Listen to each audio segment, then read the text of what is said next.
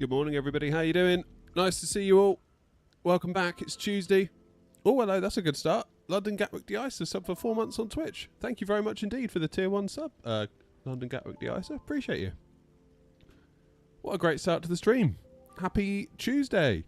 So, plan for today is we're doing some EasyJet ops today. We're flying from Edinburgh down to Bristol, down to Nantes, and then hopefully, if we've got time, back to Bristol. And once again, I can see that the A321, for whatever reason for me, is showing up as Air Canada. And I don't know why that's happening. That should be an Air Not livery. But the less said about that, the better. That's really weird. A319's fine. A320's fine. A321 shows as Air Canada, and I don't know why that's happening. Oh well. How are we all anyway? Who've we got in? We've got Philip, James, Ryan, Jim, Grumpy, Leo, David, hello, and that's it. It's weird why that is Air Canada. That is really weird. What if we go to the drone cam? My frames seem appallingly low. Yeah. Grumpy, are you in the 321 by chance? Is that you? Yeah, 2 Air Canadas. That's weird. That's weird. Oh well. Not a lot we can do about that. Not a lot we can do about that. And Gina. Sorry, Gina.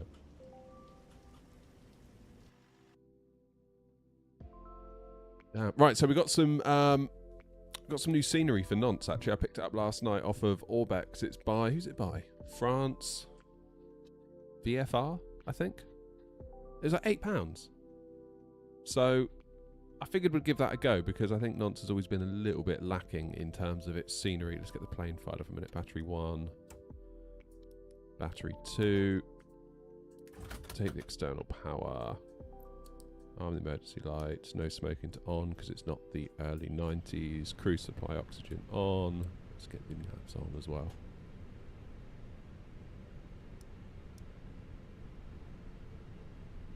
Do with some lights. It's a bit miserable in here, isn't it?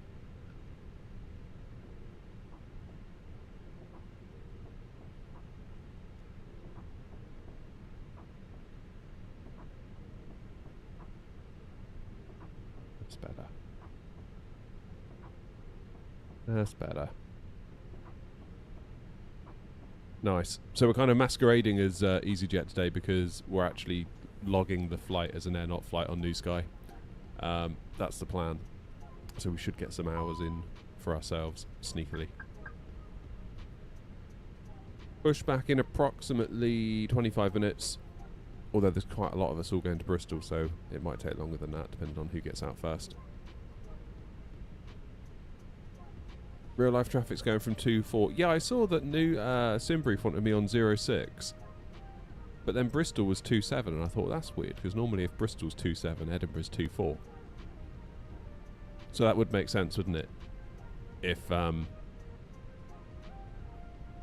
Edinburgh is also 2.4. Right, let's get ourselves loaded.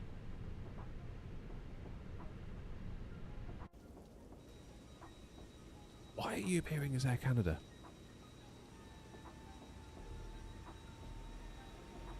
It's funny, Grumpy, I was looking at where I might park this morning to see how busy it was, see if there's any ATC online, and literally as I went onto map.vatsim.net, I saw you touching down. I was like, oh, Grumpy's arrived. Morning, Stefan.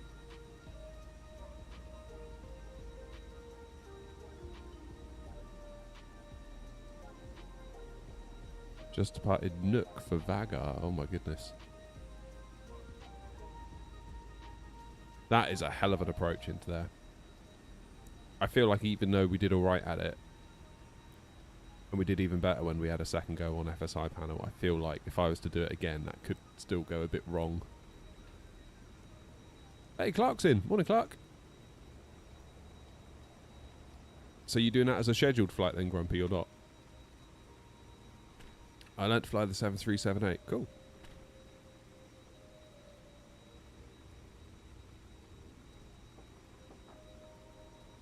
Just got into 2024 over the last few weeks, says Flyhawk, smashing through the career mode and loving it. How did you learn to fly the A320s and 747s with a full startup, flight planning and ATC?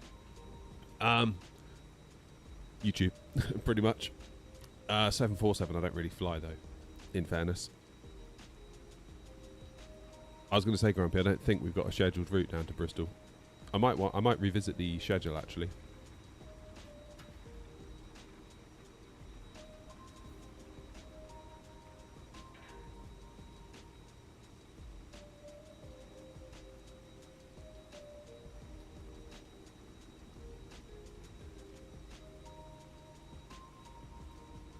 Morning, Bobby.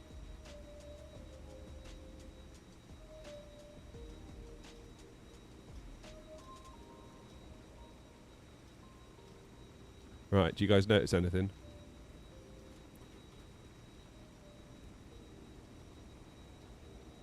This is the VATSIM Virtual Airlines partner list. We made it.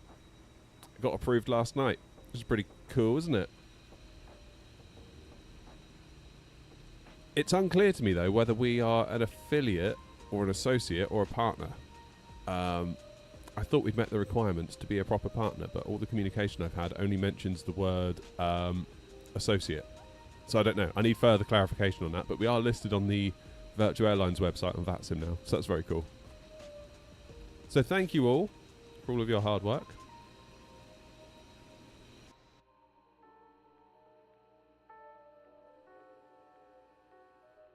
Couldn't do it without you.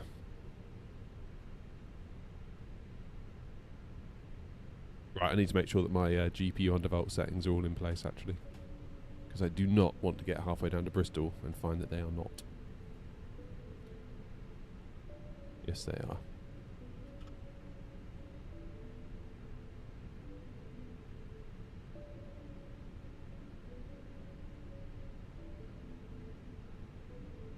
Right, let's do some work.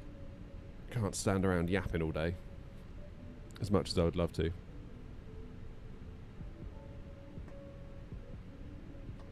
AOC menu, flight init. Init data request. Yeah, that's right, Grumpy, but that's the thing. If we haven't made partner, I don't think that's available to us. If we've only made associate. Like the emails I got, I woke up to a load of emails this morning and it said that about, you know, VATSIM associate. Which is like the baby level. And then you've got partner, which is the proper one. And to get into FSLTO, you need to be partner. So, I don't know. I need to get some clarification on that. Because we definitely met the requirements. 15 plus pilots doing over 50 flights in the last 90 days. And by my count, I mean, I just took the last 8 weeks, which is less than 90 days. And we were at like 24 pilots at 250 odd flights. So clearly, like, I think we were all right. I don't know whether it's like a... Regardless of that, whether they start you at like associate and then... Once you've proven yourself, you get to go up. I don't know. Cheers, Flyhawk. When will I be departing? Around 20 minutes' time.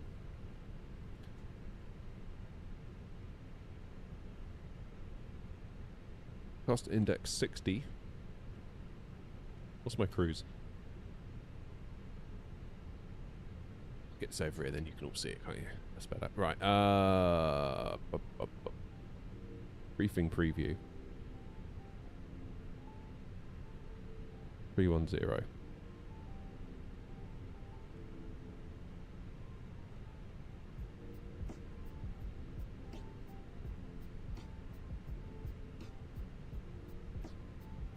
All depends on me. Sorry, I'm such a diva.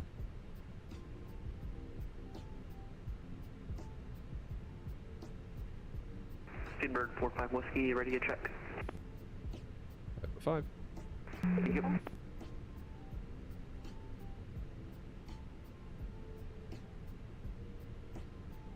Come on. Right, here we go. So we're doing 2-4. What is the weather doing? See for ourselves. My flights. Wind is 350 at 1 knot.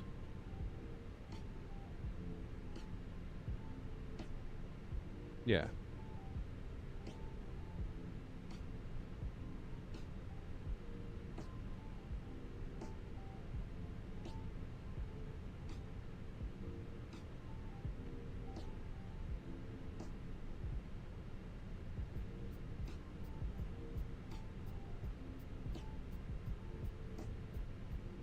Oh, I don't know. Tricky one, that, isn't it? I can see why they'd say 06 because it is. That is definitely a tailwind component for 2-4, isn't it? Only just.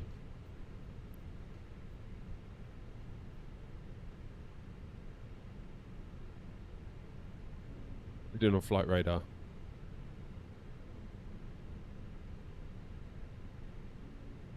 Still 2-4.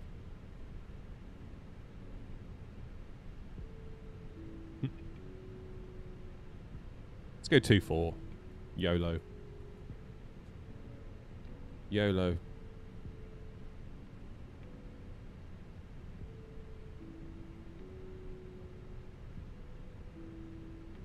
So it's going to be out of Eddie, departure 2-4, Gosam 1 Charlie.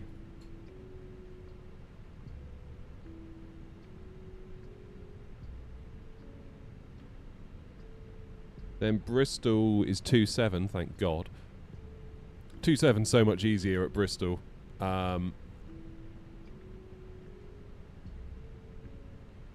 Compared to 09, because of course 09 you got that speed bump right in the way. And I cannot believe that that was a thing. We've B1 Bravo, we're going to go via BRI2, but I'm going to vector anyway. That'll be my plan. Let's insert that, that's good. Do we have any passengers yet? No, of course we don't. My frames don't feel good today. Just saying. Boarding passengers now. Currently in school to do this for a living. Nice.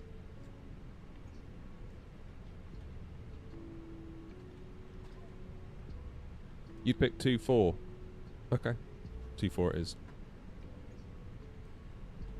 Is 2-4 generally seen as being the favoured runway over 06?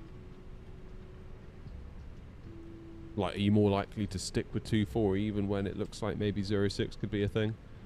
Wow, QNH 984. Dang. Low. It's low. What? Why have 130 people boarded instantly? It's a bit weird. Because we had none a minute ago. 2-4 is preferred, as long as the tailwind component is less than 5 knots and dry. There you go. Didn't know that. Didn't know that.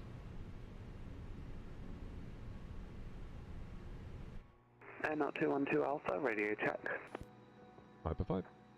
5-5.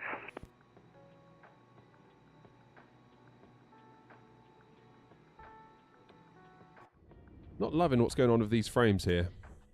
Oh god, no, don't go back to the main menu. That'd be sad, wouldn't it? Advanced, dev mode. Something doesn't feel right. It's okay when you're looking ahead, I suppose. Have I got VSync on? Is that what it is? Ugh, it's when you move the camera, isn't it? But still, at Edinburgh connected to VATSIM, almost 50 is not too bad.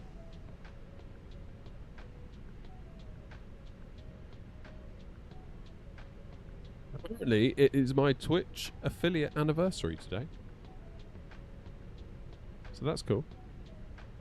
Although, look at Edinburgh, still gobbling up 17 gigs of VRAM. Why didn't you get a 9070 instead of a 7900 XTX? That's why. That's why. The amount of people that like were asking me that. Like, why would I go from a 16 gig card to another 16 gig card when my only issue was VRAM? It was weird. How you doing, Judge? Clocks go back this weekend so we can start to use Zulu time. Correct. Correct. What is going on with these passengers? We're just hard stuck now at 130. GSX. For the love of God.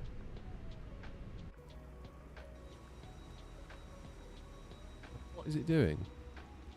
We've just got a door wide open now.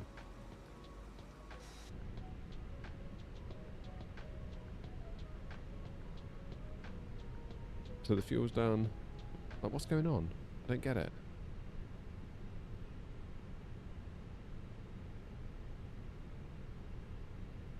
I haven't even left the gate yet and GSX is being an arse.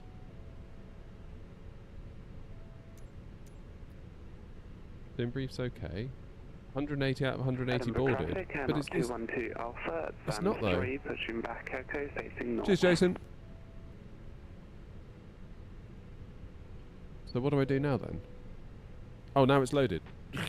Thanks, GSX. Great. Sure it's not a real problem though. Sure it's probably just something to do with me. Edinburgh traffic, Connect 133 pushing back facing northbound, so the access traffic passes right to left, Edinburgh traffic. Okay, 6,000 at Go Sam. Lovely. Let's send that to the MCDU. Let's do our takeoff calculations. It is raining at the moment, so it's going to be wet, isn't it? Sync the load sheet, sync the weather, calculate flaps 2, down 0.5. Send to MCDU. Hitting it page B. Okay, why didn't that go over? GSX is testing my patience today already. Now it's gone over. Did the perf go over? Yes, it did. 139 rotation. Flaps 2, down 0.5. We're good for 2.4. Just want to step through the route real quick. Keep an eye on the ND as we go through for any discontinuities. Don't think we're going to get any. Not that it's necessarily a bad thing if we do, like they are there for a reason, of course, but I remember when I first started, I always used to just like join the flight plan up, come hell or high water. I needed a continuous green line. Edinburgh traffic, air not 56 Tango, stand 10, push and start, facing east on Foxtrot. Going about me. Spout them up. APU start.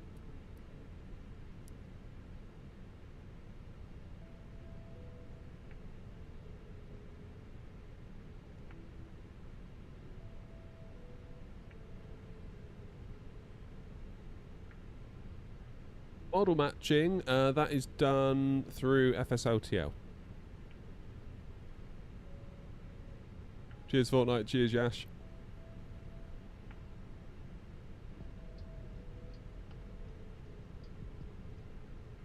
I agree with what you're saying earlier though, Grumpy, about if the scenery's good we should put some more routes out of Nantes, 'cause that's a very cool airport. Defo.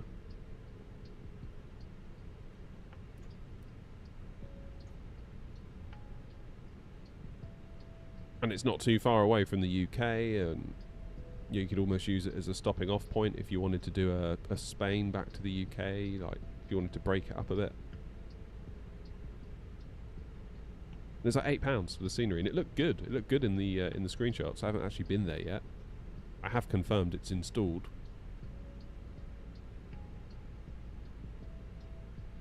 APU did not start. Quite right. I thought it did, but it didn't.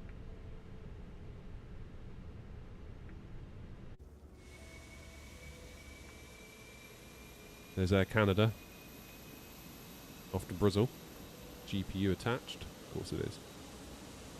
There's Grumpy over there getting ready to go.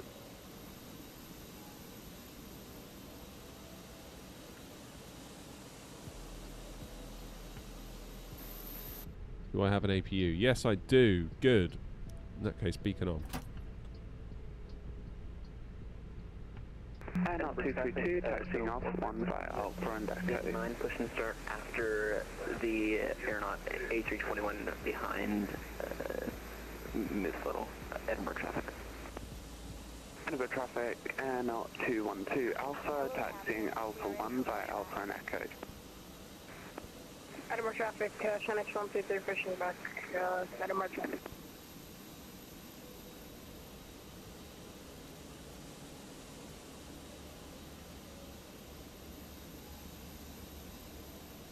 So are we all going to Bristol? There's me,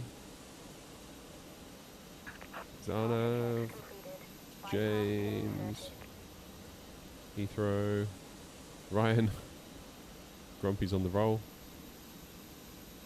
So all but one of us, oh no, 2 of us maybe. Where's that one going? Boston. Boston.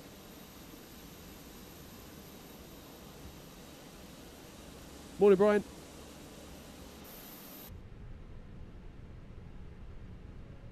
Abdi, how's it going? Hey, Jim's in as well. Hang on.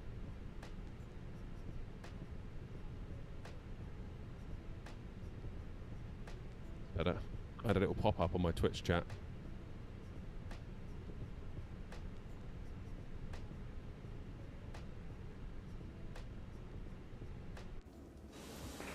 Airnaut 212 Alpha, are you going from 06? Yeah, that's what Tim Brief gave me, 212 Alpha.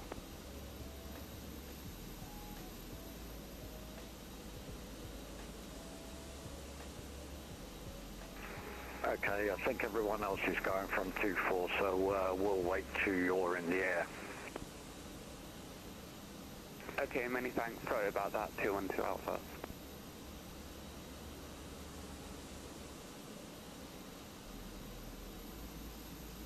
No, there's no props. It is Unicom after all. Chanex. Are you Shanix pushing? 123, we're having trouble. The A320 on the right can push. In that case, easy 232, stand 1, pushing and starting on to Echo.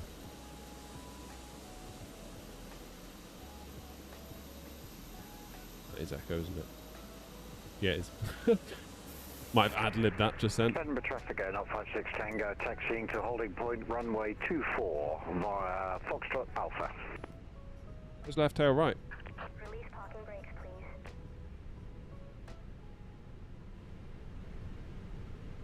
Quite a long time, Hawk. It took me quite a long time. Started with the 320, stayed on the 320 for ages, then I moved to the 737 and it was a disaster. But once I'd learnt the 737, subsequent Boeings were easier.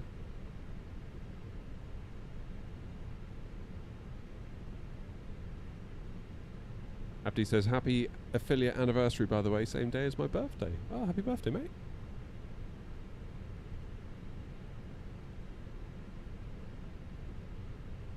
Oh, fantastic. My controls aren't working.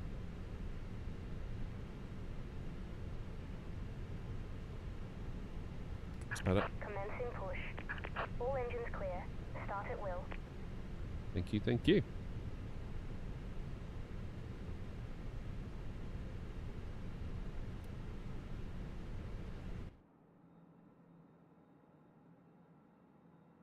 The Edinburgh traffic shuttle 45 Whiskey, stand 9, push and start. Edinburgh traffic. Only the best from Air Not Clark. Clark, we made it as a VATSIM partner as well. Overnight. I applied during the weekend. And it worked. Is that engine starting? It's not. And you know why, don't you? Muppet, it didn't turn on the APU bleed. Try that again, shall we? Yeah, it's unclear to me though, Clark, whether we're a partner or like an associate. I think we might just be an associate, despite the fact I thought we had enough to become partner in terms of like flights and pilots and what have you. So we shall see. I'll get some clarification on that. Either way, really pleased. Edinburgh traffic, not 212 Alpha, landing up runway 06. Ben, it's all part of the Phoenix. The safety features of our Airbus A320 aircraft. Thank you. I did wonder that, Clark, yeah. Like maybe just to check on us for a bit, you know. Because they might not know us from Adam, if you know what I mean.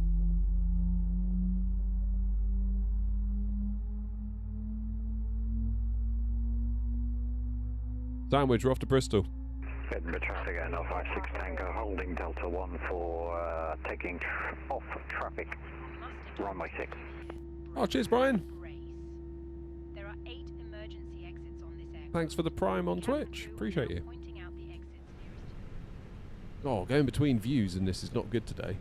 But everything else is fine. Like, once you're in the view, you're okay. Exit. In an emergency, Flaps. leave all baggage on board. Is it flaps 2 for takeoff today? Not 212 Alpha, Edinburgh traffic, taking off runway 06. Was flaps 2? If the air supply fails, masks will drop from above you. Bad. Pull a mask towards you to start the oxygen. Cheers, Put the Duke. mask over your nose and mouth and breathe normally. Hold the mask in place with the strap. Oh, that feels so juddery, doesn't it, when you move?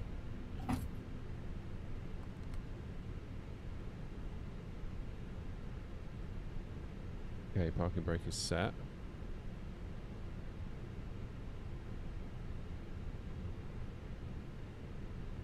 There he goes.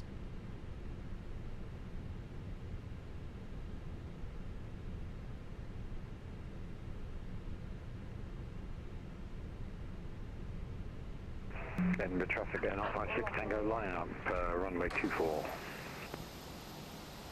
Edinburgh traffic, shuttle 45 will be taxiing holding point Delta 1 via Fox and Alpha. Edinburgh traffic. Edinburgh traffic, November 14 Lima Romeo, pushing back and starting stand 106, Edinburgh traffic. Left is clear. Right is clear. A max auto brake set. Taxi light on. 2 good engine starts. Can lose the APU.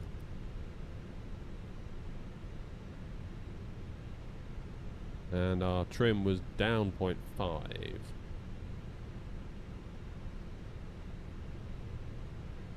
We do a takeoff config check. We'll do predictive wind shear closer to the runway. Spoilers. The traffic and 56 Tango takeoff, runway 24. 4A, go stand 1 Charlie departure. Have a good flight, everyone. You too. Alright, that'll be me then. And Easy 232 taxiing to holding point Delta 1 for runway 24 via Echo and Alpha Edinburgh traffic. Should we check the weather?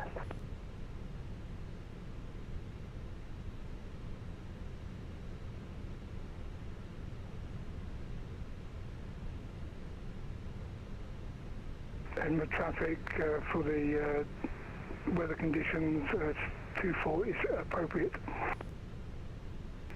Copy that, thank you. Yeah, just checked and I'm going to stick with 24 Easy 232.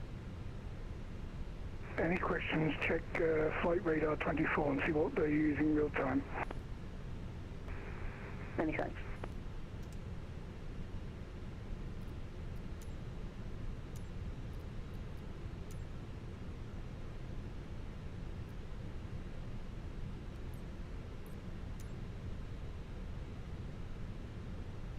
Oh, hello. My engines are going to be a bit weird.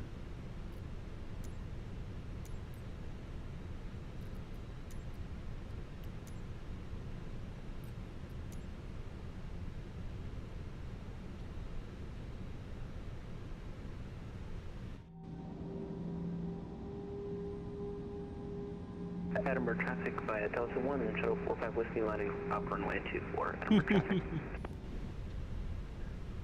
Yeah, sorry, Clark.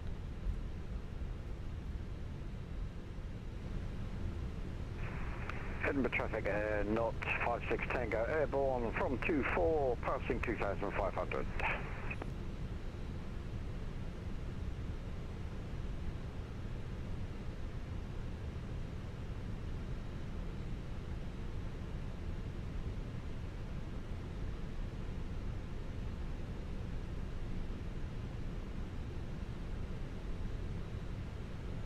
Okay, British Airways is staying put, that's good.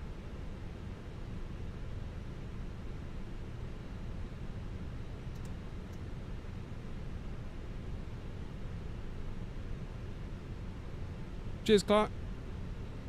Have a good day, mate. Don't work too hard. Edinburgh traffic via runway 24, Shuttle 45 Whiskey taking off runway 24, Gotham 1 Charlie departure, Edinburgh traffic. Oh, look out, trouble's here. How you doing, Craig? Edinburgh Guess traffic, what? Charge 133, starting off the entrance at gate, Edinburgh traffic. Edinburgh traffic, Air 212 Alpha, 12 miles from Combo, at 6,000 climbing flight level 200.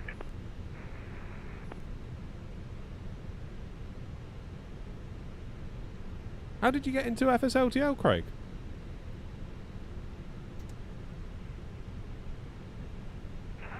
Edinburgh traffic, Air 56 Tango, direct Elbus to... That's pretty cool, though. Traffic separation to company traffic. It's who you know, yeah, that old chestnut.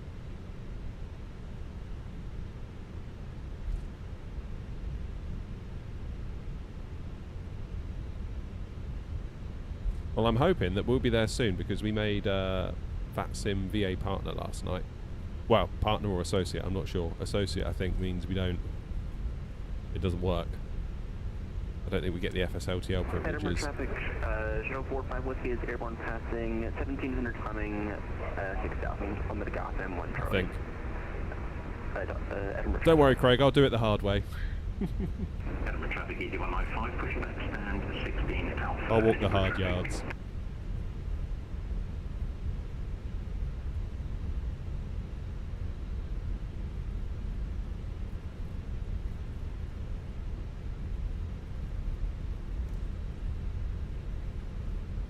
Happy days. How did they get your liveries into FSLTL? Did they just take what you've already made and FSLTL them? Or did you have to start all over again with, like, drawing them? Edinburgh traffic, Shell 90, stand 7, push and start facing east.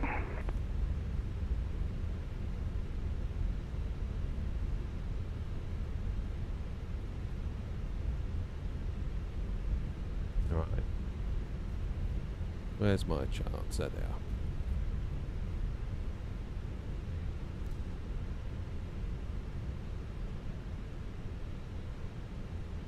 Smarter, not harder.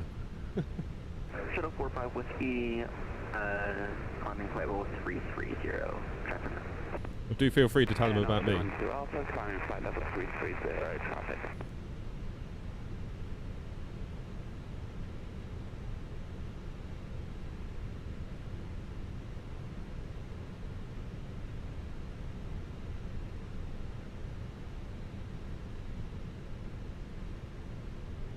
Days, right. Let's park up here for a minute and check in with people. Cheers, Splinter. I'm hoping now, Craig, that it won't be long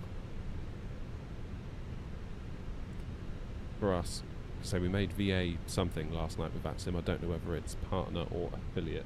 I've got a funny feeling it's affiliate. Edinburgh traffic, November 4 to Lima Romeo, taxiing to holding point Delta 1 via Echo and Alpha. Edinburgh traffic. Okay, predictive wind shear on. Tara on. Start the clock. Do the lights. Edinburgh traffic, easy 232, lining up, taking off runway 24, go someone Charlie, Edinburgh traffic. Burn and burn.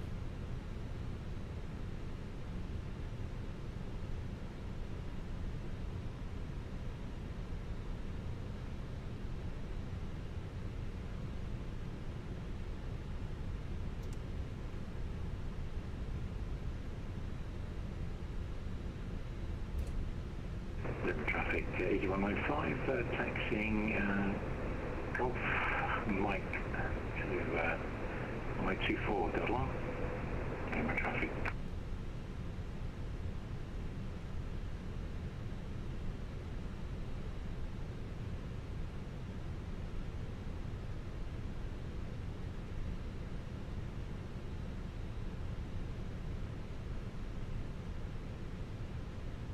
All right, let's go. Let those engines stabilise.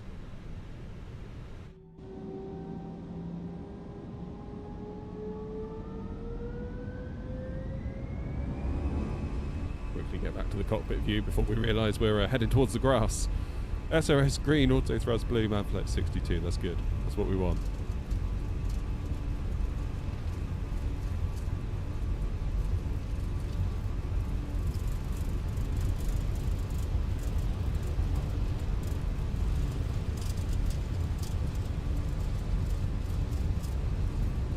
Edinburgh traffic, Sean 90, taxiing Golf Mike Delta 1, runway 24, via Foxtrot, Echo and Alpha. Positive climb, gear up.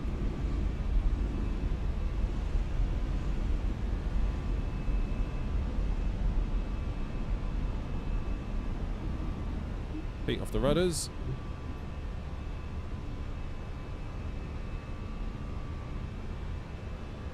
The stick feels different now because I've changed my dead zone, as in I have no dead zone on the side stick now. Levers climb.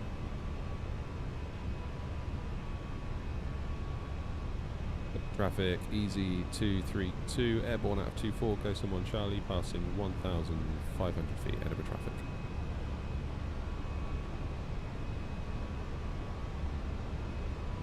What the hell? You just feel that dip then? Runway 24, Edinburgh traffic.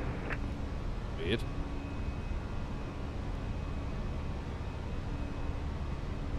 That was not me doing that.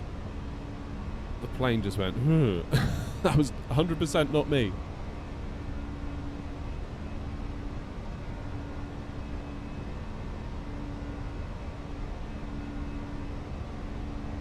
%, not me.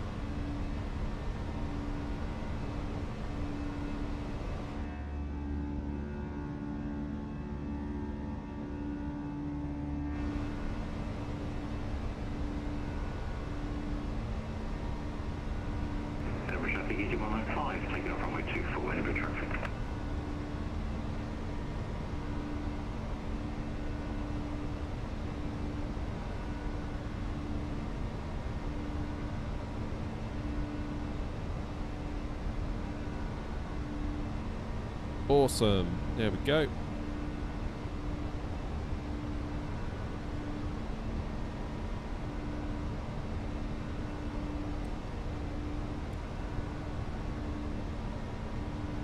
Given that we've got nearly 20 miles of straight line in front of us, I'm going to put the autopilot on. That was weird, the way our nose dipped then. I don't know what was going on. Don't know what was going on. Oh, Jim, I had a lovely weekend to myself. Lovely weekend, thank you. Yeah, wife and kids went away, which left me all on my lonesome. You forget what it's like to not have people around, and in particular 2 small kids. It's just like, I can do whatever I want. Just whatever I want at all times, and that's pretty cool. You forget. You almost feel paralysed by choice to begin with. It's super weird. So all these things, like, what do I do? Cheers, Carrie.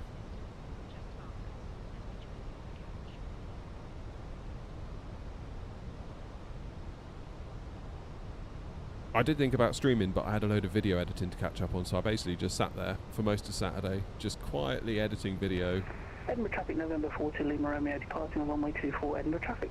With a lovely cup of coffee, and yeah, just no distractions every 2.5 minutes with like, you know, so-and-so's annoyed me, done this, stolen my toy car, broken my Lego model, won't let me ever go on the PlayStation. You know, all the classics you get as a parent. I just sat there in complete silence. Edinburgh traffic, easy 232, climbing now, flight level 310, Edinburgh traffic. Morning, Roy, how are you? Edinburgh traffic, Sean 92, holding Delta 1 for departure ahead. Didn't that dip happen last time? Joseph, it did several times ago, but that was on me. That Edinburgh was... traffic, November 40, Lima Romeo, taking on the roll. Edinburgh traffic. That was what that was. That was my AB9 inside my pedestal tipping, which was really weird. BT Whistle, how are you, mate? Sorry about the ads. Where are we going? We are going to Bristol. Cheers, IBM. Never landed at Bristol, says Ryan, so don't judge. Well, we're coming in on 27, which is generally the easier of the two. 09's got a nasty little speed lump in it, or like a speed ramp. And it's still... lining up on way 24. How much was your Phoenix A320? I think it was like 50 quid. Plus the add-ons for the 19 and 21.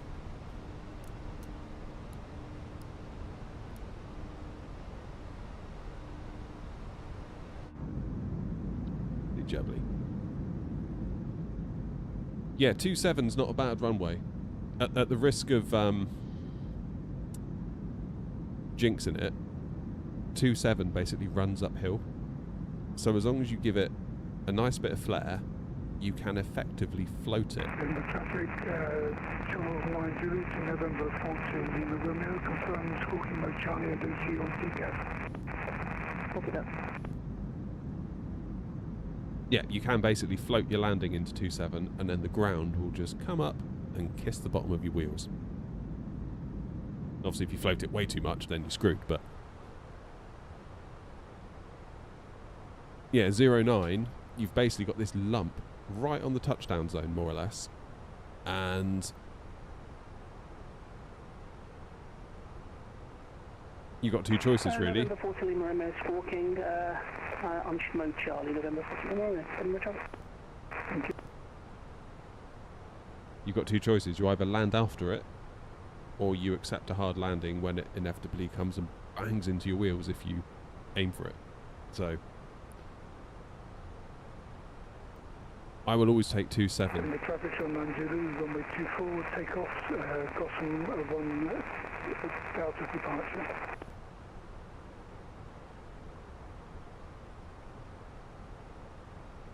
Proper stuck on whether to buy GSX. Trouble is, there's no alternative. That's the problem. Edinburgh traffic, November 14, Lima Romeo, departing on Tala 6 Charlie, departure passing 1,500 to 6,000. There is no alternative. So whether you like it, whether you hate it, it doesn't matter. You're sort of stuck with it. When it works, it's really good.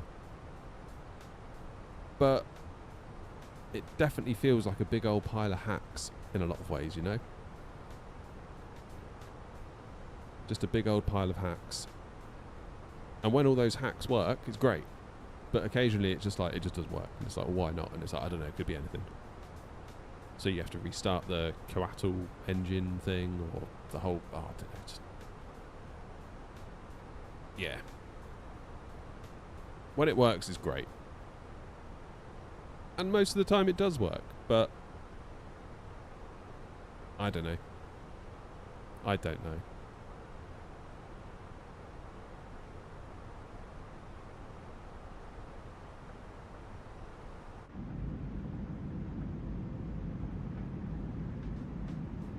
Edinburgh traffic 195 through flight Bristol 182, climbing 330, on standard departure, Edinburgh traffic. Very cloudy today, isn't it? Do you reckon you could land this bad boy in real life if I had to?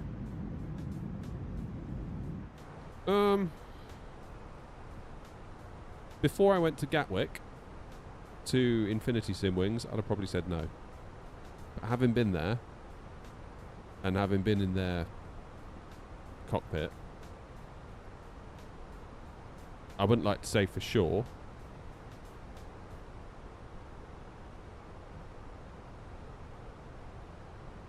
What's going on here?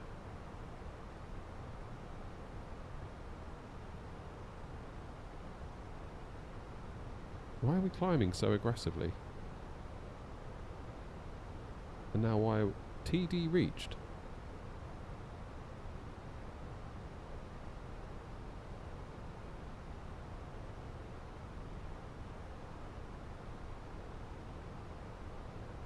What is going on? What is going on?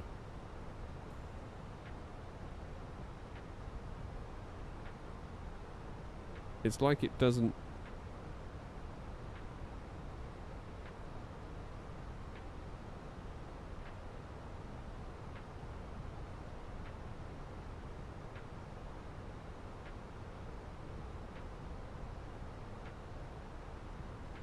What's going on? Maybe the help of Autoland. Yeah, I mean, to be honest, if push came to shove and I was put in that situation, I would rely on the Autoland system, for sure. As much as I would love it to be something out of a movie with me being the hero in the cockpit, you know? Wrestling with the controls, bringing it down like a hero, I would probably press the approach button, to be honest. Master Budapest says, I tend to use it solely for pushbacks these days. Yeah, I use it for pushbacks, and I like to see the loading animations where possible, but... And it's really nice the way the Phoenix loads in with it, and you flick the beacon light, and it will get the pushback tug ready. That's all great. I love all that. That's brilliant. I set an alt in init A. I thought I did. Maybe I didn't.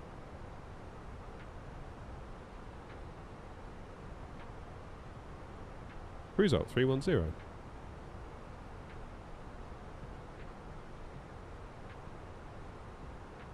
What's going on now? It's cracking on. Oh, Philip! Philip, what have you done? Philip, you gifted a membership to Reza. Thank you, Philip. Hero. Thanks, Philip.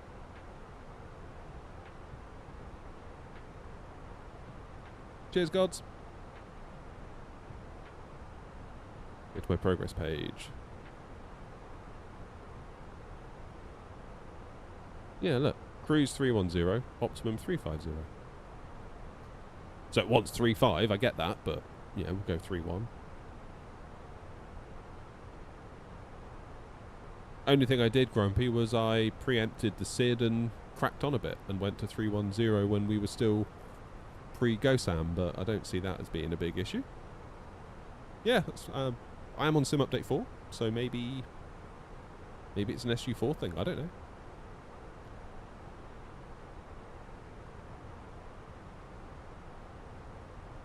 That was weird though, the plane definitely wanted to nosedive as well out of Edinburgh. I really had to I was pulling back on the stick, you know, giving it back pressure to maintain the climb and, you know, trying to follow the flight directors that wanted me to go up a little bit. Weird.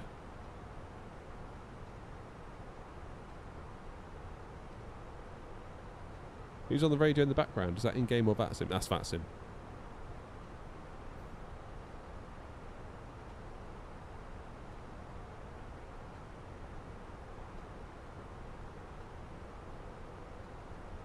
That is VATSIM. Right, how long are we going to be... When are we going to be there? At the risk of sounding like my kids. Roy, to answer your question... My time home alone was incredible. Goes quick though. It really does go quick. I did think about streaming. but I'm sat on a pile of video that I haven't had a chance to get to edit, and I was like, you know what, this is a really good opportunity because everyone's gone and I can just sit there nice and quietly with my fussy little coffees and just edit away. Had a bit of music on, just the dog was just chilling out on the bed next to me. It was a great day. Or days. Can we take off yet? We have taken off. We're in the air, mate.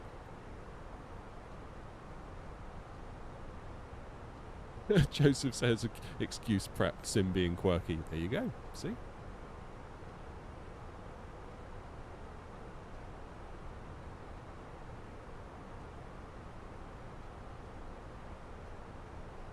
Does it take a while to be able to even play this game, or does it guide you early on? It looks complex. I mean, what we're doing, I guess you could say is complex because we're using third-party airliners that are much more detailed. You can do loads more stuff with them. We're on VATSIM, which is an online network where there's real ATC that could appear at any minute and start giving you instructions, using lots of other add-ons as well. So, yeah.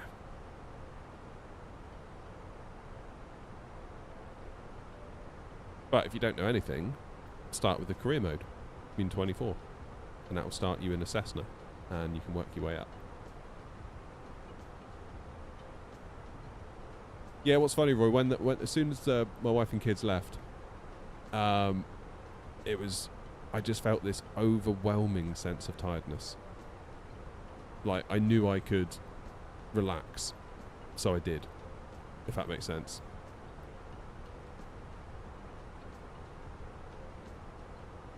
Whoa, flipping out Flyhawk, you just gifted 5 memberships.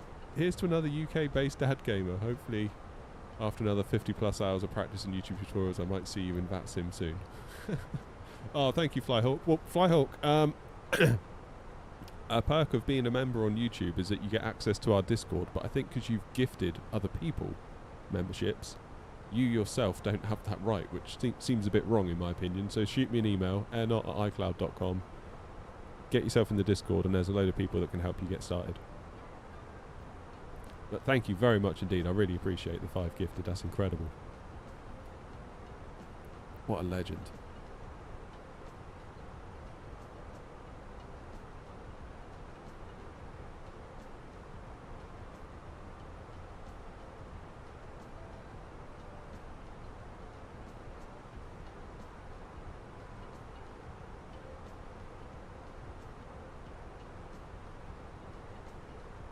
Roy says, I'm happy being alone, makes you self-sufficient. I can totally get behind that. I can totally get that. Like, I think by default, I'm very much a lone wolf. To the point sometimes it shocks me that I've got a wife and kids. I could have totally seen my life going that way, easily. And I wouldn't have been sad about it. I wouldn't have been like, oh no, I'm on my own. I'd been like, great, I'm on my own. Like, I'd have been fine.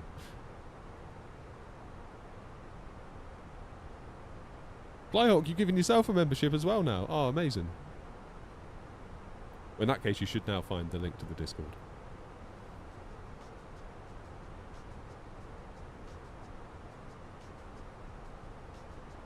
Oh, I can see the appeal, Roy. 100%. Believe me.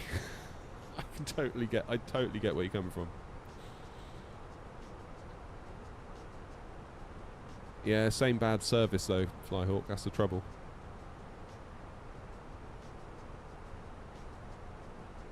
$15mm more legroom, same bad service. What leg afterwards? We're going to Nantes, Ryan, afterwards. That is in France. Flyhawk, you won't see it by doing that in the chat because it's a members-only Discord. The link wouldn't publish publicly in the chat. If you go to you should see a new tab on the YouTube page now you're a member. You should find the link in there. Oh, the scratches, Jim, are one of my favourite parts as well of the Phoenix. I love the little scratches. Love, love, love that.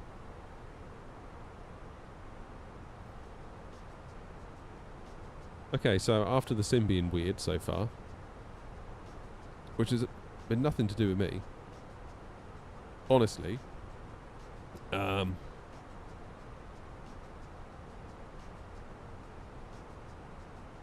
we at 310? Yeah, almost. Then we should get a top of descent marker, right?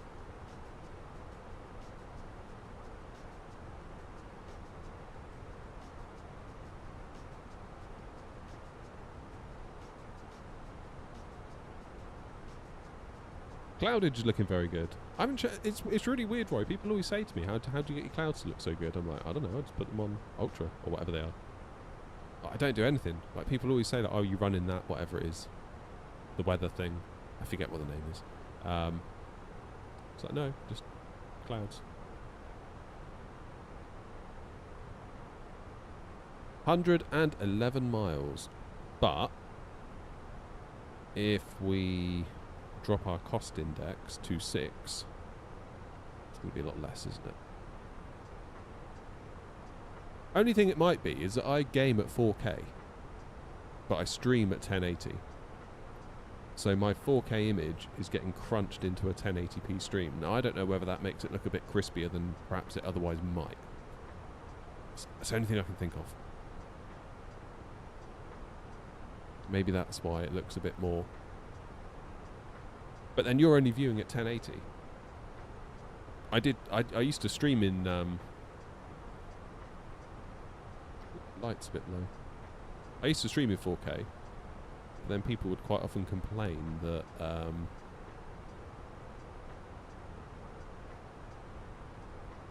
there was a delay, particularly on YouTube. Like a 30-second delay. So someone would put something in chat, I would answer, and that would be, yeah, a good 30 seconds off. So I went down to 1080 because then it's like you can go for this super low latency mode, which is just like it's between you and us now. It's just instant, more or less. I mean, there'll probably be like half a second in it or whatever.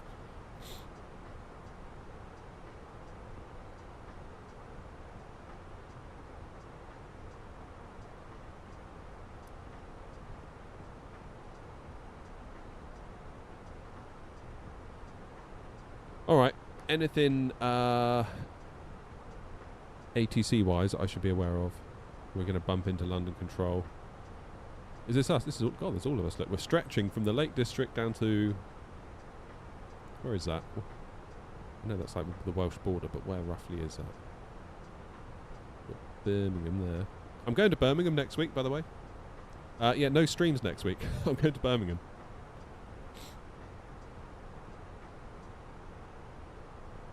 Birmingham. Oh, Ireland's on that. Look at that. Loads of Ireland. Nice. Should have gone Dublin, shouldn't we?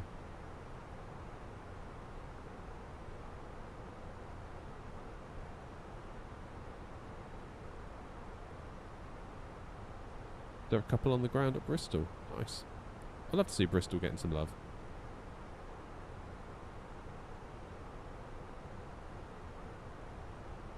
When are we getting SoFlies, Bristol? That can't be long, can it? That can't be far off. DMX, thanks for sub. Back to work on Monday after a month off. Back to Gatwick. It's going to be a rude awakening, isn't it, on Monday, that?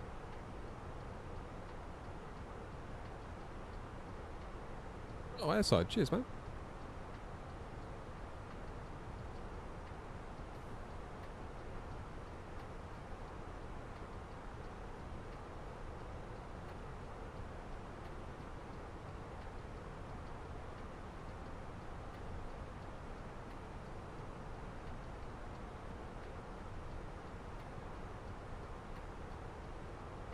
The latest beta update of X-Plane also did a very good job with the weather as a whole.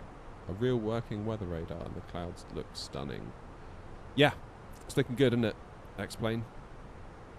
Like, people always say to me, "Are you gonna fly it? Are you gonna fly it?" It's like, well, I'm too deep into Flight Sim 24 now. I can't start all over again with scenery, with planes, with like learning all of the little foibles. No, I just don't want to. I haven't got the time for that. Ryan, I don't think you'll get out of Bristol in a 777, mate. I'm afraid.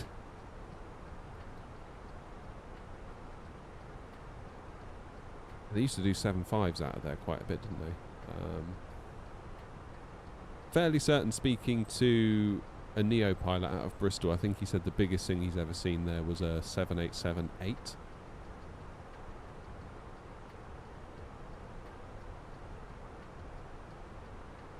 Are you going to FS weekend, Brian? That's cool. That's cool. Might have to get myself to one of those things soon.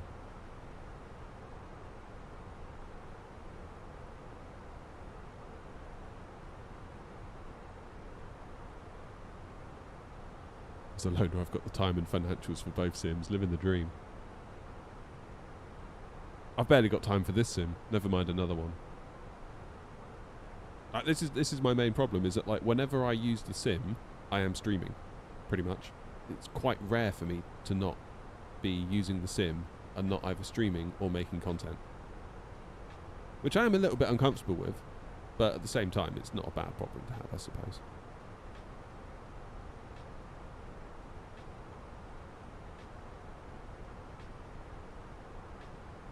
Morning, Sean. Yeah. Just ever so slightly conscious that I never actually have any time just to... I never boot up the sim just to be like, I'm going to play it for my own enjoyment. Like, not saying that I don't enjoy what I'm doing now, but do you get what I mean?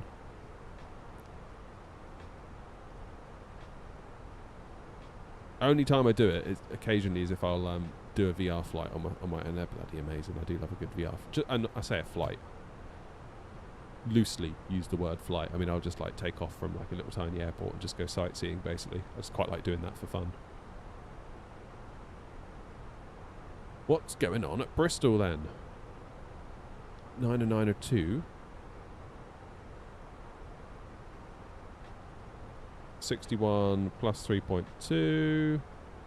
64.2 tons. Which means we're going to need auto brake medium.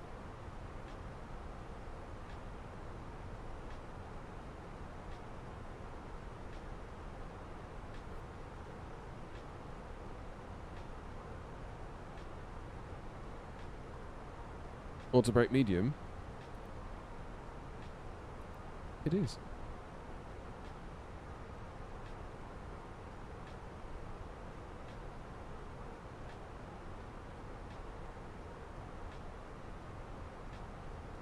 Okay, let's put in our Q&H. What was it again? 90902.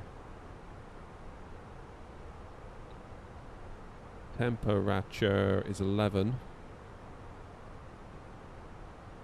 And it was 2:30 and 10. So nothing crazy, but still we need to keep an eye on it, don't we? Decision altitude at Bristol in the Barrow 801.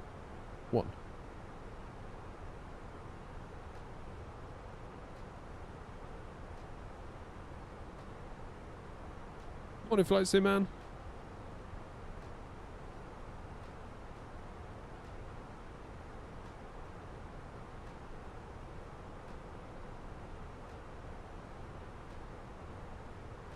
Morning, Rob. We are flying Edinburgh to Bristol, and we're almost at top of descent. Where are we? 50 miles to go till we start descending into Bristol. I'm going to do a vector into Bristol, I think. We're in 27, so we'll go EGGD 27.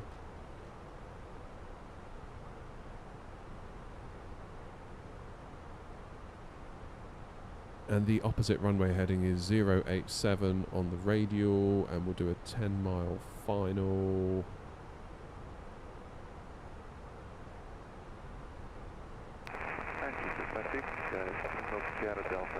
There it is.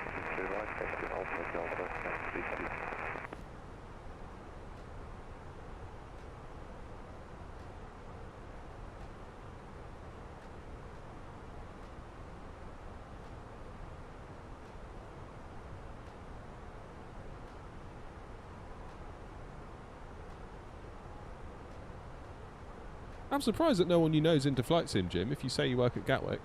Surely there must be a load of simmers there.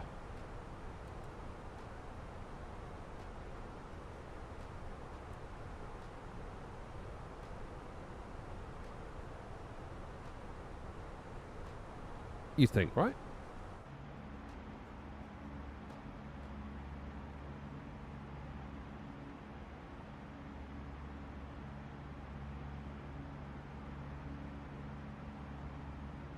They know aircraft and stuff, but don't sim. Damn. You'll have to pop over the road and see Hanny and Ethan at Infinity Simmons. I couldn't believe how close they were to Gatwick when I jumped out the car there. Like, drove myself in, got out the car, I had a little wander around, sort of, and I saw this little road, and I was like, that looks like a perimeter fence at the end of that road, and then all of a sudden, I think it was an A350, just went, like right up in front of me. I was like, flipping heck.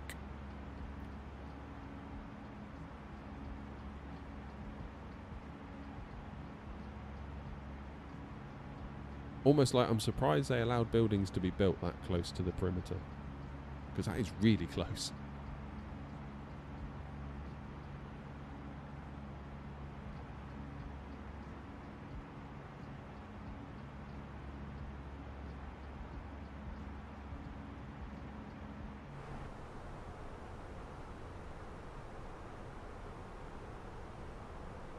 Jim, check their website for pricing. You can use discount code NOT5, I think.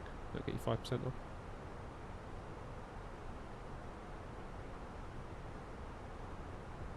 Or if you're in the Discord, there is an exclusive 10% discount code, I believe. You hit me up for it.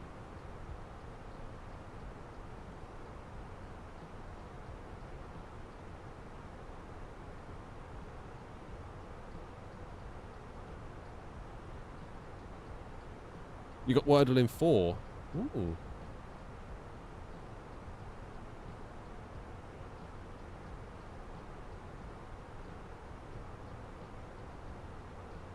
I live 20 minutes from Stansted. There's always jets fighting over the motorway. Really? Right, Panda.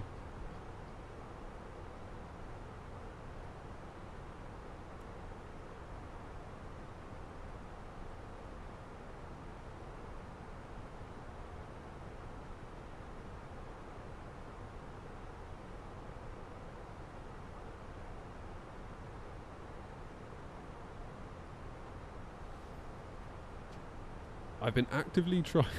This is fun. T-Vex says, I've actively been trying not to fly the A320 so I don't forget how to use the rest of my payware planes. There's some truth to that, and I feel that too. I 100% feel that too.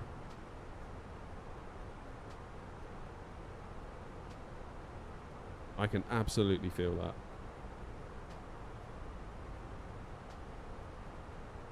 It's almost like there's too many planes to learn.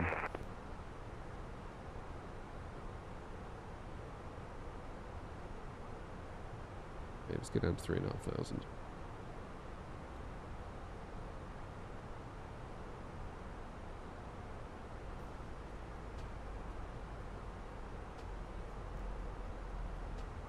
Bristol traffic, easy 232, 8 miles from Alhut. Beginning our descent now from flight level 310. We plan to vector ourselves for a 10-mile final into 27 Bristol traffic.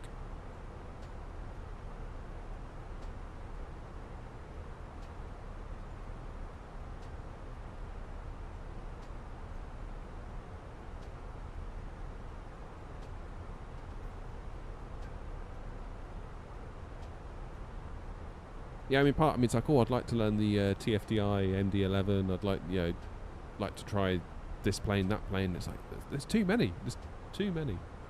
And then you end up not being very good at all of them. Whereas I'd rather be good at a couple. And I feel like the 737 A320s, those are the two for me.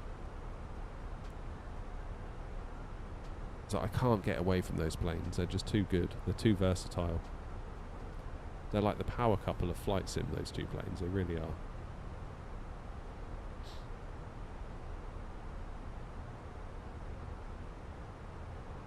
Because for unless you want to go super long haul, they can do so much. They can do so much. Morning, Andy.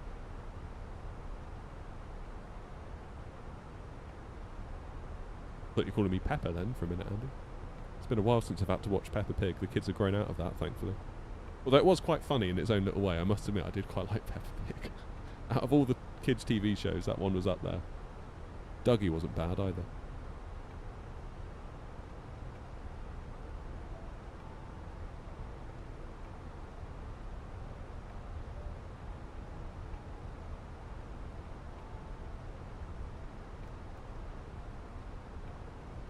Cracking. Right, well, like a monster, I never let the passengers out in the first place, so we don't need to let them back into their seats, so that's always good.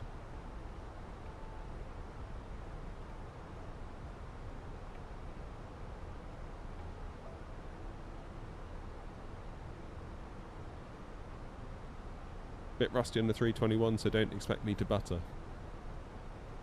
I mean, I wouldn't expect me to butter either, to be honest, the way I'm flying at the moment. We're on 2.7 though, so, you know, all we have to do is flare it. As long as you don't float it too bad, we should just have the tarmac come up to meet us. And we got ground on, look at that. Runway news 27.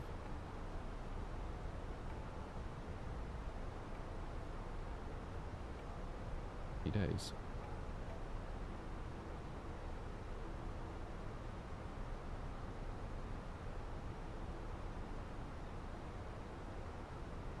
Looking forward to SoFly's version of Bristol.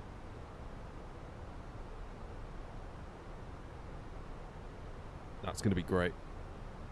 Particularly as I think the terraforming in the version we have here isn't great. I feel like the runway, I know Bristol is a bit lumpy bumpy, but I feel like in the sim it is very lumpy bumpy, almost like just the ground texture resolution is just not enough.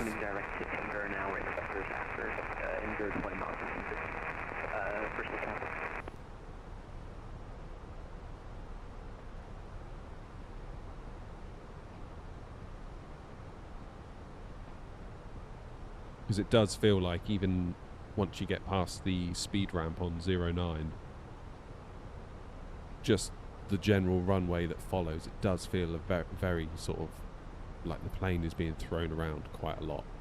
And obviously I've never taken off in real life as a pilot from Bristol, so I don't know what it's like looking out the front window, but I can say looking out the side window, it's never felt like that.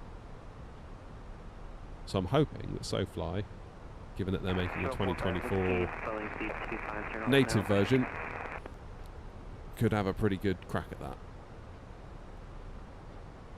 Because I know we're in 24, but the scenery, from what I can gather, is just a safe as for 24 without much going into it. We haven't heard a lot from Pilot Plus lately, have we? I don't know where they've sort of gone to. Bit of a hump, otherwise pretty smooth. Yeah, it's always felt pretty smooth in real life to me, Andy. You were in the stream ages ago, Andy, weren't you? You were, didn't you say you were a Neo pilot out of Bristol? Sure, I remember you.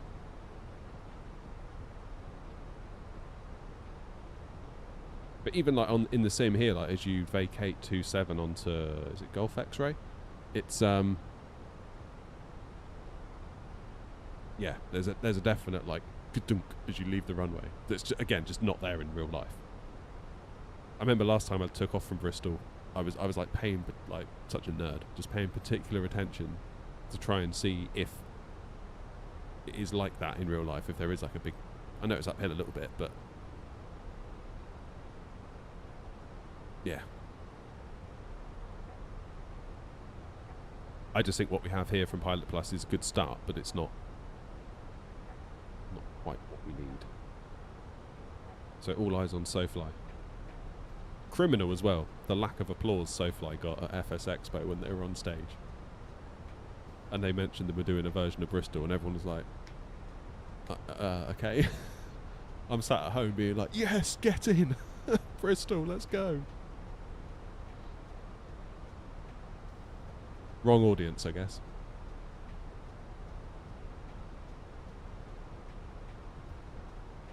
I think I must be the most noob of the stream. Second flight in the 320 last night. Simbrief MCDU programming is such an uphill climb.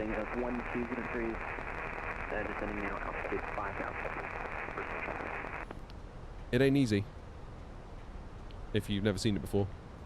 But like I started this channel when I was probably a bigger noob than you are, if you know what I mean.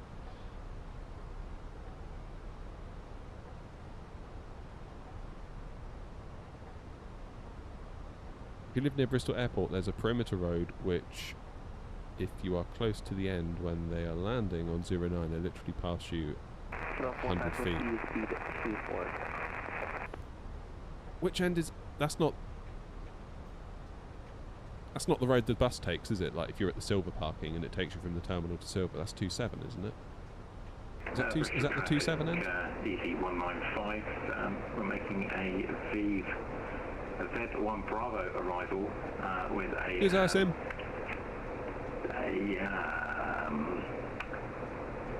Bride 1 transition from runway 27 Bristol traffic.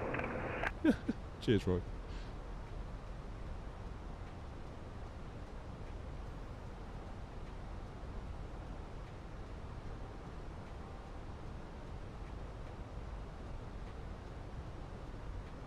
I've never been that side, Andy.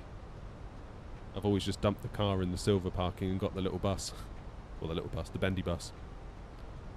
Although last time we went in the multi-story, that felt like a big upgrade. Felt like a right big shot. So it's only like £2 more. I was like, well, go on then. Why not?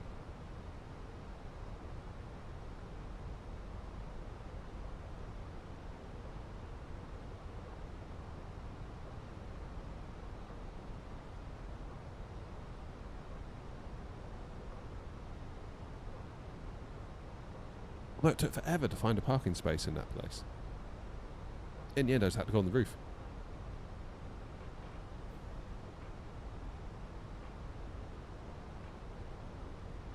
Little bit of... are we going to do more flights today? Yeah, we're doing Bristol, Nantes back to Bristol.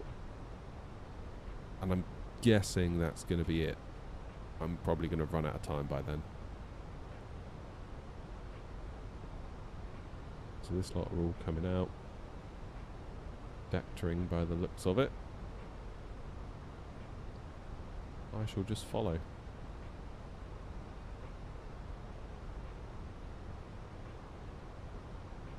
Bristol traffic, Senate 133, descending 7, correction, descending 150 by the West B1 Echo Raffle.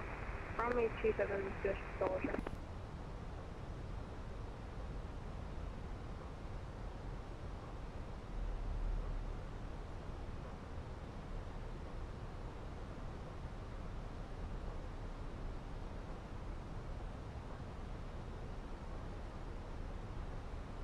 Bristol traffic, 045 Whiskey, turning with a heading of 140 degrees, descending now altitude 2,500 feet. Bristol traffic.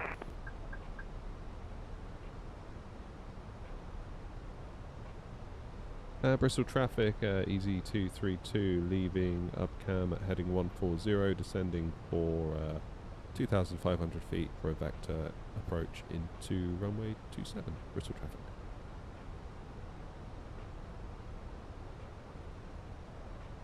So 45 Whiskey, Boeing speed 2.0, no, Bristol traffic.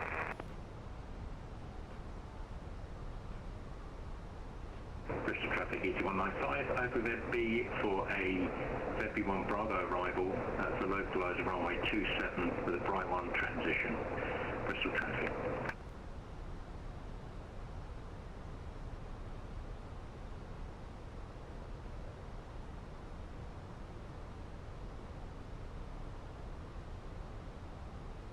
Who was that last call sign?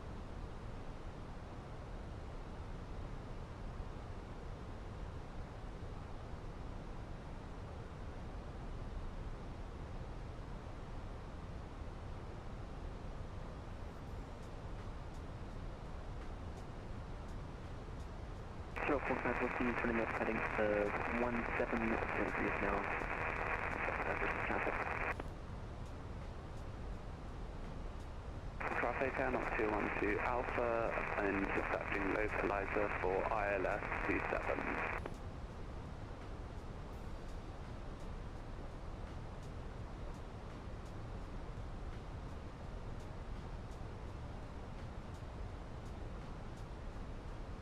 Base close to Bristol with regards to knowing a pilot. Yes, I do. My neighbour used to be a Bristol based EasyJet captain, now flies for Virgin Atlantic. Sweet.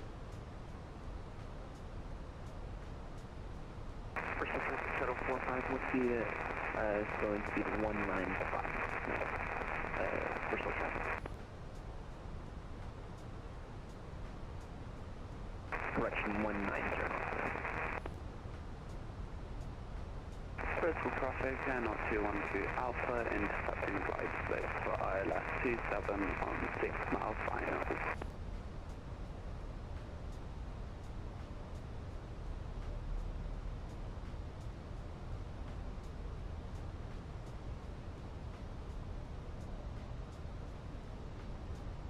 So these two, I think,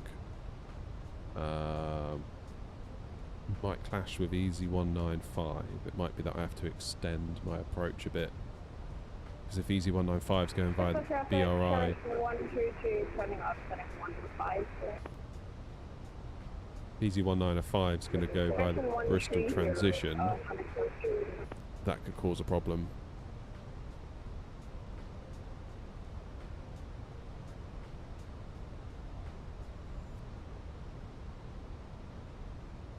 Bristol traffic, 045 Whiskey, with a heading of 200 degrees to join up to ILS T7 localizer.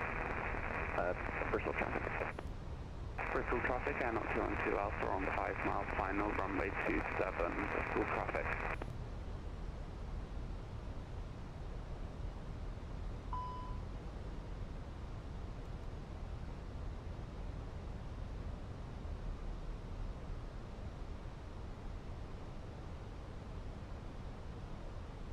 Bristol traffic, shuttle 45 Whiskey, turning final now, ILS T7, Bristol traffic. Yeah, I'm going to have to fly it down. Traffic, not 212 Alpha, landing runway 27.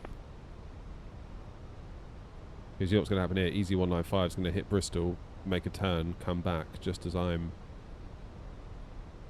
getting ready to also do that.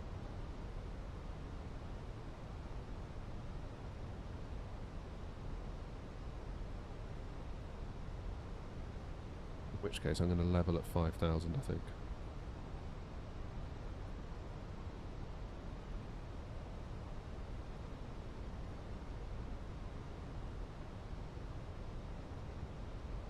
We'll go heading 087, which will be the opposite.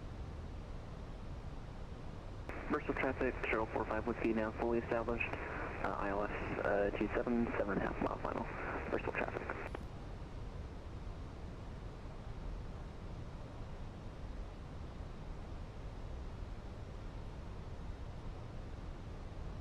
Last week I created an A340 Stream Deck XL panel based on the 350 flight panels. Photoshopped the buttons to match the 340. Still a lot of work. I'm going to get the hang of it. I've never tried that. I don't have a Stream Deck big enough. Or a spare Stream Deck big enough.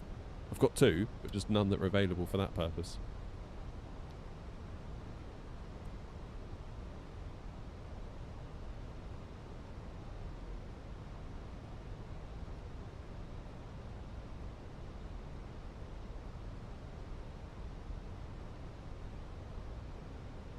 Yeah, this could. So that's going to go there, then out, then around and in. Whereas I'm going to come out and around Bristol in. traffic, shuttle 45 Whiskey, short final now, runway 27. That's going to be a problem. Bristol traffic, not 212 Alpha, vacating runway 27.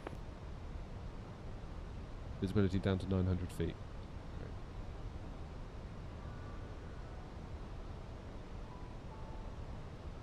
Oops, QNH 90902. Bristol traffic easy 232, turning left heading 087 degrees to give way to company traffic inbound via the BRI transition.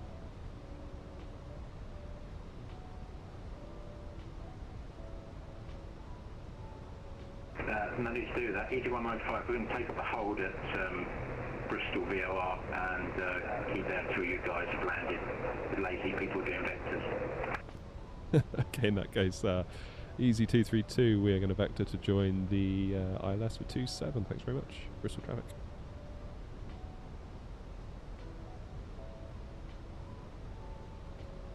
Lazy people doing vectors, I don't know. Last call, Bristol, traffic, shuttle 45 Whiskey, landing runway 27, last call, Bristol.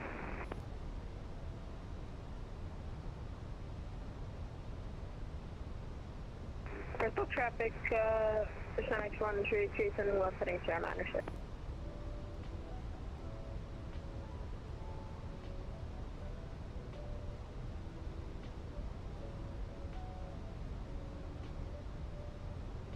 Let's go heading 240, then hopefully we can intercept the ILS from that.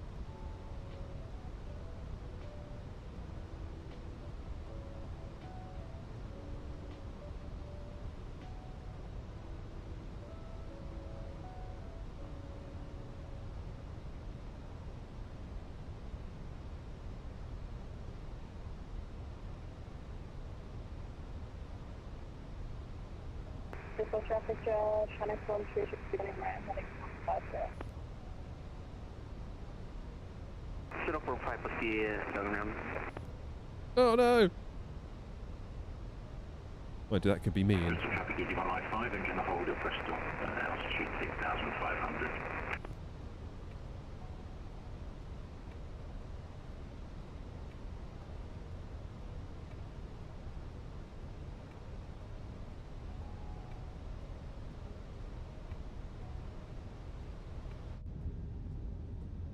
Go flaps 2.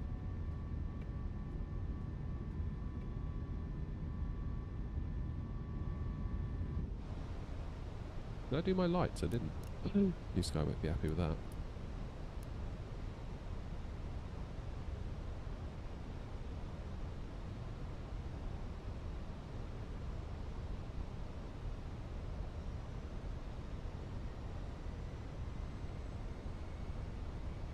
Okay.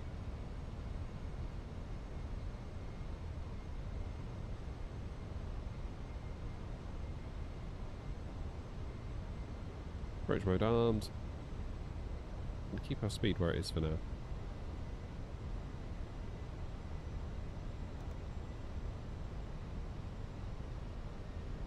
Come on, up you come. There we go.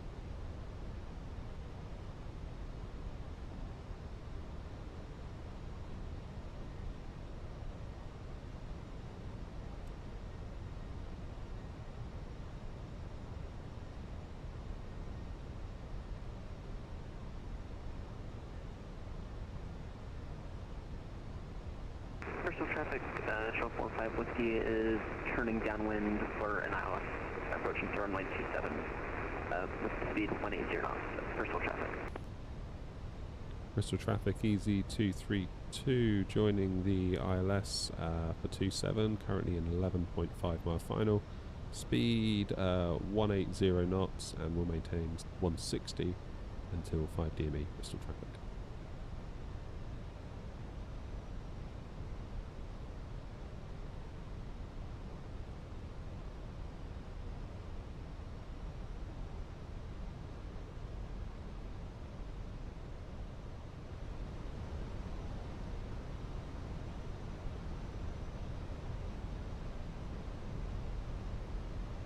Bristol traffic, Navigraph 133, turning right, heading 180. Let's go speed 160.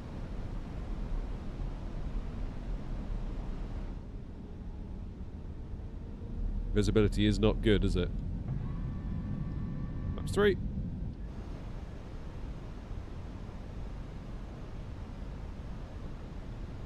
Grumpy did say it was low visibility to 900 feet, so that does make sense.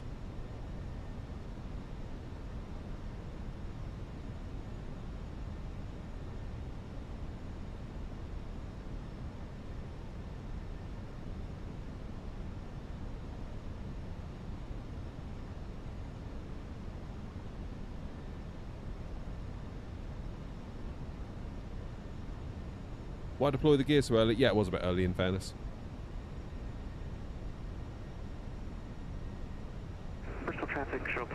whiskey, maintaining 170 knots in the downwind for Alice, 27 Bristol traffic.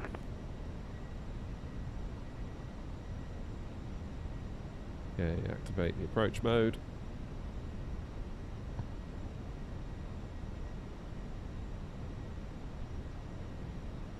Ground spoilers armed, seatbelts are on, flaps. Bristol traffic, Tronics 132, turning into the Alice, circling 7. Nearly full. Nearly come. Cheers, Tiger.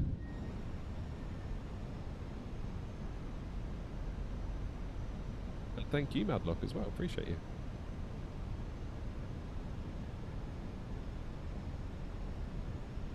Okay, gear down 3 greens, auto brake medium, flaps full, auto brake armed, lights are set. QNH is set.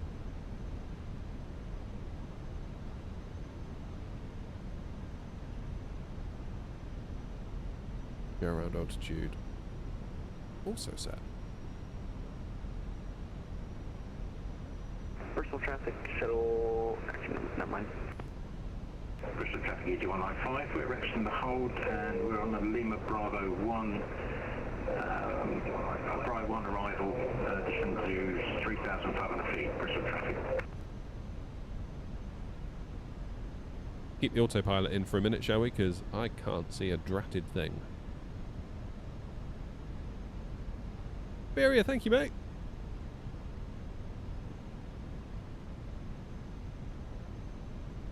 Thank you for the €2 donation. Really appreciate that.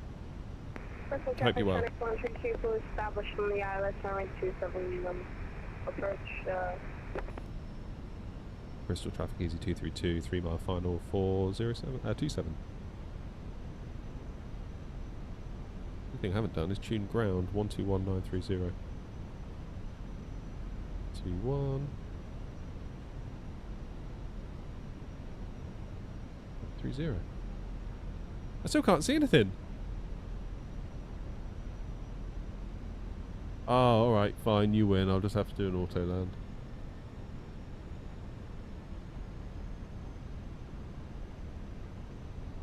Fine. Just see some pappies.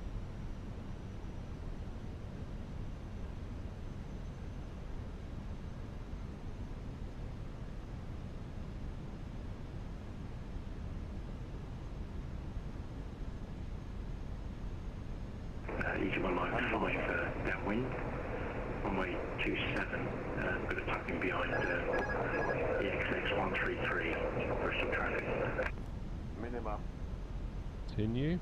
Bristol My traffic, word. shuttle 45, whiskey is turning final now for runway 27, Bristol traffic. 50, 40, 30, 20, retard. Only just in the limits, wasn't it? Flippin' heck. That's what you get for taking control too late.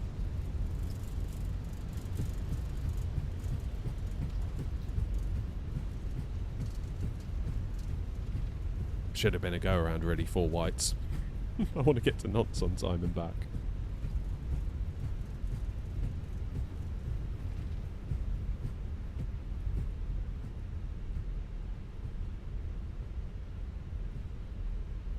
Bristol traffic EG195, turning left final, runway 27, 3,600. Oof, Bristol right. traffic.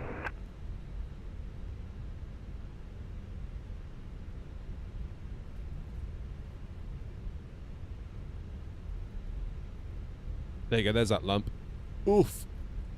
Bristol traffic, Air Knot 232, vacated runway 27. Let's give ground a buzz, shall we?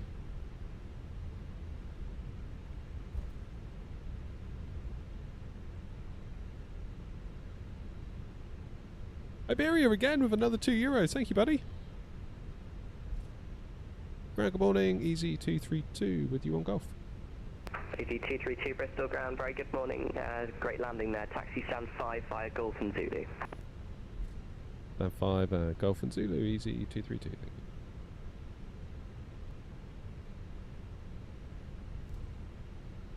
you. Ah. I felt like as soon as I took control,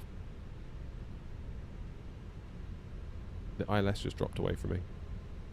I don't like taking control that late, really, in a landing. I like to have a bit more time to, like, feel it, if you know what I mean.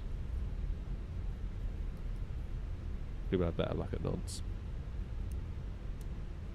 Ladies and gentlemen, the cabin crew will shortly be leaving their seats to perform safety-related duties. However, we Plan ask 5 you via to Golf and Zulu. fasten seatbelt sign has been switched off. Portable electronic devices for messaging, calls, or internet access may now be used. Please make sure you take all your personal belongings with you, checking in the seat pocket, underneath the seat, and in the overhead. I was this close. I was this close to going around. Opening the overhead I really should have done.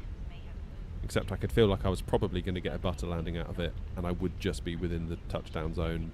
Bristol ground It was close, though. Charlie, ready for pushback. It has been our pleasure looking after you today. KG 68 uniform Charlie, roger. After the company A320 passes behind left to right on Zulu, stand 2-4, position start approved facing east. Position start approved after the company passes from west to east on Zulu facing east. KG 68 uniform Charlie. I wish all ATC would compliment landings. I couldn't tell if that was a serious compliment, because I don't feel like that was that good, to be honest. I mean, it was smooth, but it was in the wrong place.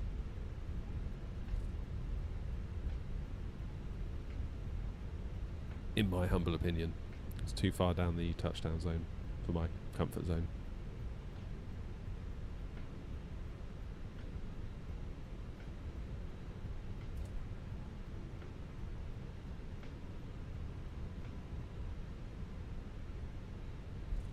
Fingers crossed we get a bit better visibility at Nantes. It was half genuine. Yeah, I feel like it was half a good landing. It was smooth enough. It was in the right place. Centre line-ish, but just, yeah, it was too far down. I just lost control of it. Should have...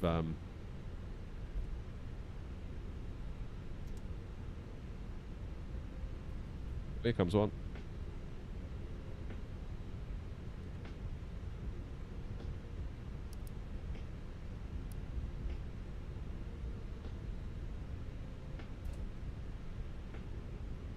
Who's this? Is this Chanex?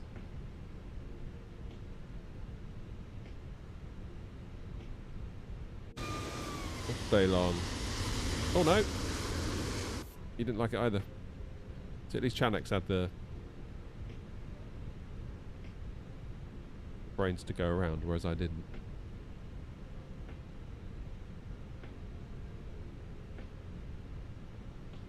Probably tell GSX where we're going, shouldn't I? That might help.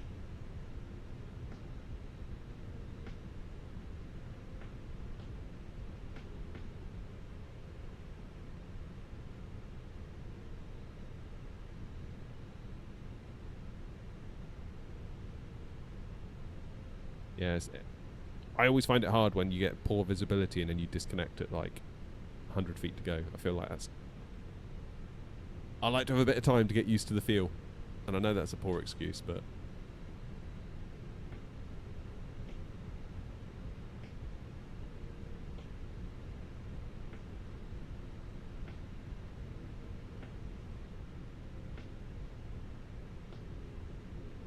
we are where we are.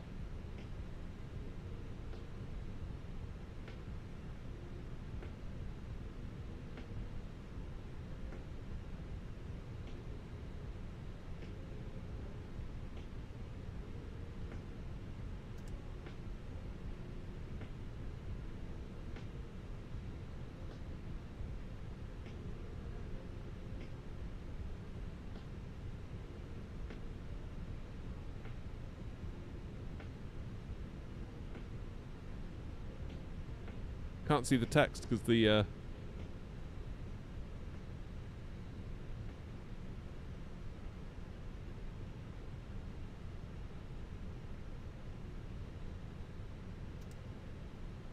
that'll do. Foot. No, EasyJet made it. I had a funny feeling EasyJet was going to do alright. Sounded like everything was under control in that cockpit.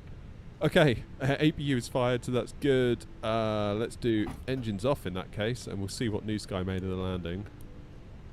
Just within limits, I would say.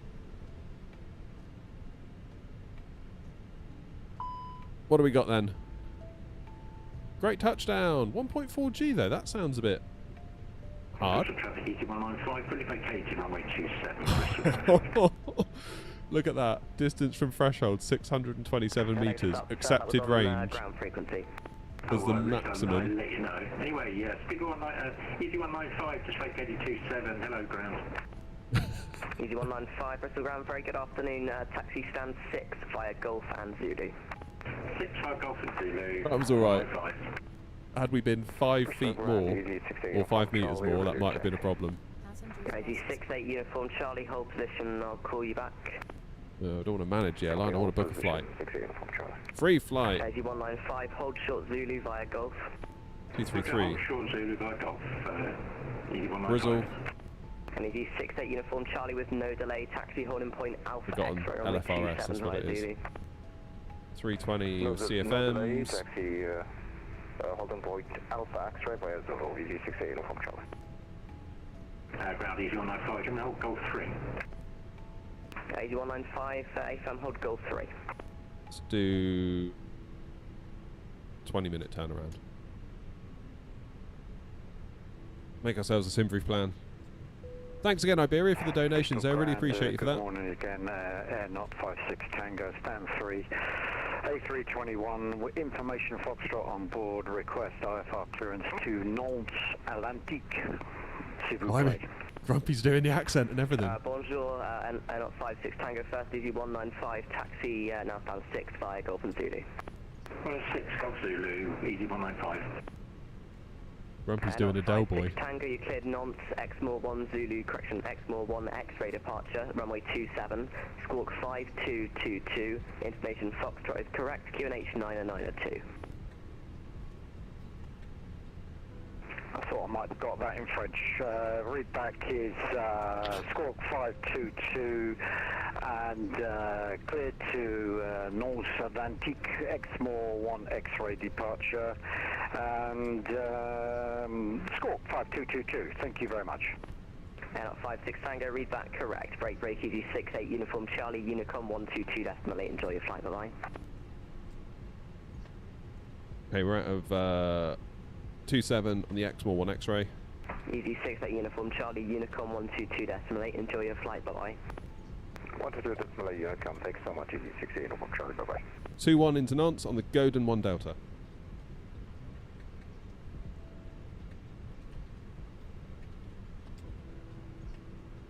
Cost index 60. Flight level 230, is that it? Feels awful low, but okay.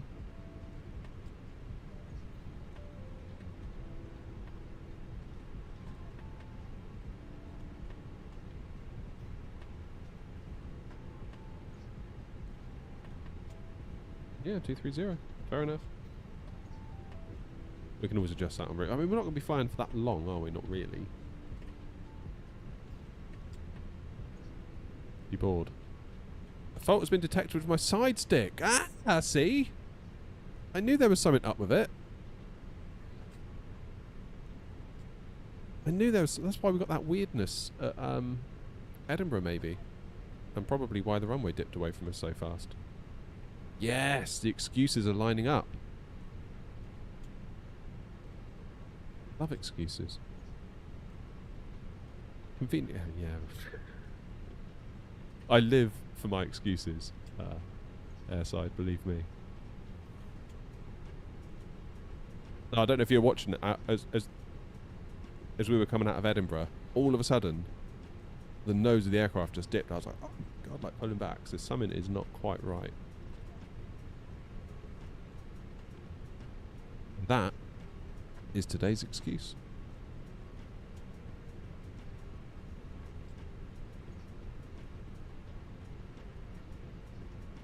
I give New Sky another crack. Oh, you should, Jim. That's a Phoenix issue. I get it, and there's nothing wrong with the stick. Nah, it's definitely a problem with the stick. Land 1.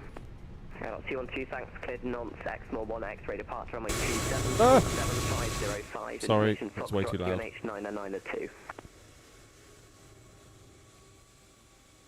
Cleared to Nantes, Exmoor 1 X-ray departure, squawk 7505 and information Foxtrot is active, Airlock 212.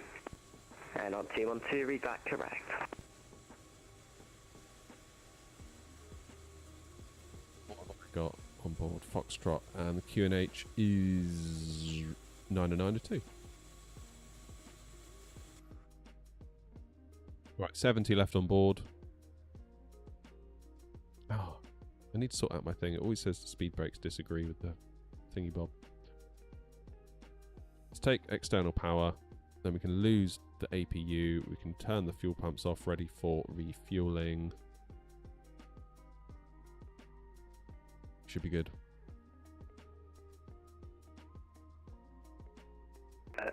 Ground 45 Whiskey is with you, taxi 1 Golf. Is Ryan down? Well done, Ryan. Bristol ground break, good afternoon, taxi stands 32 via Golf.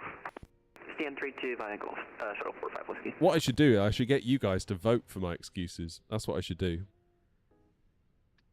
That's what I should do. That's a plan.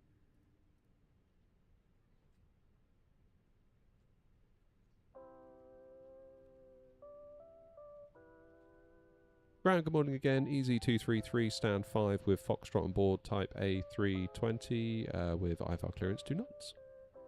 EZ233, Bristol ground, welcome back again. Cleared Nantes, Exmoor 1 X-ray departure, squawk 1070. Foxtrot is correct, QNH 992.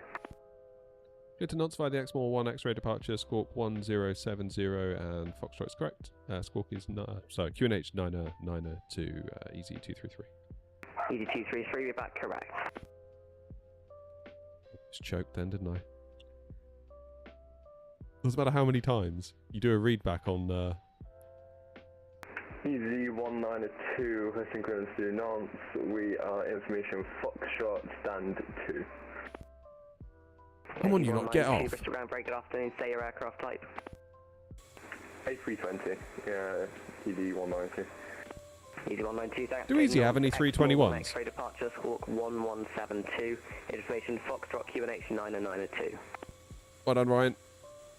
Cleared to Nantes, Exmoor 1 X-ray departure.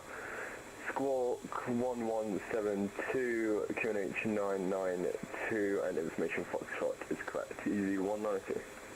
EZ192, read back correct. And verify CN32 for shuttle 45 Whiskey. 321 Neos. Whiskey A-firm stands 32 via Golf. 32 via Golf, shuttle 45 Whiskey, thank you. Oh, I can't wait for Phoenix to do their Neos. Then I can land them badly as well. I do not want to deboard the crew, thank you. Do I need to reload SimBrief? I probably do, don't I? Reloading SimBrief. SimBrief, okay. Right, let's load the aircraft. Please do it. Please don't mess up. Hey, they're coming. No, they're not. Look at that insane realism, how that bus is turning. Is this real? No, obviously not. And yeah, the bus is now going through the tanker. Just remarkable, really. Still, what are you going to do? What are you going to do? They got 319s too. Yeah, I've seen their 319s. I've just never ever seen a 321 easy. But then I always fly out, well, I say always, mostly fly out of Bristol. So I guess it's going to be 321, 320s, Neos and COs, isn't it? For the most part. For the most part.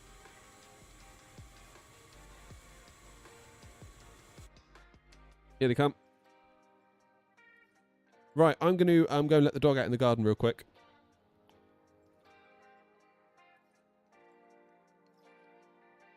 Grab a coffee. And then we will take ourselves to Nantes. Hopefully the joystick won't cause us any more problems. I'm sure it wasn't the joystick, but I just need an excuse. Anyway, see you in a minute. Don't go anywhere. Enjoy the views.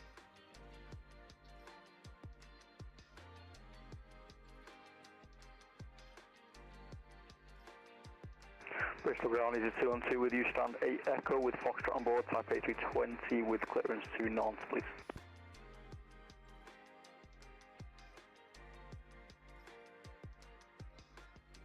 Yeah, easy 212 Bristol ground, very good afternoon. Just stand by and checking something with your flight plan. We'll go.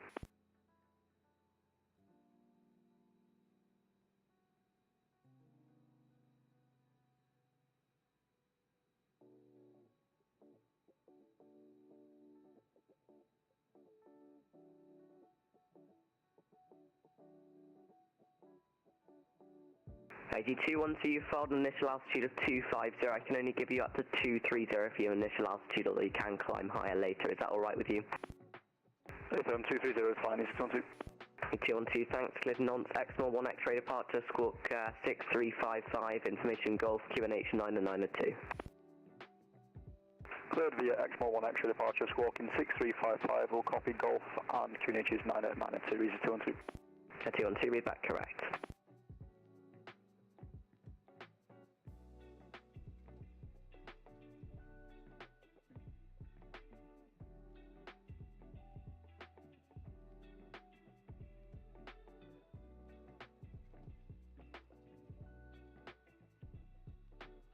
Well, station standby, just 1 minute.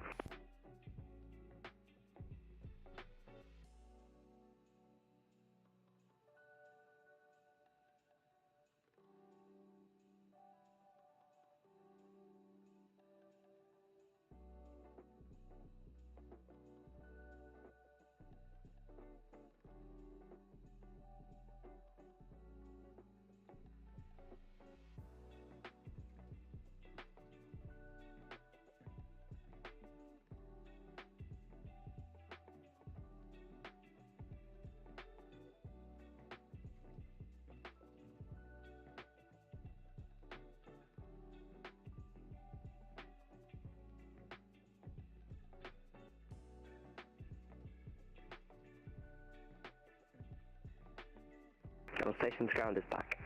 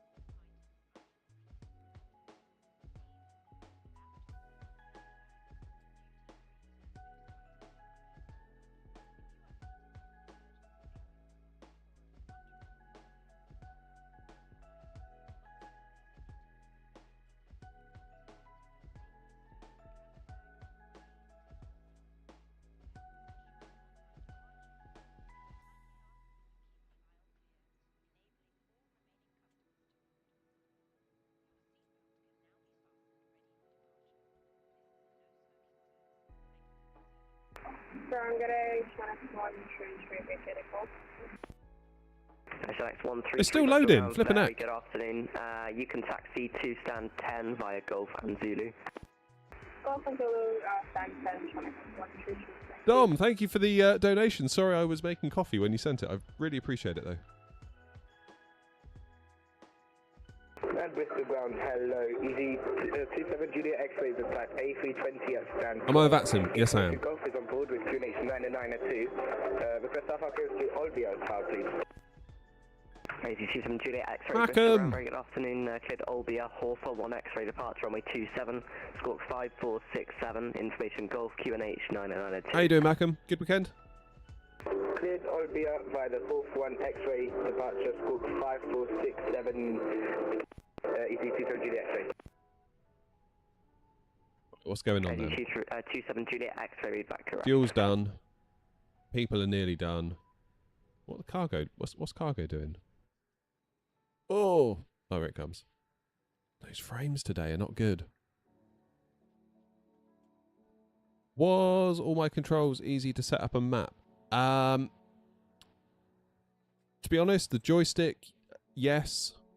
The yoke, all default really for the most part. The throttles is where it gets complicated. Now I use a piece of software. Let me show you. Called spad.next. And what you do in the sim, you unmap everything from your throttles. So when you like move all your throttles and levers, it does nothing. It does absolutely nothing. And then you basically hand it all over to spad.next. So you can go into your pieces of hardware. There we go. And then you can go to online snippets. And you can download profiles that are tailored by a plane-by-plane basis. So I can download a 737 profile, and somebody has made a 737 profile that works great with this throttle. And then I can get an A320 profile that obviously makes it work as you'd expect it to work. I got a 777 profile, I've got a A300 profile, and it auto detects the plane you're in and then switches. So it's very, very cool. A2937, whatever that was. Hello. Thank you for subbing, following. It does cost money though, Spad, but it is very, very handy. So here, look, I've got all my profiles, all my different planes. I've got A777, A300, A350, ATR, fly-by-wire A320, A380, the INI builds, 2024 planes. And you can see it's got the little red plane by the Phoenix, because it knows I'm in the Phoenix, and it auto-swapped me into it. Very, very, very good bit of software. Very good bit of software. Negative, any available will be okay. So you unmap it in the sim. 69 November Lima Roger, taxi stand. So you have to go through and like unbind all the stuff. So like in the sim it will have like flaps would be set to this thing, and then you delete that. Delete all the things. I think there is a delete all button. And then that way the sim and SPAD won't conflict, because if SPAD is sending instructions, like when you move the throttles to increase the throttle, and the sim is also sending the same signal, your throttles could start dithering and stuff like that.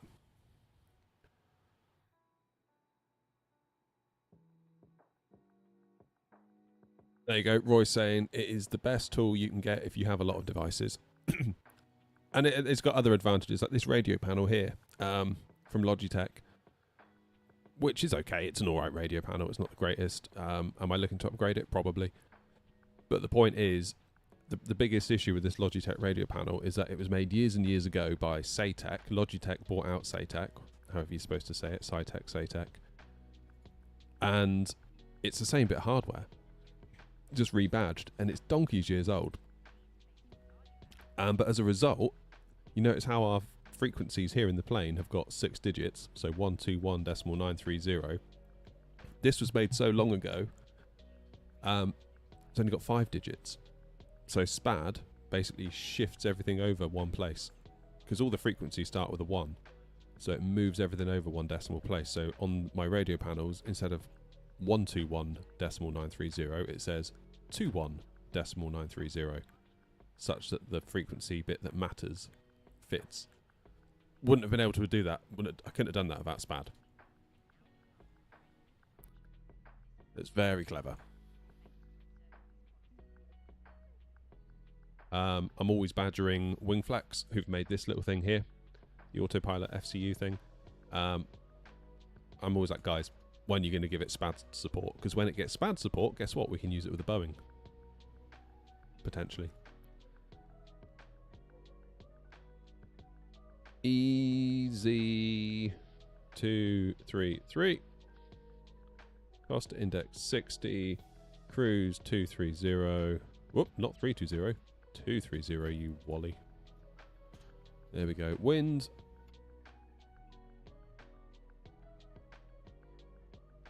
Night, Ryan. Thanks for flying, mate. Did a very good video on it for the 737, which worked. Is that the one where I show it with SPAD or without SPAD?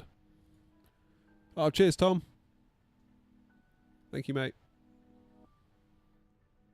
Appreciate you. Right, what am I doing?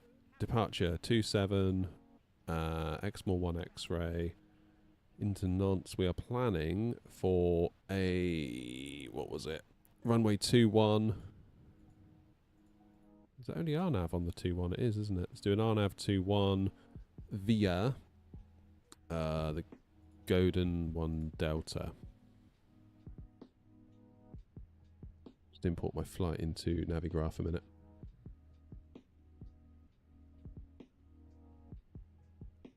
Just FYI, the reason your cruise is 230 is because of the UK airspace restrictions, which limit that route to 230. Once out of UK airspace, you can climb higher.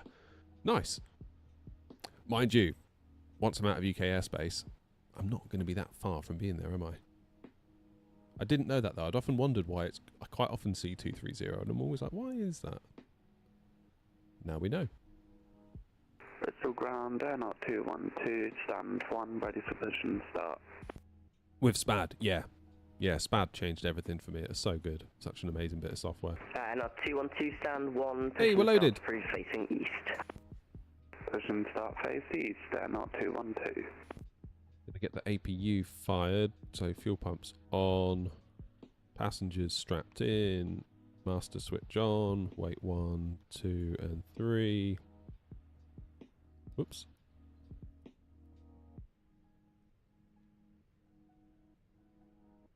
Good. That can be starting while we're doing this bit. Departure performance 27. Why can't I sync the load sheet? I've had this before. How did I get around this?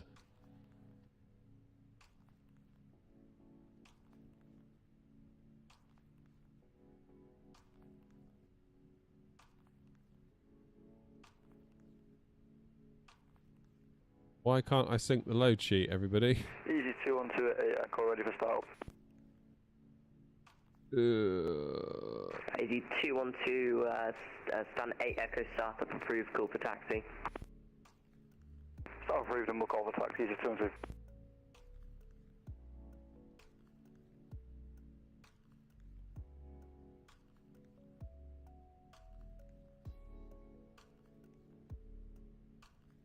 Why won't it do that? Do a flex takeoff? Yeah, we normally do. Although Bristol might have its own set of things going on. How you doing, Spencer? Yeah, there's a trial of SPAD, I think, Flyhawk. I think it gives you 14 days. So you should be able to assess whether...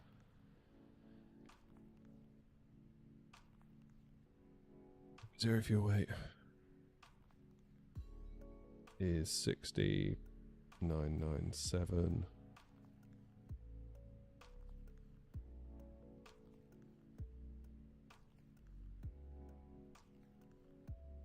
2.2. Gross weight 66,715. What does the Mac bit mean? And Bristol ground, easy 27 Juliet, stay ready for Bristol. Easy 27 Juliet, X-ray, roger, stand 12, position starter free facing south. Just start approved face south. That's going to be 66.7. 30.7. Bristol Tangeré, Connect 144, ready to check. SLX 144, Bristol ground, very good afternoon, readability 5. Connect 144, information Hotel Report 5. That wasn't 5. SLX 144, say stand number and aircraft type, please. Flaps 3, down 0.5. Shanks 144, roger. Cleared Nantes, Exmoor 1 X-ray departure, runway 27, squawk 6010. Information hotel QNH 90902.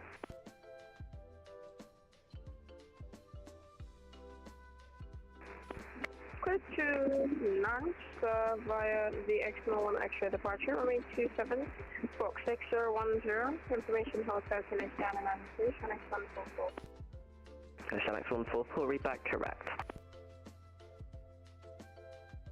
Good, APU started, just get beacon on. Airnaut 212, ready for taxi. Airnaut 212, roger, taxi, holding point Alpha X-ray, runway 27 via Zulu. Alpha X-ray via Zulu, Airnaut 212. Co-pilot's always in flip-flops, Ashley. He loves it. He comes with us everywhere. We are ready for pushback.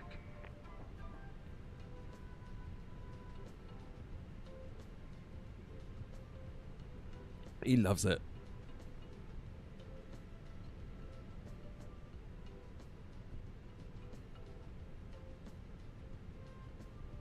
Right, are we going to have time to get back? I think we probably will, as long as we don't hang around too much. Check completed. Is Beyond ATC and SimBrief easy to use and set up? Yeah. Yeah, I mean, SimBrief is like a staple, really. Like, you need to be using SimBrief for your flight plans, 100%. And Beyond ATC is easy enough to use. I'd like to do a video, actually, revisiting Beyond ATC in 2025, because it is a long time since I've done a video on it. Locking gear. Easy 192, requesting push and start. ID 192, roger, stand 2, push and start approved, facing east. Push and start approved, facing east, easy 192.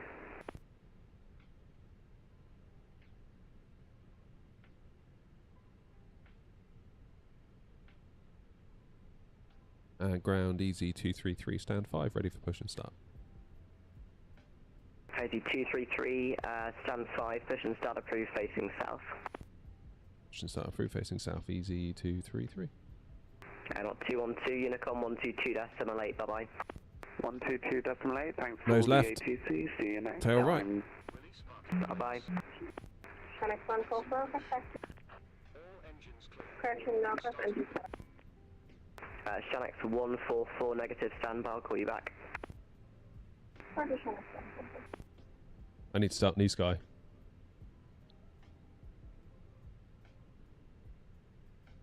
Cabin crew, arm doors and cross-check. Oh no.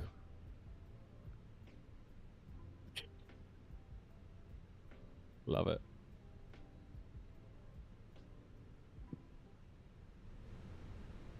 Just dropped my notepad on the floor.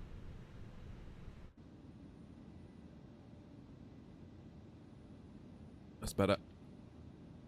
Any tips to avoid stuttering? I've got FPS guides on the website, on YouTube.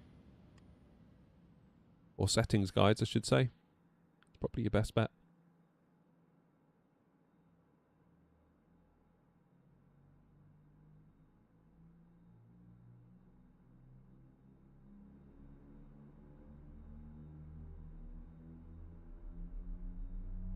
Good. And please observe the cabin crew member closest to you as we are about to demonstrate the safety features of our Airbus A320 aircraft. Thank you.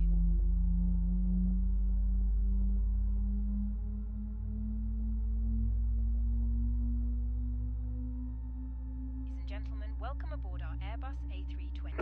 And easy 270 X-ray, Bristol ground. And crew instructions including the following safety procedures.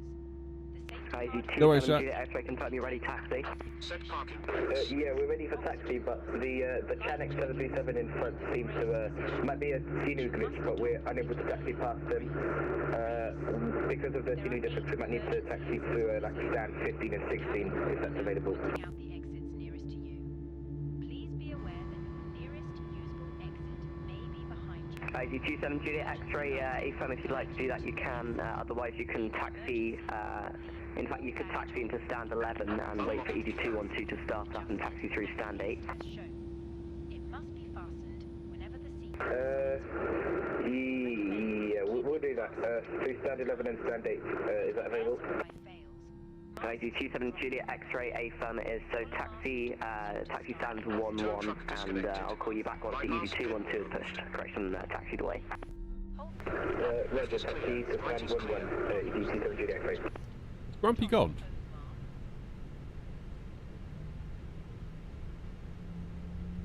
Who's on the ground at Bristol? Who's that taken off? That is James. Oh, Grumpy's still on the ground.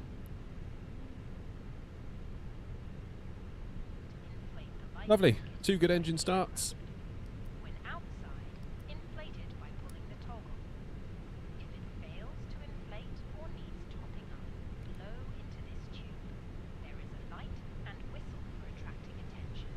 The cabin crew can... Select 144 after the EasyJet A320 taxi into stand 1-1, stand 10.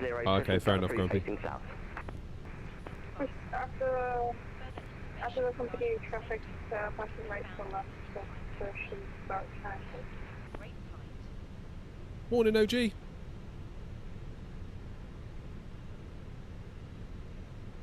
EZ232, ready for taxi.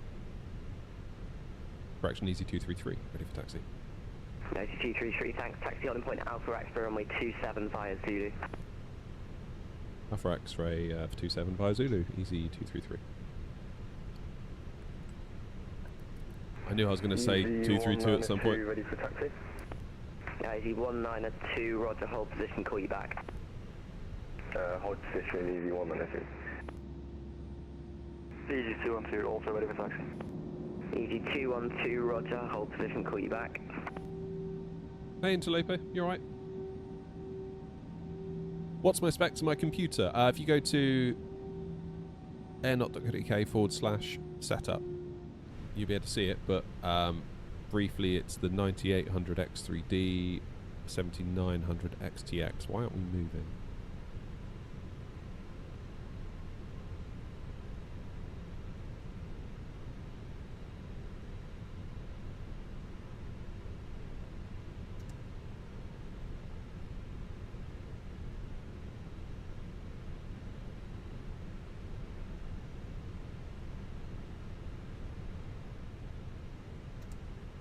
We must be like really heavy or something because we are not moving, or there's like a scenery glitch. I've really got to keep the throttles up. Taxi holding point Alpha X-ray runway 27 via Zulu. Taxi to holding point Alpha X-ray, short to runway 27 via Zulu, EZ193.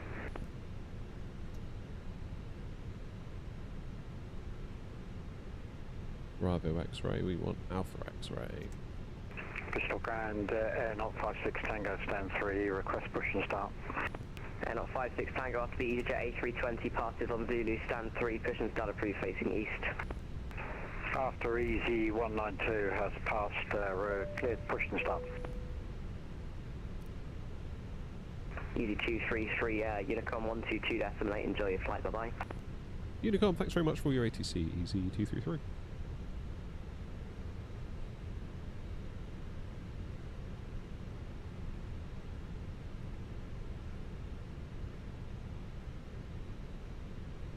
Right, we'll sit tight for a minute. What are we at now? 11:45. Cabin crew, seats for takeoff. I'm hoping we're going to have time to get back. Might be a bit tight, but I think we will.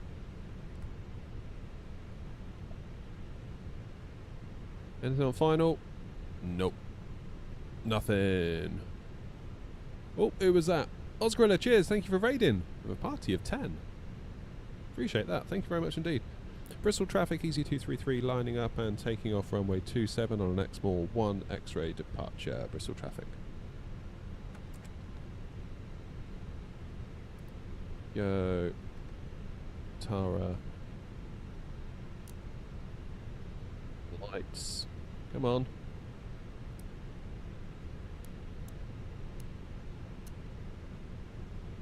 Why can't I bring the lights up? There they go. Now they're on.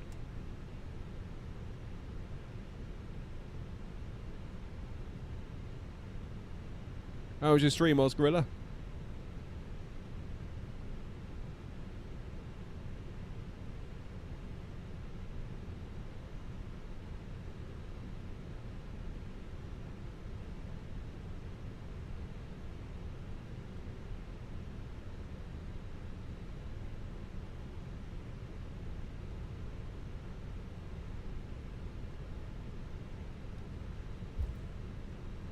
There's another lump in that scenery.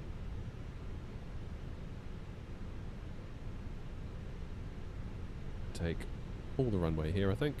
We will do a flex takeoff.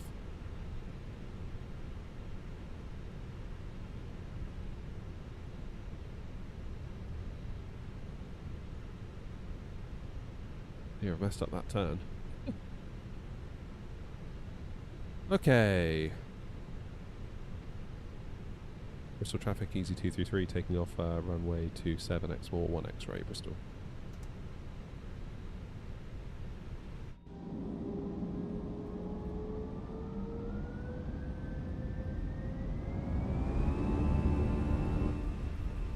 Let's rock and roll.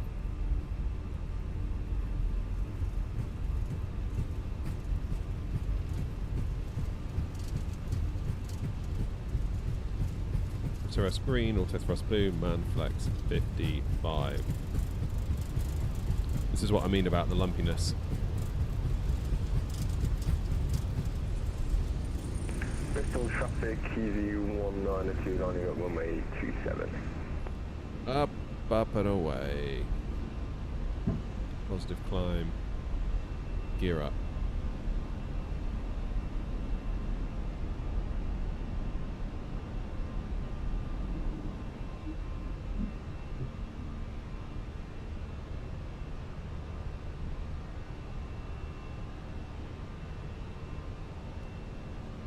Flaps 2, levers climb. Bristol traffic, easy 233, airborne out of 27, X-more 1 X-ray, passing 2,200 feet, Bristol traffic.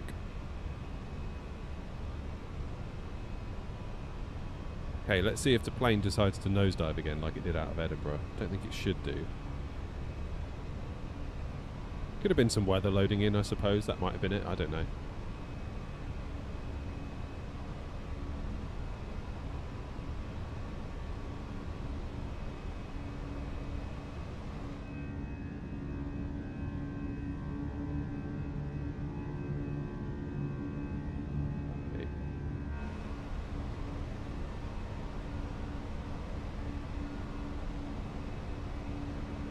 Away.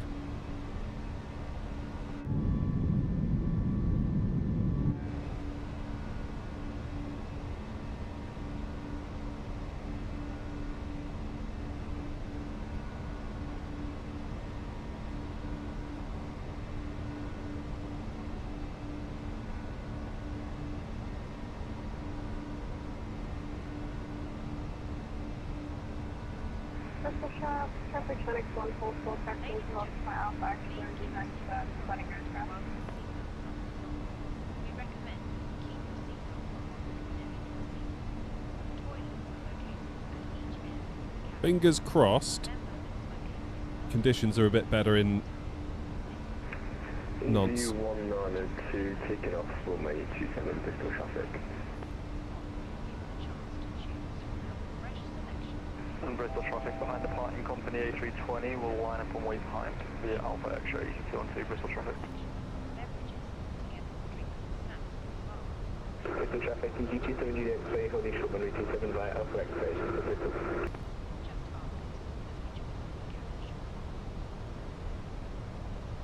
The stack of aircraft behind me is going to be crazy. How many is there? Like 4?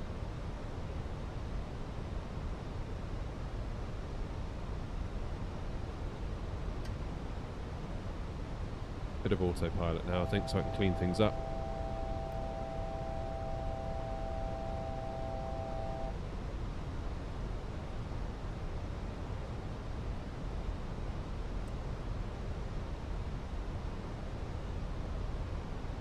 Is there anything ahead of me?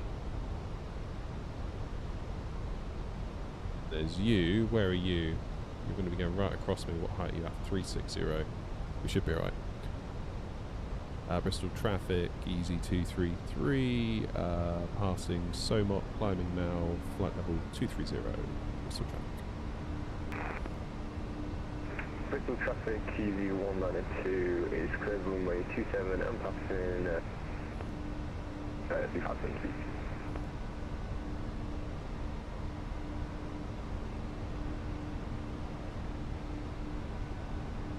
We're off to Nantes, Jonathan. We've got some new scenery as well. I'm excited to see what the new scenery's like. Should be good, that.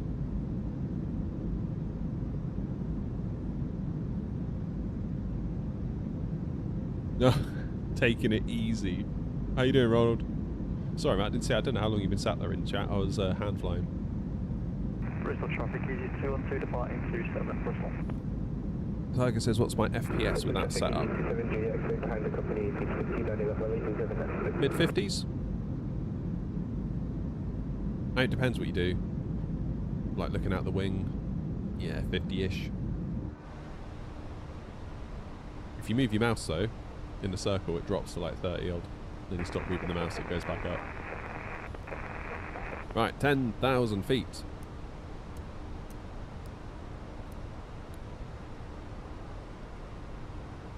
We'll get round this next turn at Exmoor, and we will let the scumbags out.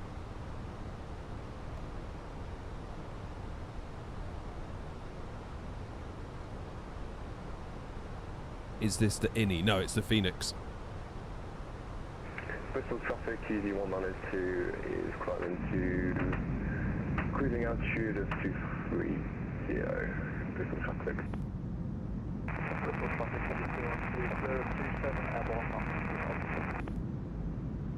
Yeah, it feels like we're very, very close to getting about 60 FPS consistently. Most of the time. Oh, airside, that's a good question. If we do come back, what time will it be? So, let's work it out. We are due in to Nantes at 11:37 UTC, so I make that 12:37, so call it 20 to 1. Leave Nantes at 10 past 1, give it another hour-ish back. It's going to be getting on for maybe half 2? Half 2? If I had to guess. Yeah, I'm hoping we're going to have time to get back, because that'd be really nice. Oh. Ever since BFU, it always complains about that.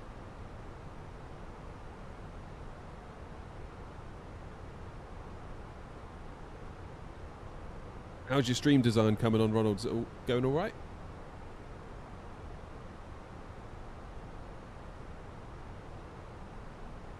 And Bristol traffic, EG270 DX-phase, tail, 27, passing through flat 2.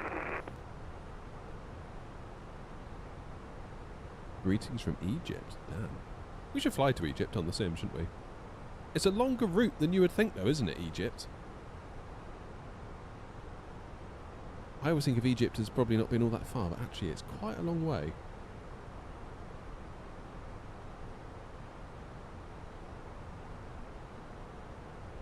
It's got to be a good 4 hours, isn't it, to Egypt on a plane from the UK? How you? Yeah, I saw when I nipped in to make a coffee, Ronald. I saw you'd sent something about that. How are you doing that? What software's giving you the data? Ironically, Bordeaux Centre is online, just not Nantes. Ah, well. Never mind. To Berlin, it's like 4.5, give or take. Yeah, so it's going to be roughly that, isn't it, from the UK? Cairo's a nice default airport, 4.5 hours. Or maybe we could start somewhere part way. Where'd be a good place to start, sort of on... sorry. Right. Egypt, where are you? You're down here, aren't you? What's the code for Cairo? Where is Cairo geographically? Is that it? That's got to be it, right? God, blimey, that's a big old airport, isn't it? Look at that. And you say it's a good default, so it's a handcrafted one, is it?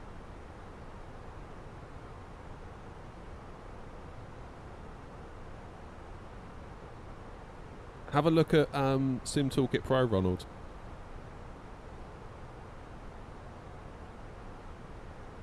That's how I did mine. I mean, I've made mine much, much smaller these days with the new stream design, but when I used to have it on the top bar that went all the way along the top,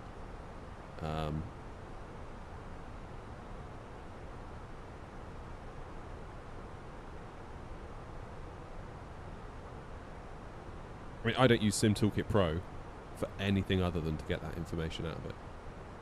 I don't use it for like tracking, like in a Volanta style thing or anything like that. I just want the data. That's all. Thanks very much. I mean, some Turkey Egypt ops would be cool, wouldn't it? Istanbul to Cairo, or Athens, or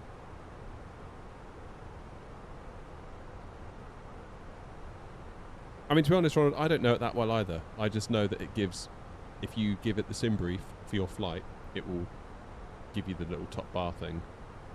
So all I did was write my own custom CSS thing to adjust the layout. And then sort of overlaid that over my own graphics.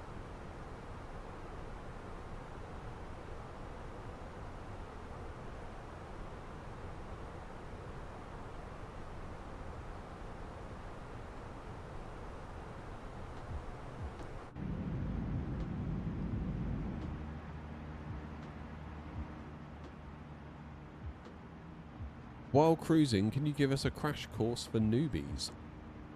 Crash course on what? Flying the plane? That's quite a big topic. But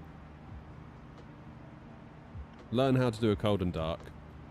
I learnt by using, because I started on the A320X. A crash course, yeah. Roy says crash in capital letters.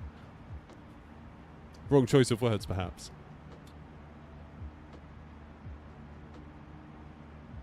I mean, keep in mind, when I started this channel, I was probably in the same boat as you, Flyhawk, which wasn't that long ago, not really. Well, I didn't really know what I was doing, to the point where I was using the default A320. I'd heard about this A320X thing. I'd heard about it, but I was like, oh, I don't know what that is. And then I figured, probably you just want to stick with the official planes, because the official ones are probably going to be much better than what anyone else could make. That's what I thought, genuinely. Like, can't believe how wrong I was in that. It's crazy. Who better to make a plane than the official developer of the sim? Like, obviously they're going to be the best planes. You don't want any of these third-party ones. Asking for trouble. That's honestly what I thought. Then I ran into some problems with the default A320. Just odd behaviour on takeoff. Things like that. So that's what got me into the fly-by-wire A320X. When I would take off in the default A320, and this isn't the AnyBuilds one that we have now, this is like the one before, it would just veer to the left on takeoff, and no matter how much rudder I'd give it, I couldn't correct it. And I looked at all like the auto rudder settings, all that stuff. I couldn't figure it out. And I was like, you know what? I'm just going to get the A320NX because maybe that just won't do that. And it didn't. So I was like, okay, I guess I'm over here now then. And that was that. And then one time I went to start from the gate and the plane wouldn't work. And I was like, oh, damn it, it's broken. But of course it wasn't broken. It was a cold and dark situation. I just didn't know how to do a cold and dark. So I was like, damn it. Fine, let's learn how to do a cold and dark. And I went to Fly-by-Wires. They've got like a little knowledge base online, and they've got a little guide that kind of talks you through it. But basically, batteries, external power, align your navs, emergency oxygen crew supply, no smoking, arm the emergency lights.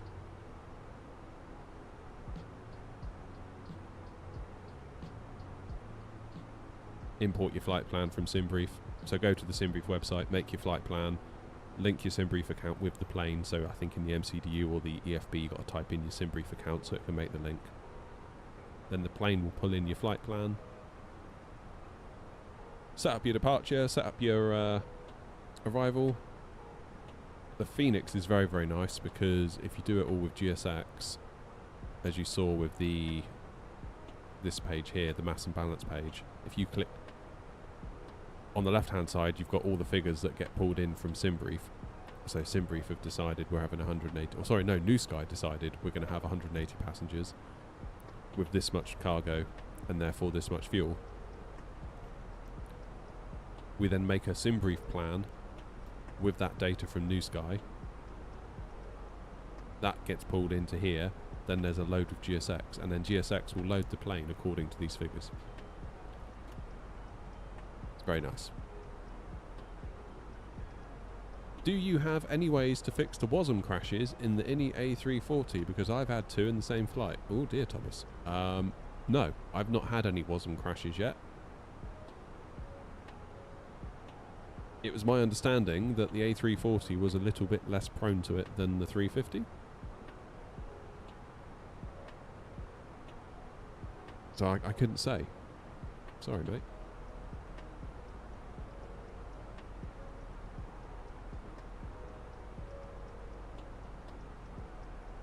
When you land, could you talk us through the next takeoff prep and process? Yeah, sure. Although a turnaround is going to be different than starting from scratch. Make sure you've updated to version 1.0.1.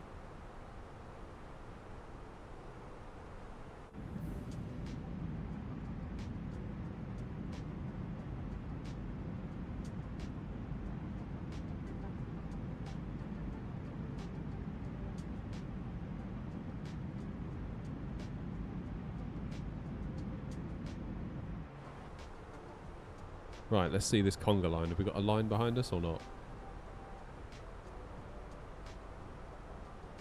Grumpy's... Who's in front? Is that James? Yeah, I thought it was James. James is over Guernsey already. And there's me. Then there's Ben. Then there's Arnav. And then there's Grumpy. It's really not that far, is it? I mean... What are we, like a third of the way there already? Yeah, there's Bordeaux. Brilliant.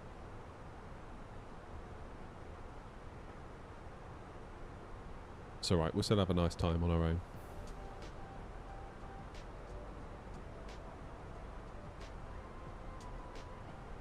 I haven't had a response yet, Roy, so I'll keep you posted. Ground spoilers at arm still. Struggling with the ground spoilers a little bit in this plane. Post BFU. Maybe that I need to get a new profile from SPAD. 136 miles until we're there. I haven't done an RNAV approach into Nantes, I think, in forever.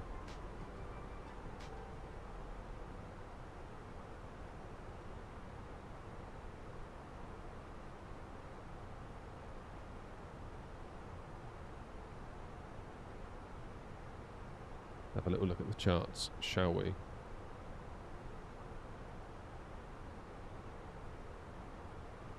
Alright then. Curved runway, hard landing risk. Right. That's an excuse. Hey Joanna.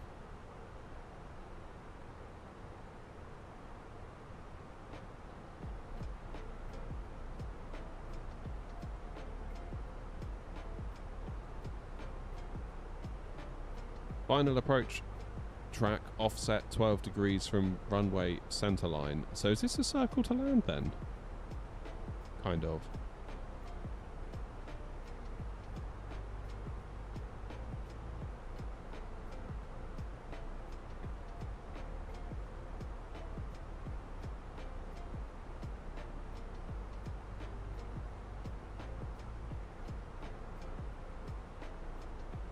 Thank you for responding on New Sky. I say, oh, no problem.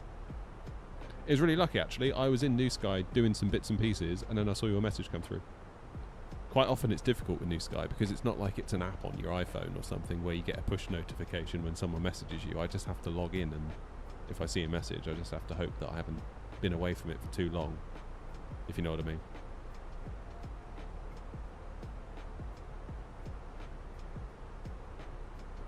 Yeah, so this looks like we have to... we visual it from MRS 21.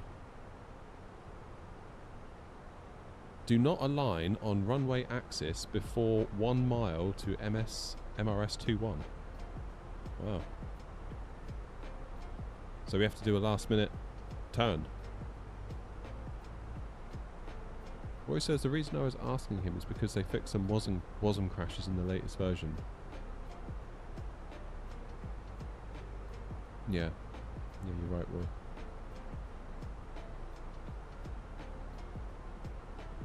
We need to be height-wise.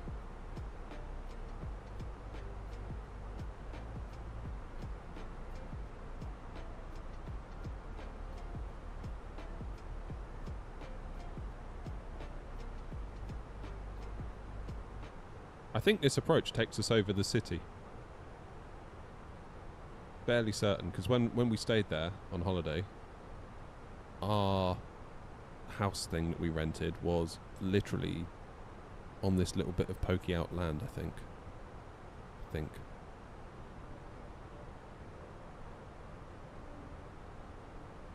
Oh, nice one, Aiden. Well done, mate.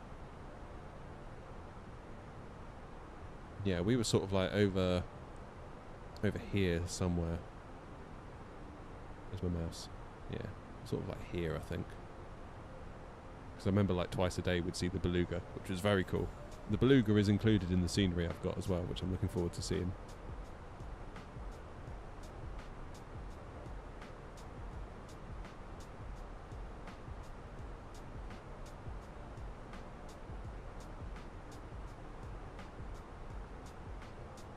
But when we got the train into the city... What's the city? I think the city's up here. Yeah. Because there was the train line went over the water and this island in the middle. And I remember seeing planes come in over us, and I remember thinking, oh, they're on an RNAV. My wife's like, what? And I was like, never mind. That's cool. Calypsia, good so far. Bristol was a bit interesting. We had visibility down to like 900 feet, and then I took control and it all felt a bit rushed.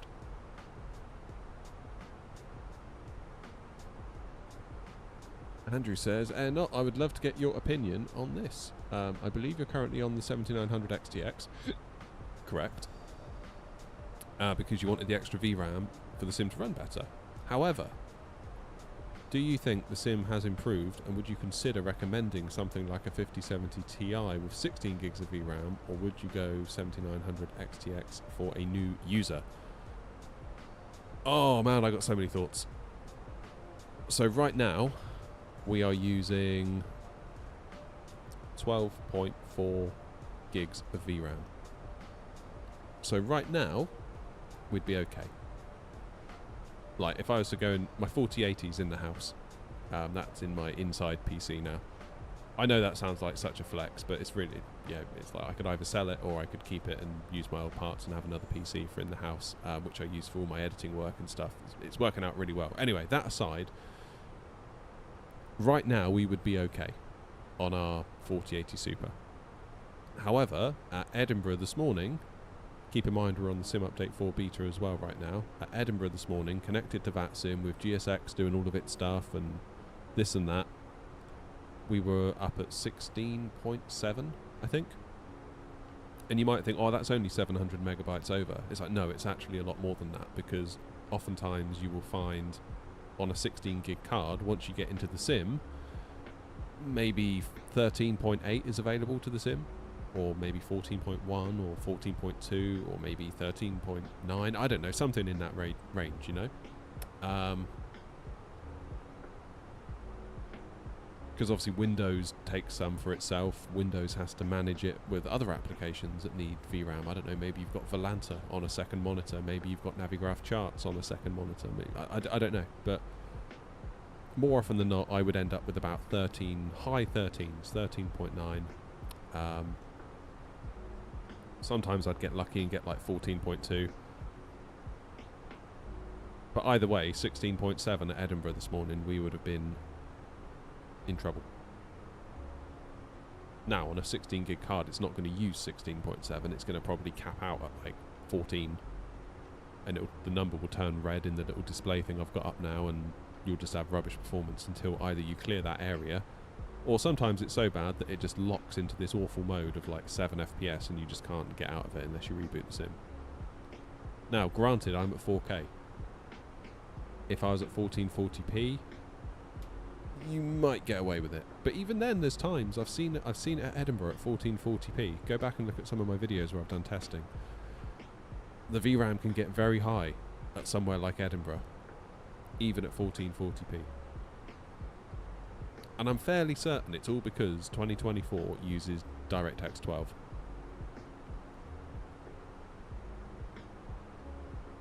Because if you go back into 2020, go into DX11 mode, I can be at 4K with all the bells and whistles, and I can maybe be using like 5, 6 or 7 gigs of VRAM. Turn it into DX12 within 2020 and it goes way up. So I'm fairly certain it's a DX12 thing. But the trouble is with 2024, you can't use DX11, it has to be 12. Clips here, the side stick, the bit you can see is from FS Projects. The bit underneath that actually makes it feel like the way it feels is the Moser AB9 joystick base, and it is phenomenal. Phenomenal. How you doing, Airbus Cap?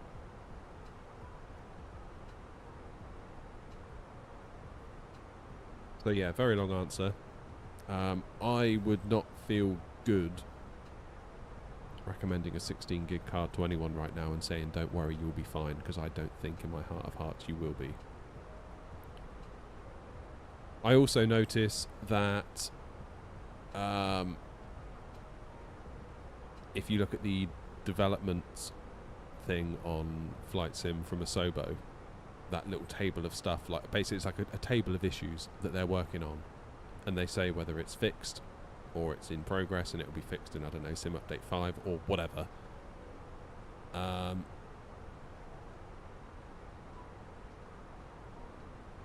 You notice there's the VRAM bug, and that has been there since Sim Update 1, and it said will be, you know, in progress for Sim Update 2, and it was between Sim Update 1 and Sim Update 2 that I got the 7900 XTX, and I made the video about it, and I said this is why I did it, for the extra VRAM, so on and so forth, and everyone was like, yeah I know, but in Sim Update 2 they're going to fix the VRAM bugs. So wasn't that a bit of a waste or a bit premature? And I was like, maybe, but I kind of feel like this VRAM thing's going to be kicking around for a long time, and lo and behold I checked it the other day and it said VRAM bug in progress, Sim Update 5. So it's just being kicked down the road, you know. I think I said in my video it wouldn't surprise me if like Sim Update 9 we're still talking about it, and honestly we're halfway to that point now, so I don't feel bad at all about jumping ship. Would I prefer an Nvidia 24 gig card? Absolutely I would, but I didn't want to pay for one, so I'm on an AMD card. And that's kind of where I'm at, really. Now, if I was in the position that some of you are in right now, looking at a graphics card, I would be sitting tight and waiting until Nvidia come out with their 50 series Super range, because if the rumours are correct, the 5080 Super is going to have 24 gigs of VRAM, which in my opinion is what the 5080 should have been in the first place. Then you can have an Nvidia card that has all the nice Nvidia features that we've all come to love, the Nvidia stability, because let's be real, this 7900 XTX, unless I undervolt it, is not stable. It will crash and you'll get graphics driver timeouts and blah blah blah blah blah. And I think the 5070 Ti is also rumoured to have 24 gigs as well. So I'd be sitting tight for that. It's like, yes, I have the 7900 XTX and it is good, it has solved my problem. But if I were doing it again, I'd be... Put it this way, if Grumpy offered me the 7900 XTX all over again right now, I would say thanks very much, but I want to see what Nvidia does. 1001.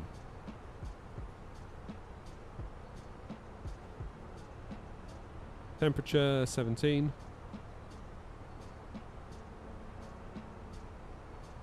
.240 and 10.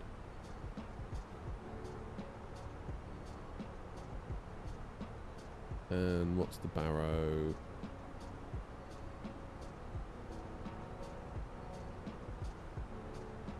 .827.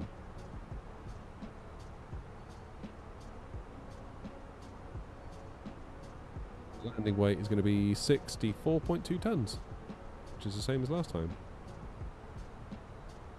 Low auto brake should do the trick nicely. I think the 5070 Ti Super might have 24 gigs as well though, Andrew, so keep an eye for that one as well.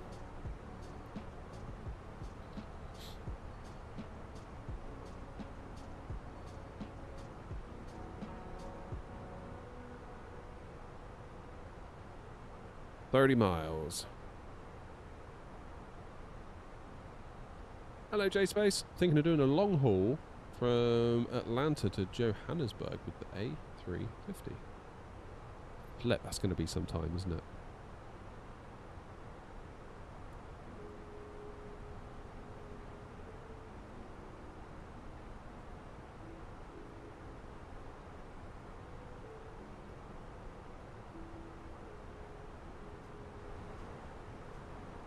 Yeah, that's the only trouble with the 7900 XTX. It solved my problem completely.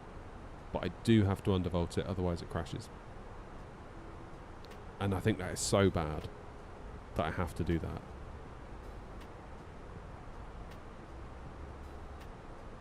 Let's just double check our routing in.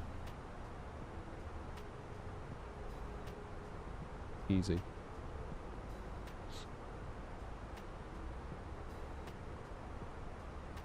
Eclipse says Supers are going to be hard to get right after they release them, probably until next year sometime, so I got a 5080 for now, waiting for 60 series. Yep, you're probably not wrong. Scalpers are going to scalp. Is this my full-time job? It's my part-time job. This is my part-time job, and I have another part-time job to make a full-time job. Would I love this to be my full-time job? Hell yeah, I would. Are we trying to work towards that? Yes, we are. Are we there yet? Maybe. Don't know. Maybe I just need to grow a set of balls and leave my actual job and go full-time at this and maybe see if it works.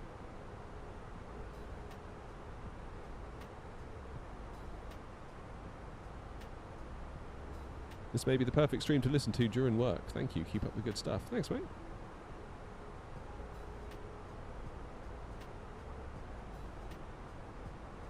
I'll change the music for some death metal or something in a minute, shall I? See how you feel about that then. Don't forget the full-time job with the kids. Yeah. Well, that's it, to be honest, Ronald. Like, I feel like if I look at my life in like the time that where my time goes, I feel like it's a. If you look at it like a pie chart, it's basically like thirds, really. 1/3 sorting out kid stuff, 1/3 jobby job, 1/3 this. So if I could make this 1/3 into the 2/3, that would be ideal. Just send the kids to boarding school. Send them away. Come back when you're bigger. It was really weird, actually. My kids were they got taken to a boarding school for like a special day out. Like the boarding school laid on this thing. I forget what it was. It was like a sporting day where they invite, you know, all the normal schools out to them and they host them for the day and all that sort of stuff. And my kid came back and he's like, it's really weird there. Like, it was absolutely huge. There were so many buildings and like it all looked like people were living there. I was like, yeah, it's because they were living there. He was like, what? The kids? I was like, yeah. That what, they don't go home? I was like, some of them might do, like that live locally, but a lot of them, they will, you know, some of them come from overseas, they'll come from all different parts of the country, and that's kind of their home. And it just like, you could just see it's like, does not compute. Does not compute.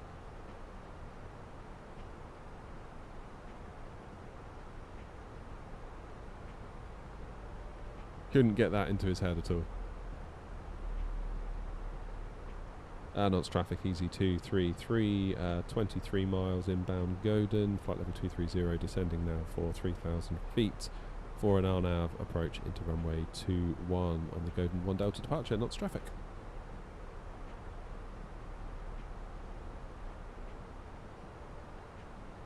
(2020 versus 24). Increasingly, I'd be leaning towards 24 now. Hey, Farron.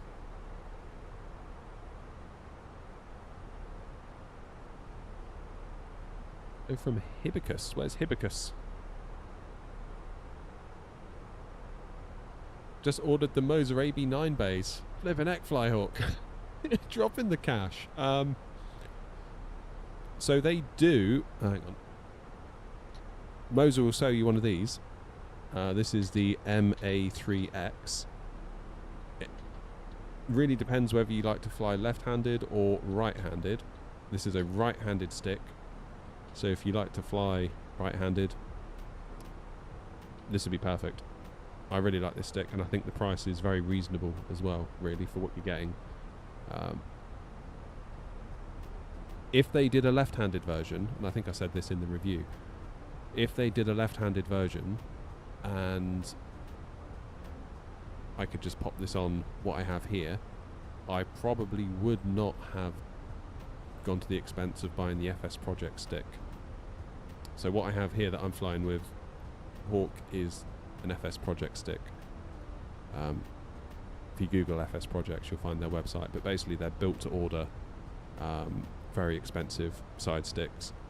Yeah, so this is FS Projects. This is the Moser MA3X. Personally, if you fly right-handed, there's not a lot wrong with the MA3X. Yes, I know it doesn't look like a real Airbus stick, but equally it still looks quite a nice solution. Cheers, Super. Super P Potato, is that? Which version? I've got the version 1, I believe, for the Thrustmaster base. So I used to fly this stick on top of my Thrustmaster Ava base.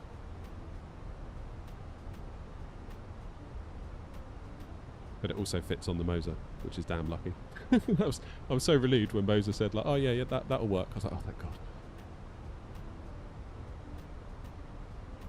Ever play 2020 these days? Occasionally when I want to fly the 737-800, but I think once it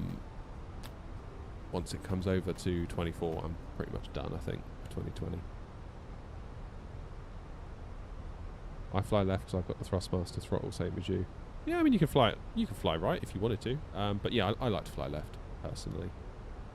But yeah, I'm always on to the people at Moser. Like, I've got someone there that I talk to. I'm like, please, please, please put this in your CAD software, flip it, and make a left-handed version. Please. Like, please, Moser, come on. So far, that hasn't happened.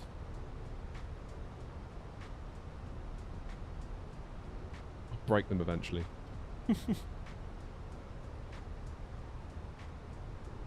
Hey, Viking. How do you join VATSIM? Go to vatsim.net, I think. You have to do a little test. It's more of a quiz, but then you'll be good.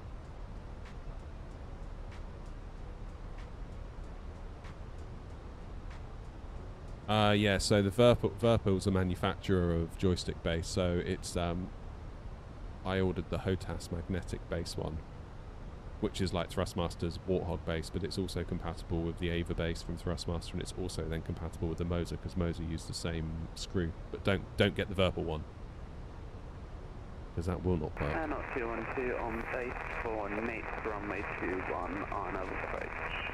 Is the side stick compatible with the Thrustmaster base? Yes. I've used this very stick with my Ava base.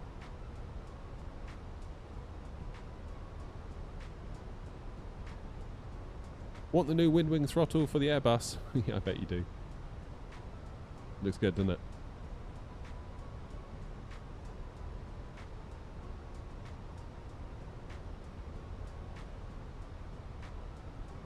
Is Flight Sim 24 stable enough now then? And is the graphics much better? The thing I noticed with the graphics mostly is the ray trace shadows, and the clouds and the skies look a bit different, which I quite like. Cheers, Plumbing.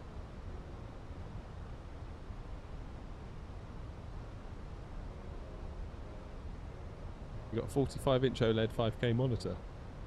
Damn. I think that's the same one Grumpy's got. Is that an ultra-wide one? Am I going to buy the wind wing throttles to replace the Thrustmaster? Perhaps when it can just be easily purchased from, you know, just like the UK store. Maybe. I don't feel in any particular rush, to be honest. Because I feel like, well, I know, like, let's be real, it is better than this, right? Like, 100%, it's going to be better. But at the same time, this isn't bad. And I already own this. So, yeah, I don't know.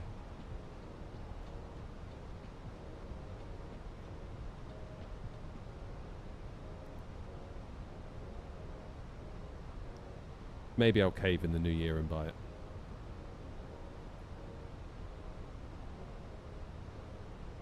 I probably will, to be clear. But I think what I more wanted was a tiller. And I got really confused with when they launched it, when they launched the throttles, because I thought the tillers were coming out at the same time.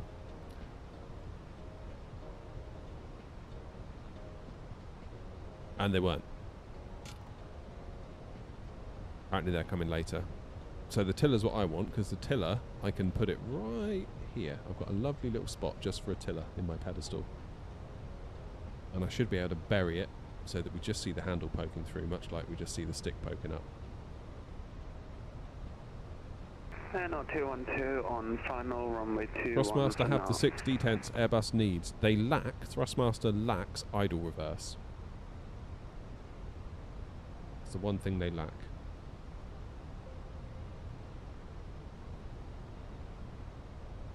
Hey Airbus, what are you doing?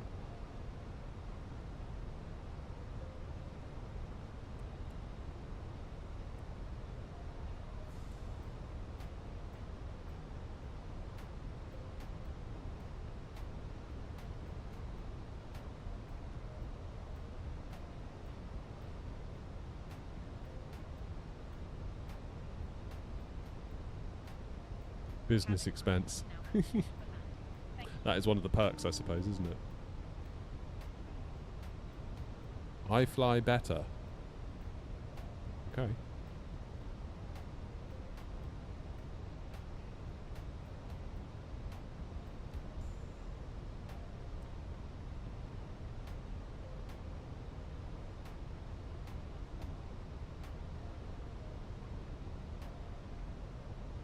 What is going on here?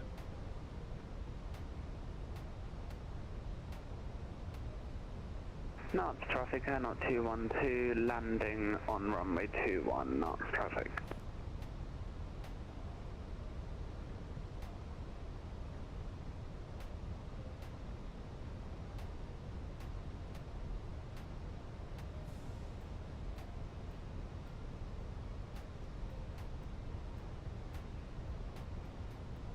Let's try that again, shall we? 210 knots. It seemed like manage mode, it decided to make me go faster.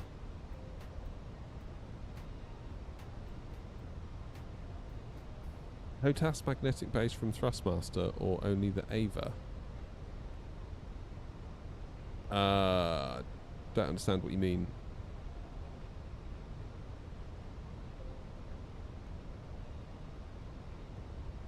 Nantes is online, unfortunately, on Aveo, not Vatsin. Oh. Darn.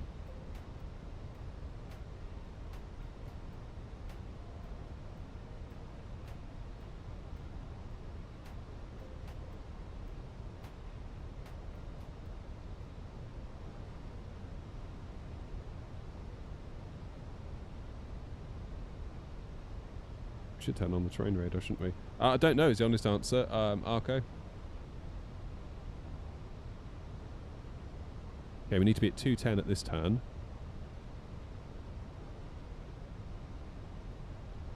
What's our QNH? 1001.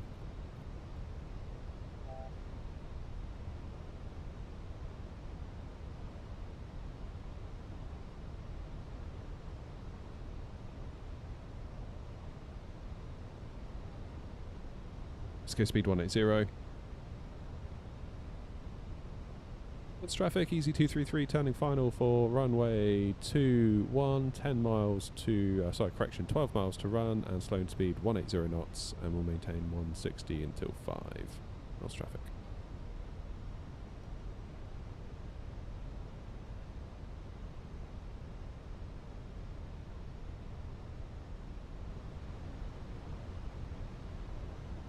Nantes traffic, not 212, vacated runway 21, Nantes traffic.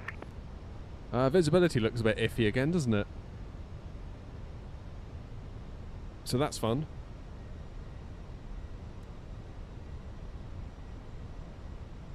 Let's go 160. Yeah, so we're coming over the city now.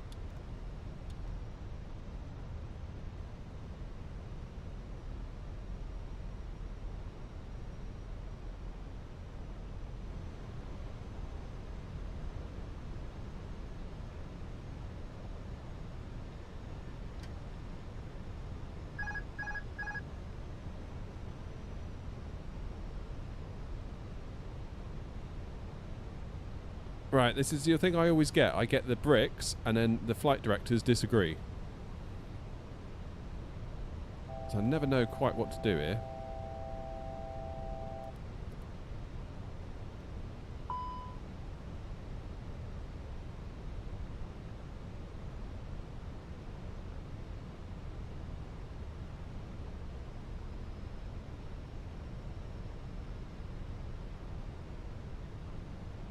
Yeah, so here's the island that you sort of go over on the train.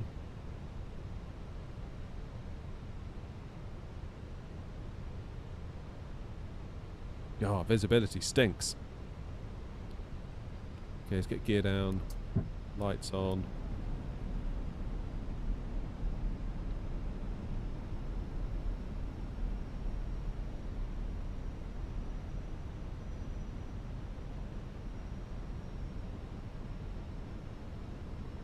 Cannot turn for final until we're within 1 mile of this next waypoint, MRS 21. Nantes traffic EZ233 on approximately 5 mile final for runway 21. Nantes traffic.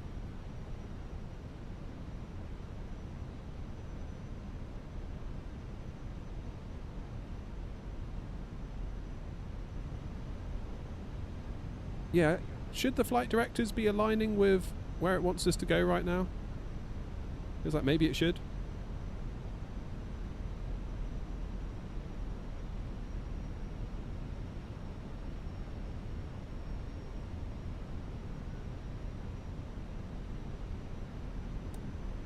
Okay, gear down, auto brake low.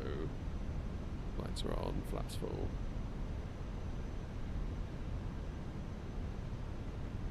I do remember thinking actually when we were in Nantes, like how low the planes were at this point. Like they were really low as they were coming in to land on this approach.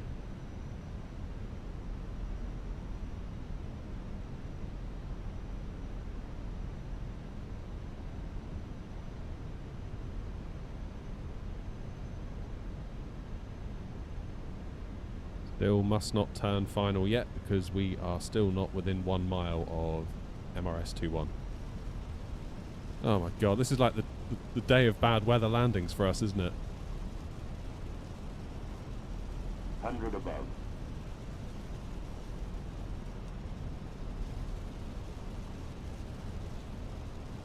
Minimum. Continue.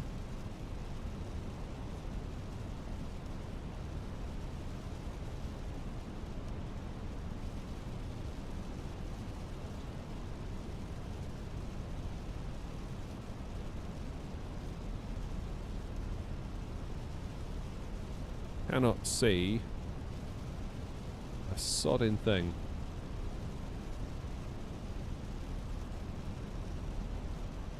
Okay, there's the runway. Yeah, that wasn't going to work, was it? Brilliant. Let's go around. Nantes traffic EZ233 going around.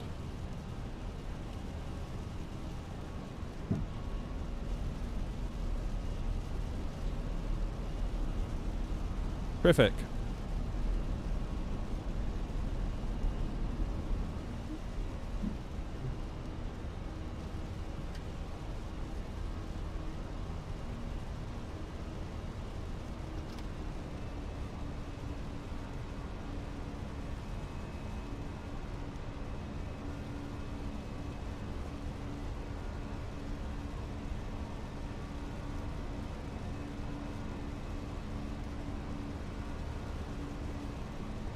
Oh, dearie me. IRL, you would have turned off the flight directors when you started to fly manually. Where to next? Well, back to Nantes at this rate.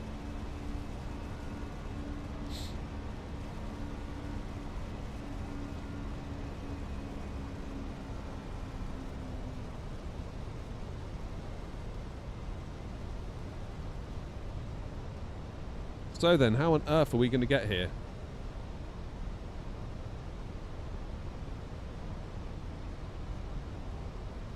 Cheers, have fun. No, it's traffic EV1902 turn in for final and approximately 10 miles out. Not traffic. Right, after RS410.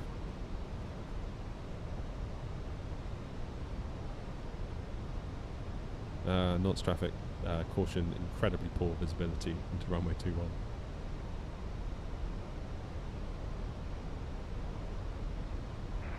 What do you think for that? EV1902?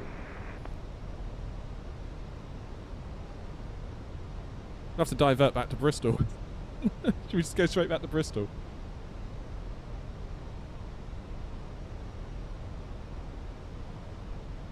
No ILS on 2-1, that's the trouble. If we were on the other runway, we could.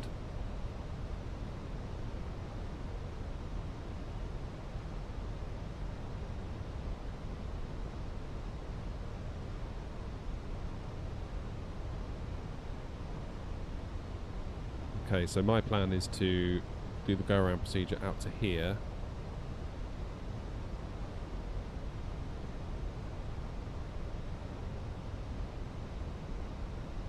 I go direct to Nantes now.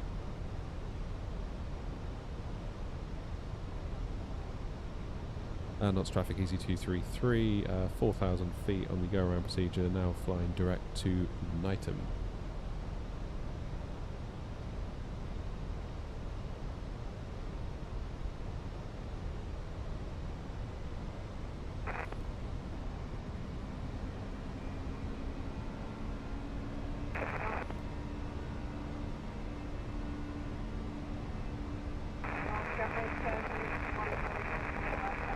Divert to Paris. If I go back to Bristol, how long will the flight be? About an hour. Don't know where my divert was. LFBH, which is just down the road. No idea where that is. La Rochelle. No, traffic EZ1902 is on short final, approximately 2 miles out. Not traffic. I will be waiting to hear if we hear a go around or runway 21 vacated.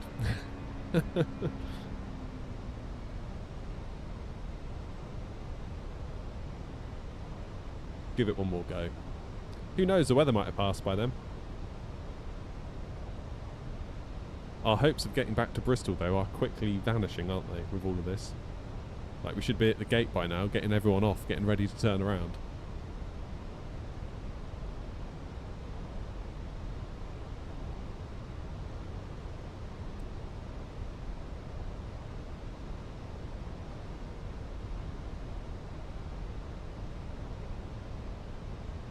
Guessing it's just not possible to land on the other runway, is it? With the wind being what it is. Go away, Google Workspace ad.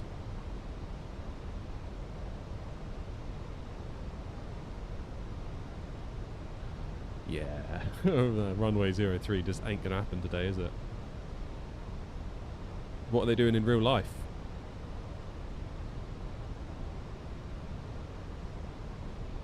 That's the question.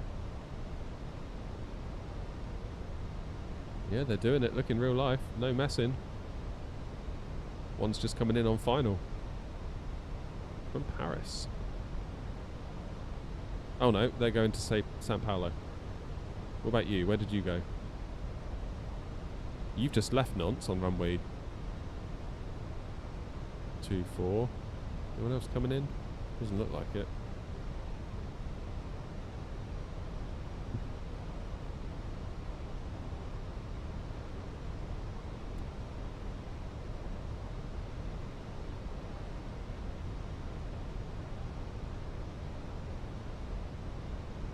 Is everyone turned? Grumpy, where are you going? Oh, you're holding. Oh, bless him, he's holding for me, look. No, traffic easy 192 is clear of runway 21 on Bravo. For everybody's information, it is clear skies under 1,800 for me. Now taxiing to stand 3 via Romeo and Romeo Delta. Fingers crossed then, we yeah, I think I must have just timed it wrong then. Yeah, airport's open at the moment, Ronald.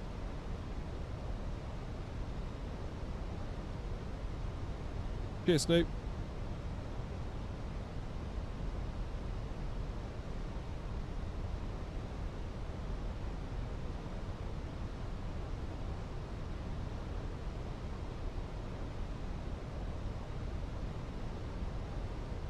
We'll be alright.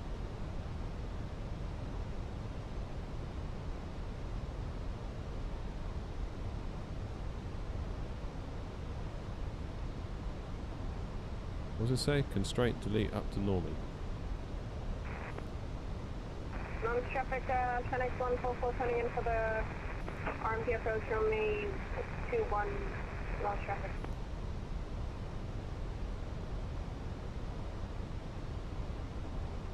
I have an important question, please answer. Go on then, this ought to be good.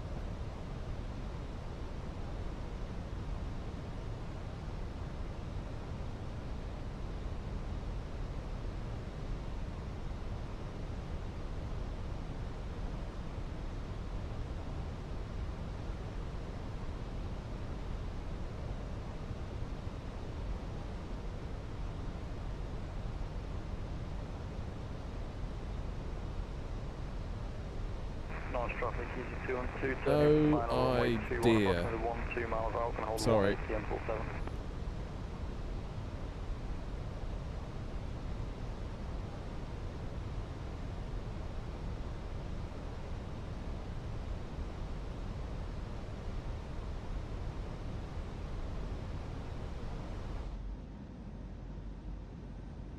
Or maybe I just got super unlucky with that weather and visibility.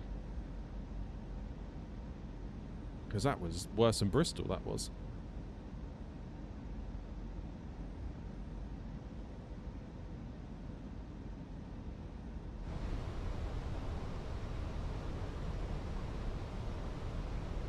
I mean, to be honest, the alternate is like, here's Nantes and here's La Rochelle.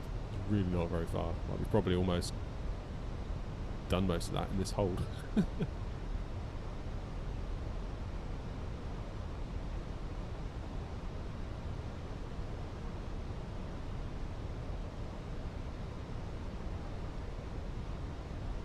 Weather is in fact not clear below 1800, says Jack. Oh.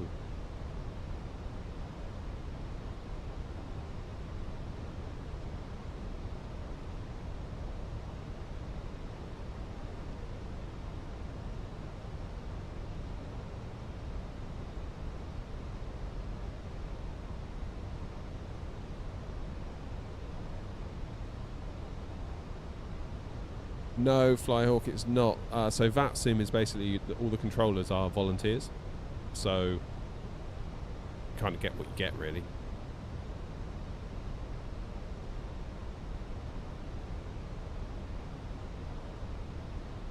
So when there's no one online, you basically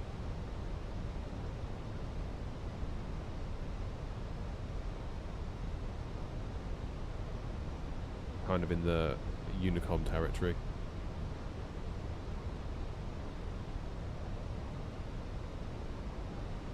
So Unicom would Unicom's basically where you announce your intentions on frequency. It's where everyone talks to each other just to try and keep everything straight and narrow, if you know what I mean. Tatman, how you doing, mate? I'd like to see 30k subs by the end of this year. Me too, Tatman. I mean, really, it's a vanity metric, to be honest.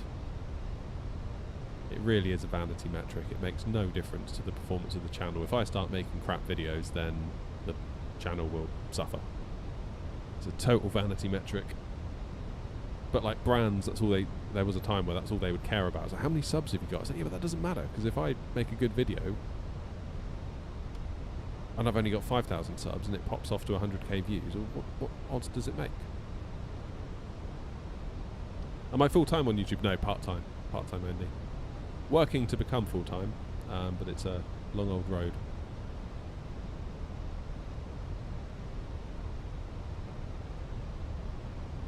You are not a real pilot, says Virtual Flight. Incorrect. I am not a real pilot.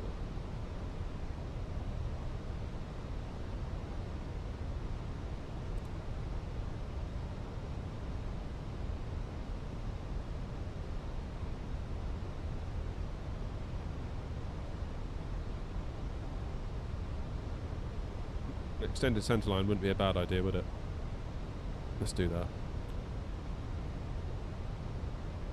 LFRS21.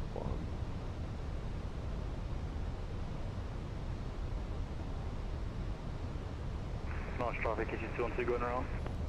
Next 144 going around. Everyone's going around.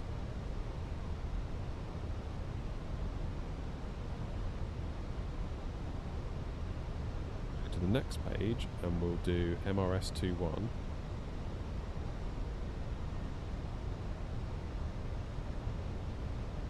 Got a 1 mile radius around that.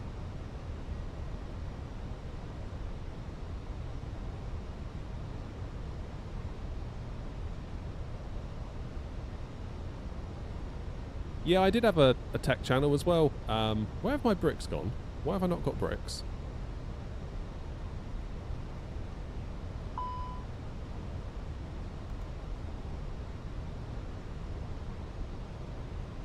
Where's my RNAV bricks?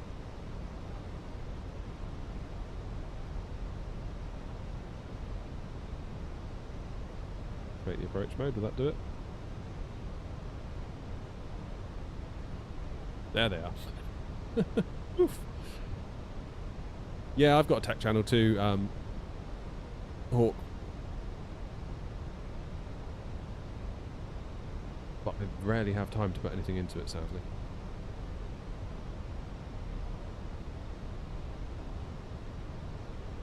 Too busy with this one.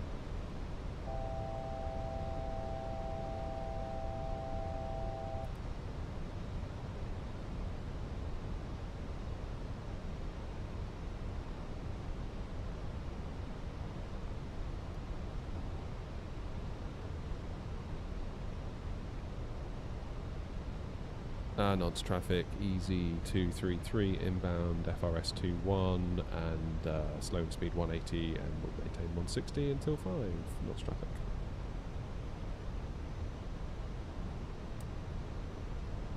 Let's try it all again, shall we? 75 watching on YouTube. Damn. Yeah, sorry Clark, I just noticed that as well.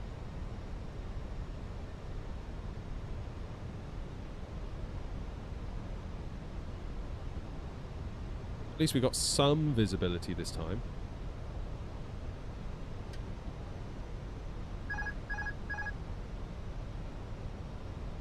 Because last time, we did not.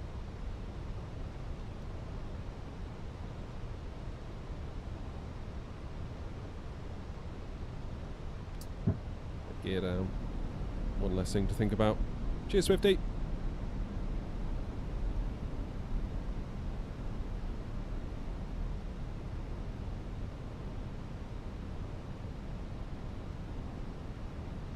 We couldn't see a darn thing, could we, last time?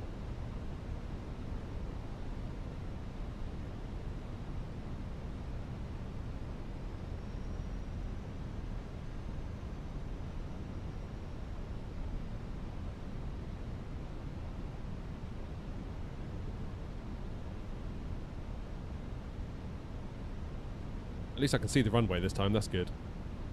Worst case, we can Knots traffic and not 56. rustle up a visual. Turning final for runway 21.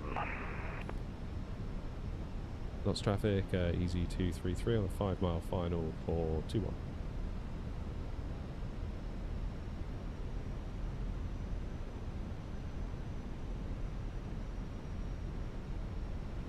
Oh, this was stressful, this one, wasn't it? Lots traffic, Channel 144 down and runway 21. Lots traffic. Yeah, it's lovely and clear now. I think I'm going to take it visual from here. I've got the extended centre line.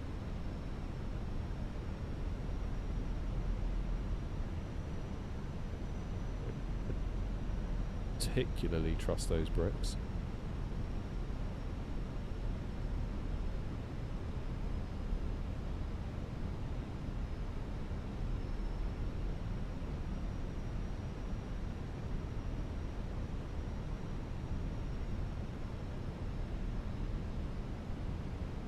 Hundred above.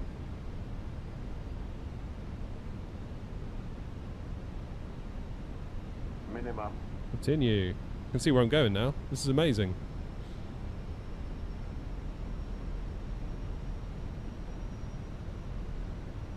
Now traffic, Channel 144, descending 3 fast.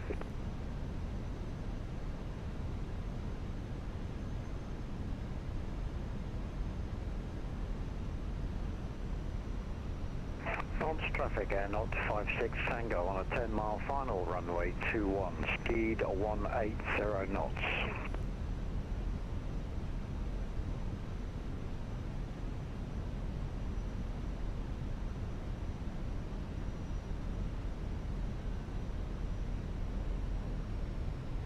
Well, getting blown to the left a little bit here, which is correct for that.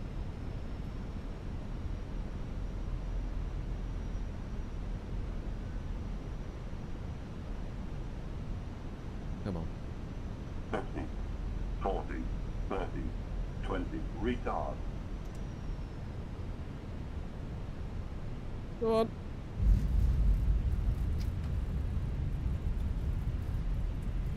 Dude, 123 feet per minute. That felt a bit late though, didn't it? That felt a little bit late. Hopefully it wasn't too late. New Sky will soon tell us, so I'm sure.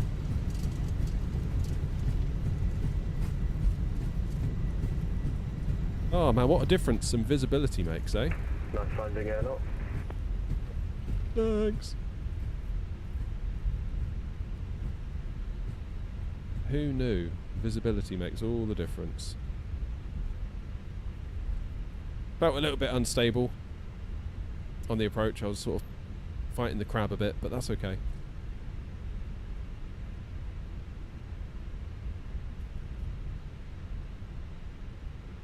And Nantes traffic, easy 233, runway 21 vacated.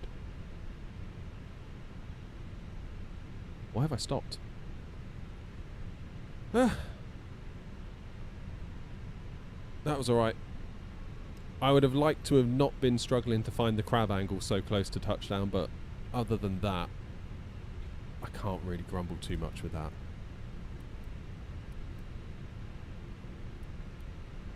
APU start.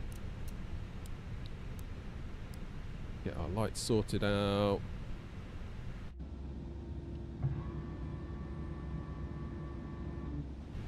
Let's see what this scenery's like.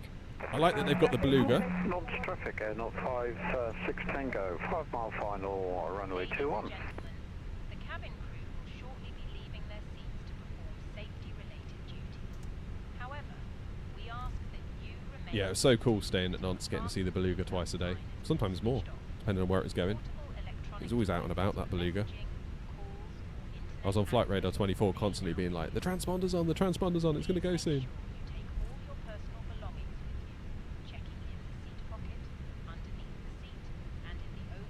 Right, what stands are available?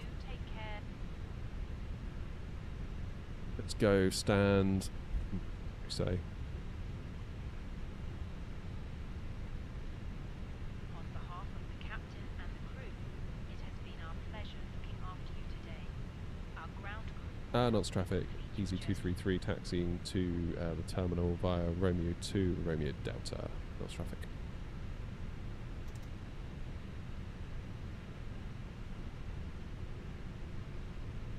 Should really fly VA more, then it wouldn't be a problem.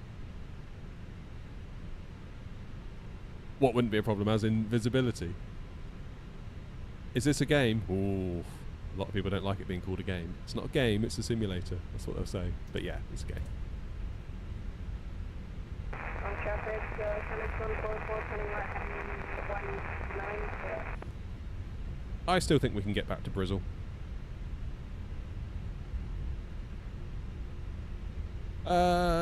Cheers, bub.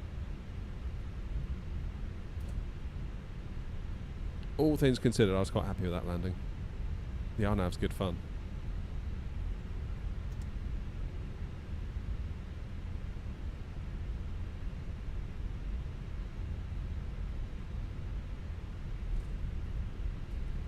See what the scenery's got in store for us.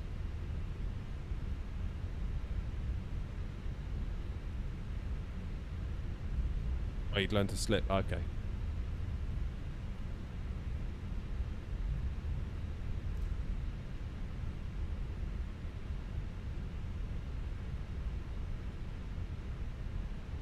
Yeah, luckily this is not Call of Duty, because the FPS figures we get out of it would not be anywhere near enough.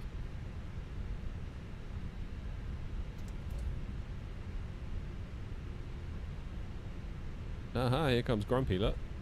Just see him. Just see him. On the turn.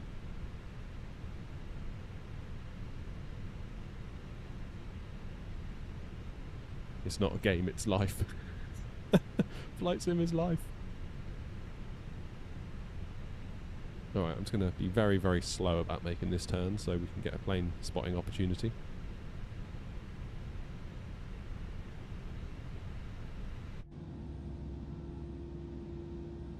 That ain't going to cut it, is it?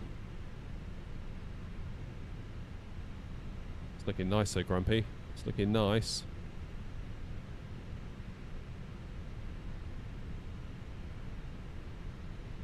Air Canada. Look at that. Never in doubt. There should be an air not livery, just so everyone's clear on that. Can I have your opinion on the Thrustmaster throttle and stick? I have the Thrustmaster throttle. I no longer use the stick, but that's only because I'm spoilt now and I've been using things like the Moser AB9. But I started the channel on the on that stick, and that's all I had. I didn't even have a throttle. Or did I? I started simming with just the stick, then I got the throttle, then I started the channel, I think.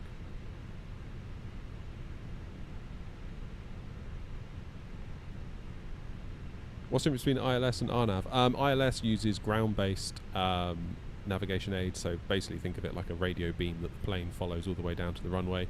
RNAV uses, well there you go, James just said it actually, uses like GPS and things like that. So it's less accurate. But it does allow for weird, turny, curvy approaches because, of course, an ILS generally is a straight line, isn't it? I know they can be sometimes offset, but...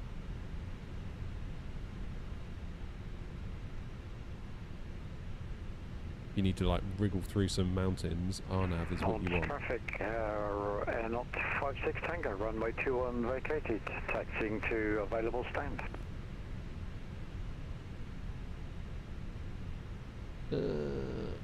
Let's go this way. Stand 4.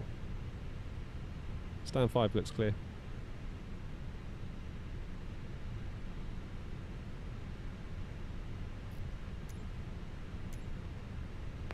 Thank you. Stand 5 it is.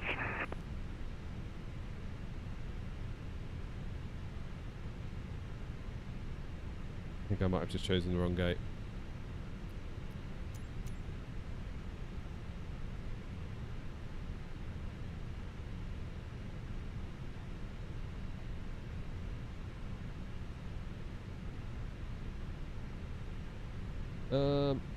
I don't know where I'm telling it to go now.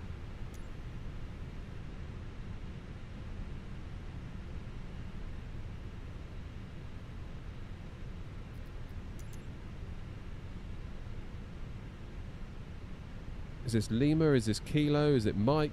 I don't know. Anybody know?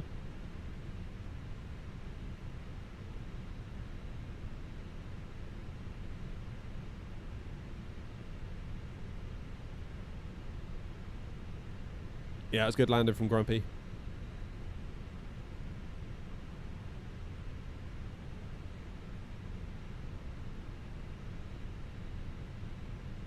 I'm quite impressed with this scenery so far. It's quite good. Let me go to the external view.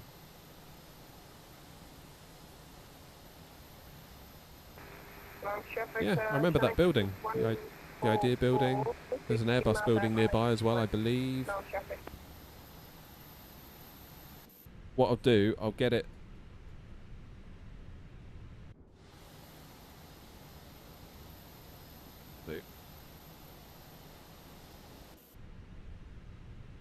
Okay, APU's fired. Let's do engines off. Beacon off. Let the passengers out. Right, what did New Sky think of that then, I wonder? Cabin crew disarm doors. Great touchdown! Yes! 1.1 G, 121 feet per minute. Distance from threshold, 584 meters. So we were in the upper range, but we were okay. We were okay. Maximum centerline deviation was only 3 meters, average of 1.9. That was okay. That's alright, I'll take that. All traffic EV, correction, Oceanic 1.4, Nice. planning runway 21, all traffic.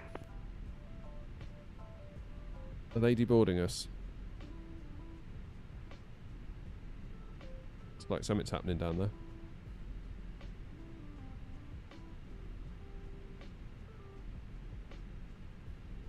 Are they deboarding us?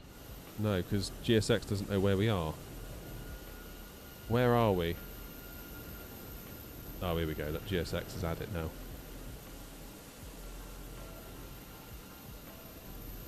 Invoke parking services. Can I do that? Request deboarding.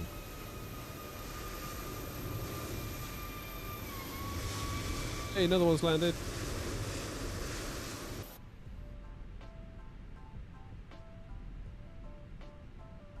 Do you know the best and easiest way to load and weight balance into the iFly? No, I don't. I've never flown the iFly, sadly. Would like to, though.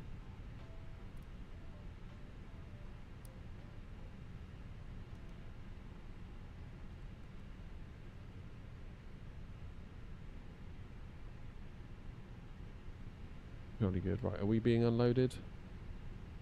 What does happen then? It wasn't me.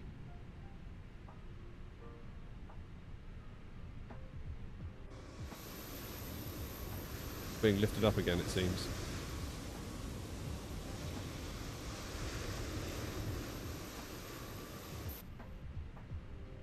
Why does that... What's going on? Traffic, Oceanic 144 vacated, runway 121 at... Let's go and have a little look. Yeah, this is pretty accurate. This is exactly how I remember it. Have they done the internals? Surely not. Doubt they have, because it's quite a cheap bit of scenery. No, they haven't. And you know what? That's good, because they didn't waste time on it, and they don't need to charge us for it. So I quite like that. But yeah, this is exactly like it is when you come out, because I remember standing right here, asking for a taxi to take me to my place, and they were like, oh, no, sorry, because it's not that far, that won't be worth much money. I was like, great. Like, you're better off ordering an Uber, get them to do it. Like, okay, fine.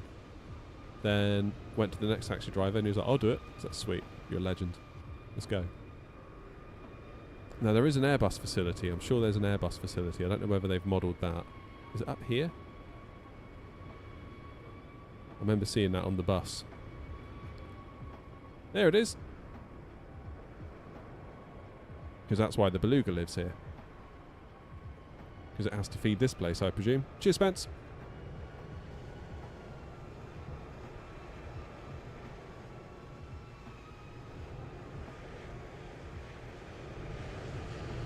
Oh, hello. That's good timing. We'll follow you in with the drone cam. What an epic voyage. That's looking really tidy, though. Well done. And flap. Oh, lovely.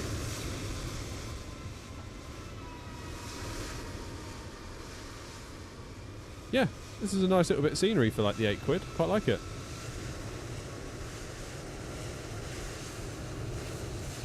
Nice taxiway markings, nice gates, and you'll notice they've done exactly what I would have liked for them to do, in that if you can see it through a window, model it. If you can't see it through a window, don't waste your time on it. These developers are... These are definitely scenery developers after my own heart. I would be buying loads more scenery if I could pick it up for £8 and it was just like this. Like, this is great. This is spot on. Cheers, Grumpy. What pack is that? Scenery pack. It's Nantes from, I think it's called France VFR. So they've done the important bits. You know, they've done the airside stuff, and the price is right. I got it from Orbex, and I think all in. Why does the plane keep doing that? All in, it was like £8.14, which I think is perfectly reasonable. If it was like £18 or £19, I'd have probably been like, no, I'm not doing that. Marketplace is dangerous. I would say stay away from the marketplace and look at things more like, you know, Contrail, Orbex, Store, or just buy direct from the developers like PMDG and Phoenix. France VFR makes some jolly good sceneries. Yeah, I'm very impressed with this one. Obviously it looks a bit gloomy because it's a gloomy day, but seems more than good enough for like £8. It's not perfect, but it's fine. It's good enough. Because again, all I really want is a decent runway that's like terraformed. I want proper taxiways, proper markings to the gates, and that's all I want really. I don't really want a Starbucks that's in the terminal that I will never ever see. Right then, let's take the external power, lose the APU, turn the pumps off, and we need to get a flight plan back to Bristol. Third flight of the day. Go back to 232 now.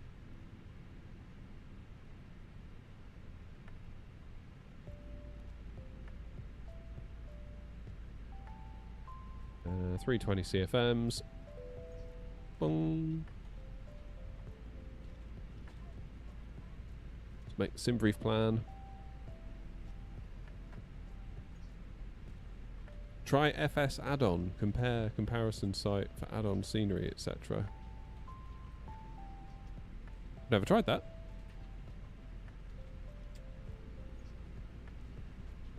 Right, this lot are still taking their time to get off.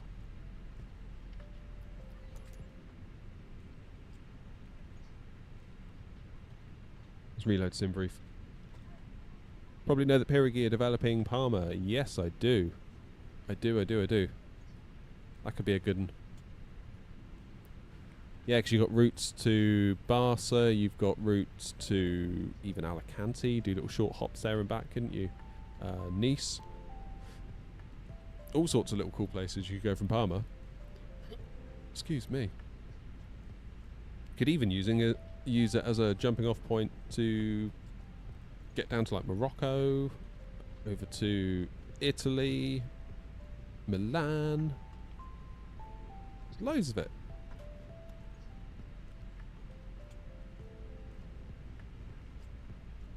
We are flying back to Bristol.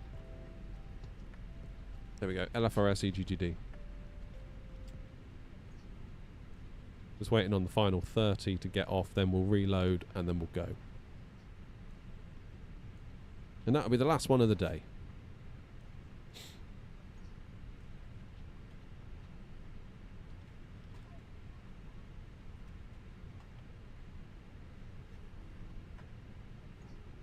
I'm working on a video at the minute.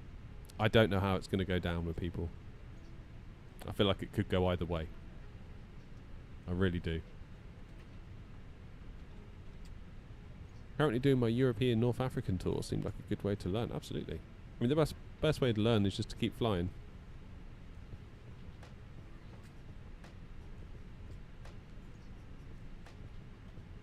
Alright, so keep in mind, Hawk, that this is for the Phoenix, so if you're not in the Phoenix, your mileage may vary.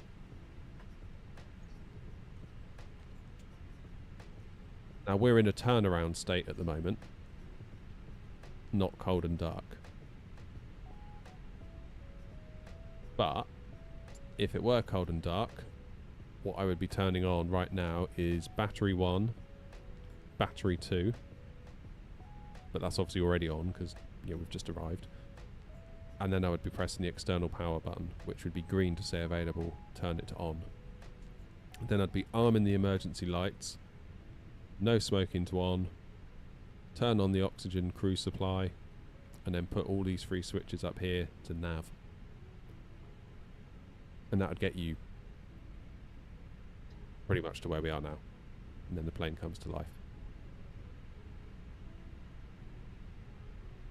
Then in the My Flights bit, providing that you've linked your SimBrief account, you can import your flight. There you go, LFRS to EGGD, that's good. Then go to the Mass and Balance tab.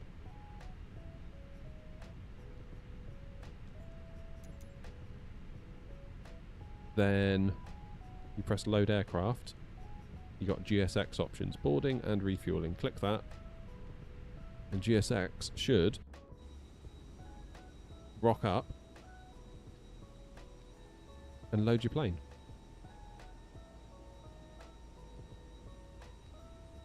It's that simple.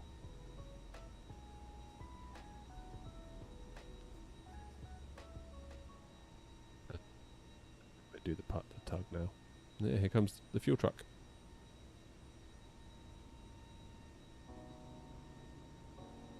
Passenger's bus is coming. I need my web browser. Look at our flight plan.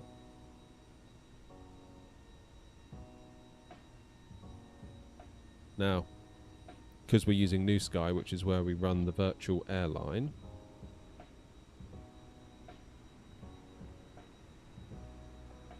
it's generated as a flight plan. But look at the flight number, X-ray November Oscar 232, which is our AirNot code, which is what it should do. But obviously, we're flying as EasyJet today. But we still want to get the credit for our airline. So we'll do easy there, generate.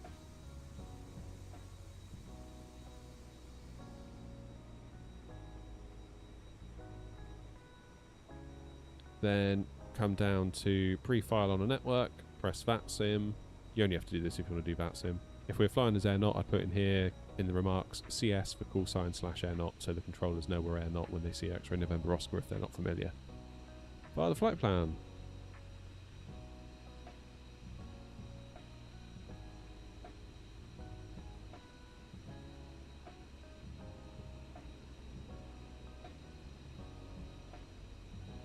Here they come.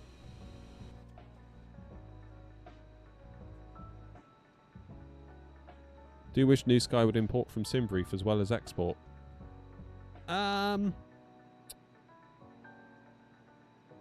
I can see why you'd say that. However, New Sky likes to kind of put itself in control, doesn't it? In that, like, New Sky is very much economics based. So if you have a virtual airline with New Sky, it decides how many passengers you're going to be taking and how much cargo you're going to be taking based on a number of factors. That could be based on the rating of your airline, because if your pilots all crash all the time, who's going to want to fly? Like, that's a real thing. Second of all, it depends where your routes are. So if I was to do like Heathrow to New York, there's going to be a lot of demand on that route, therefore we're quite likely to get a full or very full plane most of the time. If I were to take a Boeing 777 from Heathrow down to here, into Nantes, chances are not a lot of people are going to want to go there. So a 777 you wouldn't be able to fill up. An A320 you might get 3/4 full. It all depends. There's also the ticket prices within New Sky. As the owner of the virtual airline, I can increase or decrease our ticket prices in an effort to maximise profits.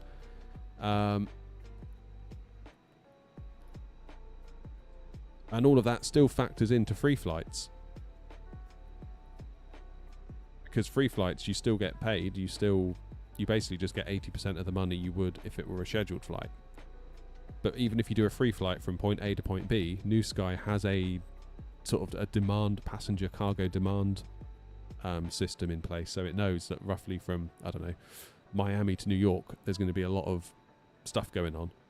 Whereas if you were to do New York to JFK to LaGuardia, because it's so close to each other and they're right next door, why would there be any demand? So yeah, I think New Sky likes to be the one to decide how much cargo you're going to get. It then tells that to SimBrief. SimBrief then makes the flight plan and calculates the fuel based on all of that. So I can see why they do it. I can see why they do it the way they do. It is, New Sky is quite an opinionated platform, I suppose, but you sort of need it to be. Passenger's bus is coming. Take the one from New Sky. Yeah, so in New Sky, press the little clipboard button. Based on all of the cargo and passenger people that it's going to give you, based on demand, based on everything. Then hand that over to SimBrief for it to make a proper flight plan, then import it into your plane.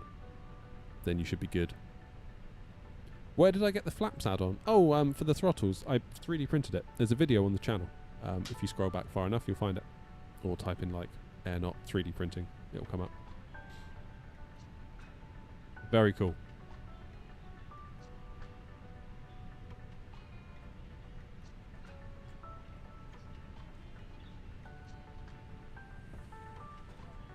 You can still edit and fetch the SimBrief OFP via New Sky.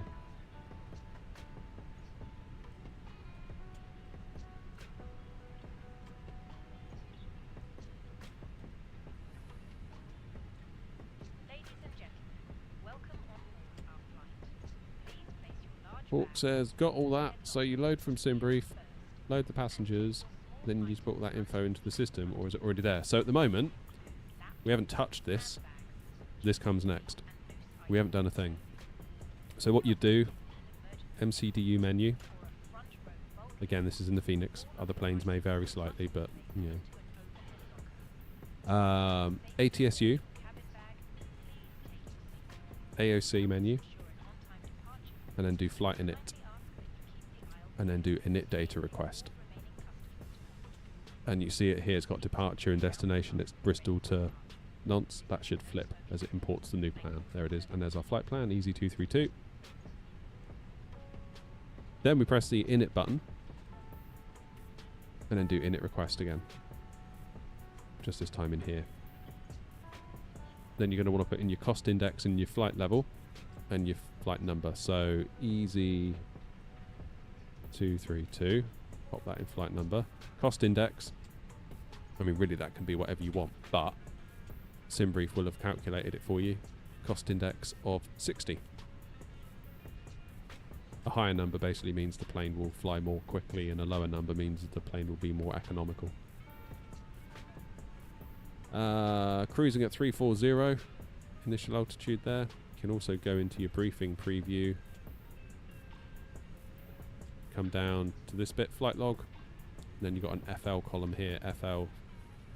You see it basically caps out at 340. That's the highest number before the numbers start going down again. So that does check out. 340 into there. That then works out the outside temperature for when you're cruising. Go into the wind page.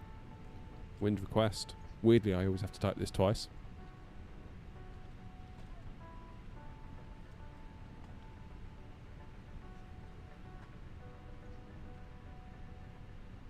Yeah, I always have to click wind request twice. I don't know whether it's me being impatient. There we go. Now you can do uplink insert. And now we're here. Now if VATSIM were online, if there was a controller online at Nantes, I'd be getting my IFR clearance by saying, Nantes ground or Nantes tower, whoever's online. EZ232, stand for, information whatever on board based on their published ATIS, aircraft type A320 with IFR to Bristol. They would then tell me my squawk and my departure routing, so the SID, maybe an initial climb. But today we are well and truly on our own on Unicom, so we can just crack on. So again, you can check on SimBrief. It wants us on a 2-1 departure, runway 21, on the Bound 4S. So that's Bounty 4 Sierra. So departure, runway 21, Bounty 4 Sierra. Insert, that's our SID inserted. Into Bristol, we're on 27 via the Baxu 1 Alpha. So click on EGGD at the bottom. Arrival, ILS 27. What was it? Baxu 1 Alpha. And you can do a via BRI 1 or BRI 2. At this point, you might want to look at charts.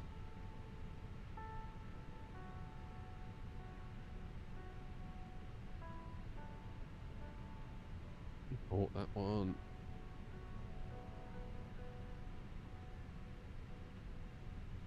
That's runway 27. So that's BRI 2.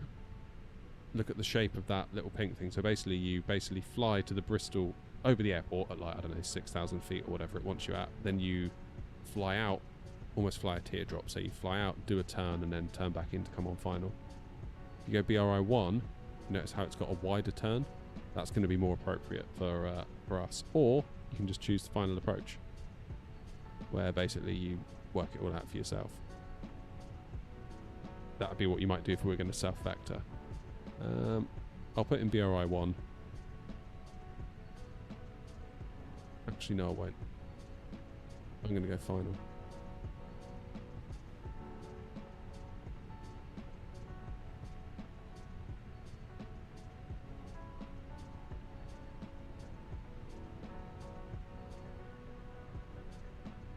Because then we can go from Baxen, vector ourselves across, and pick up the final approach.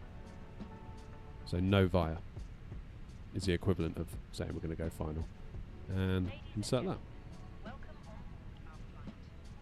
Now if you flick into plan, why are we bouncing around so much? I don't get it. Anyway, go into plan and then use the up arrow. We'll step through the route. Might want to zoom out a little bit, give you a bit more context. There we go. So there's us at Nantes. So basically head up to Elna, Bounty, Exmoor. There we go. Then there's a flight discontinuity at Baxen. So that's when we would sort of manually vector ourselves to pick up the final approach. Or you could, if you wanted to, press the clear button and then clear the discontinuity. And you see that it's kind of, that yellow line is what's going to happen if we accept that. So it's basically joined us up. So we could do that. Let's do it, see what happens. There we go. So now we've got a continuous route.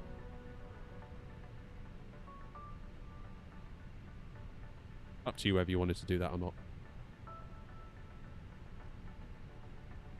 Again, if ATC's online, they may just get in touch sooner and just start vectoring you anyway, so. Alright, are we all loaded? I think we are. All the passengers are on, all the fuel's loaded. So at this point I would be turning on the fuel pumps. Now the fuel's been loaded. Start the APU, APU master, followed by APU start. Make sure your nav switch is on as well, because if the aircraft's powered you need your nav light on. Get them seat belts on. Boarding is now complete. Lovely. Now we press send to MCDU. That's going to send all these weight figures across to the init page. But not the init page you first get to. You need to press the right arrow, known as init page B. And all that information has just been populated from all the stuff that's been loaded by us pressing the send to MCDU button. Come out of this app, which is like the Phoenix app here, then go to departure performance, sync the load sheet, so that's syncing all the weights that we've just had loaded up from all the passengers. Nantes, runway 21, runway surface is, yeah, it's dry. Sync the weather, and then we calculate our takeoff speeds. So it wants us V1 149, rotate at 149, V2 150, flaps 1, down 0.5 for the trim, and a flex temp of 65. If we send that to the MCDU, if we go to the perf page, all that information has just been populated into these fields, meaning we don't have to type it in.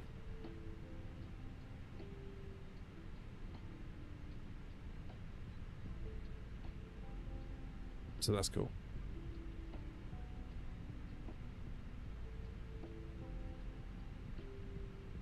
And that is pretty much us ready to go. APU is available. Flick the beacon switch on. And that will spring GSX into life, hopefully, to give us a pushback. I don't know why we're bouncing around so much. There's an AMT. It's pretty cool to see all the detail in the flight deck. What's an AMT? Aircraft maintenance technician? Would that be it?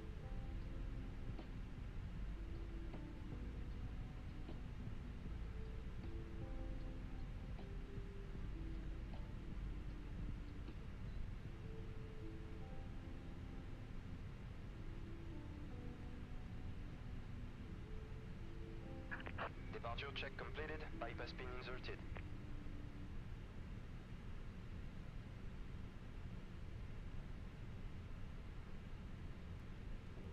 QNH is 1000 now, that's changed.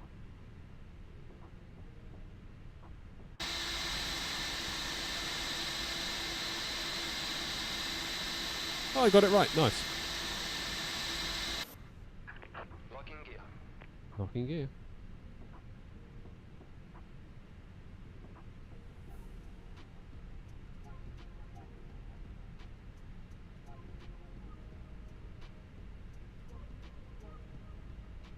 Used to work with Volaris, Interjet and Viva out here in LA. Good times with the A320. Amazing.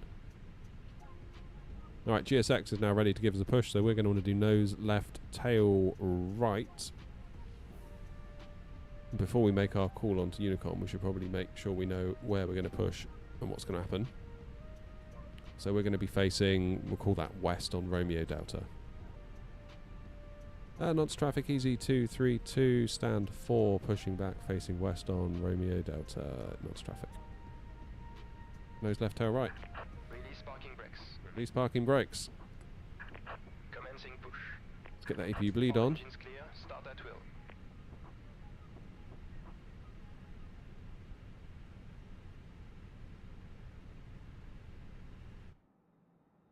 Then we put our engine switch into ignition.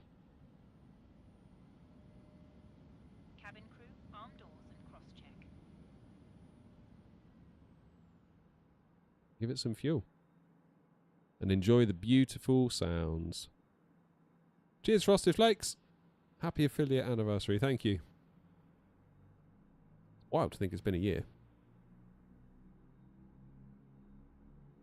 Ladies and gentlemen, please observe the cabin crew member closest to you as we are about to demonstrate the safety. Used to develop the software for MROs. What's an MRO, Joanna? Thank you.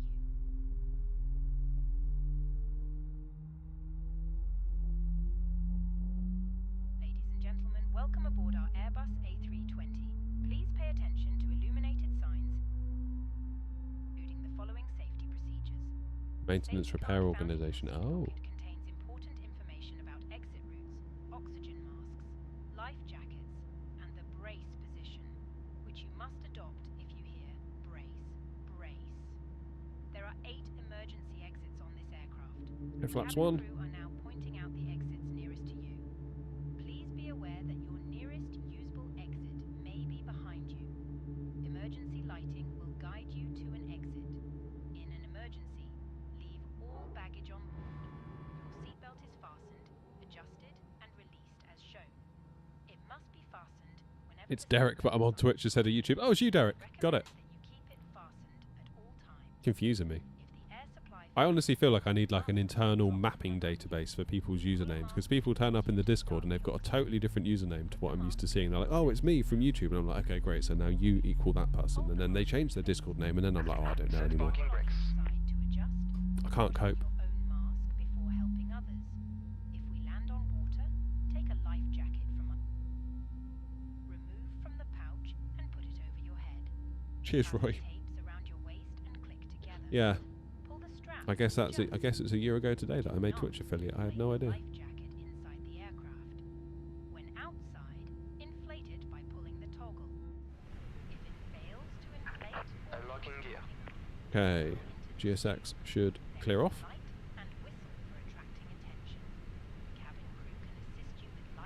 Looking at the departure charts, there is no restrictions by the look of it. Transition altitude 5,000. Initial climb clearance, here you go, look for this always. Initial climb clearance 5,000. So 5,000 feet in the window.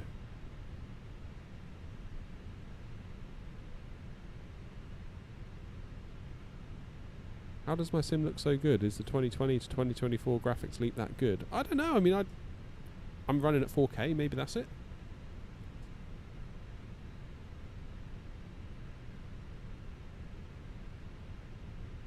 Maybe that's what it is. Taxi lights to on. We've got 2 good engine starts. So now we can turn off the APU bleed and turn off the APU master. Taxi lights to on. Start new sky, because it won't do it on turnarounds automatically. You have to do it yourself, which is really annoying. And we are almost good to go. What you can do is press TO config.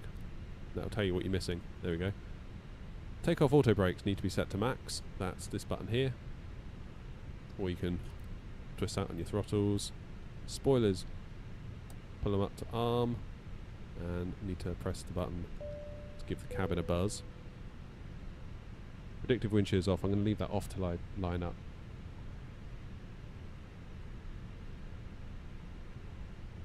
Yeah, I mean the thing is though, I'm gaming at 4K, but I stream at 1080, so you're still seeing 1080.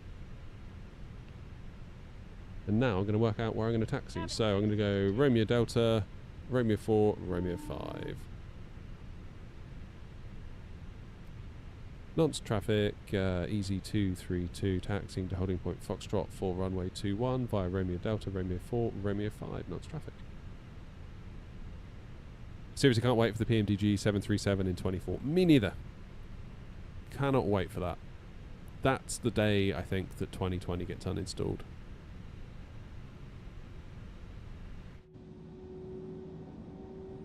Come on in, Bristol. Let's be having you.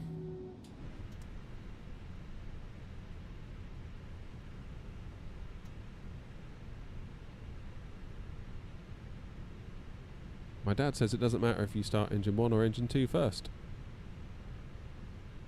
It annoys me so much when these little kids keep seeing engine 2 start first. Oh, it used to be 2, didn't it? And then didn't they change the SOP to 1?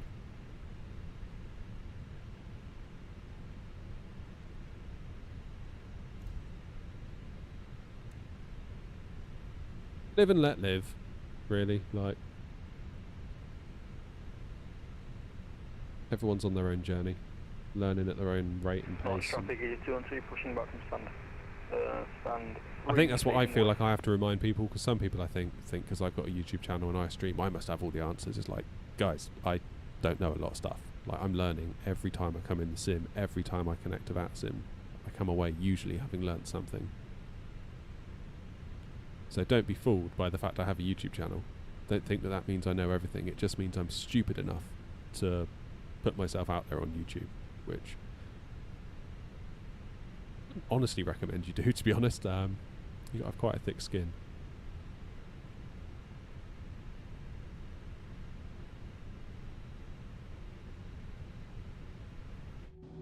Well, for £8, I think that scenery was probably worth it, especially if it means we come in and out of Nantes a bit more, because I think the default one was not the greatest.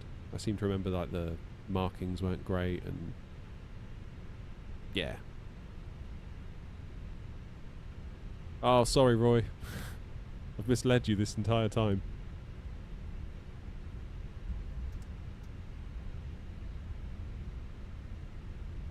Oh, yeah, let's have a look. MCDU reckons we're going to be into Bristol. 51 minutes flight time. Good old Bristol.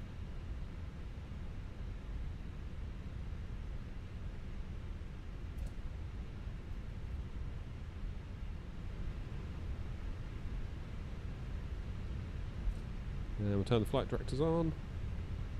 I'm going to do predictive wind shear now. We're out of the way of the terminal.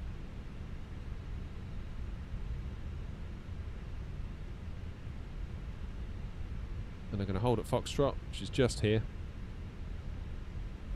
Make sure we're all good. We'll go.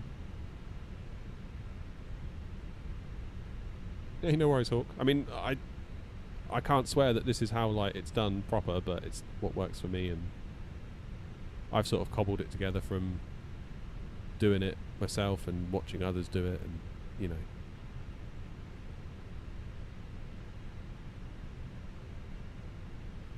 Just gonna hold here.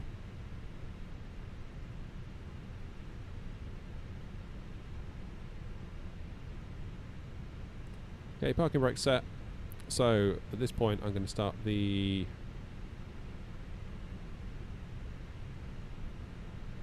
I'm going to check there's nothing on final. That's what I'm going to do. That's in radar. So here's me. And there's nothing around us, so we've got the place to ourselves. That's always good. Oopsie.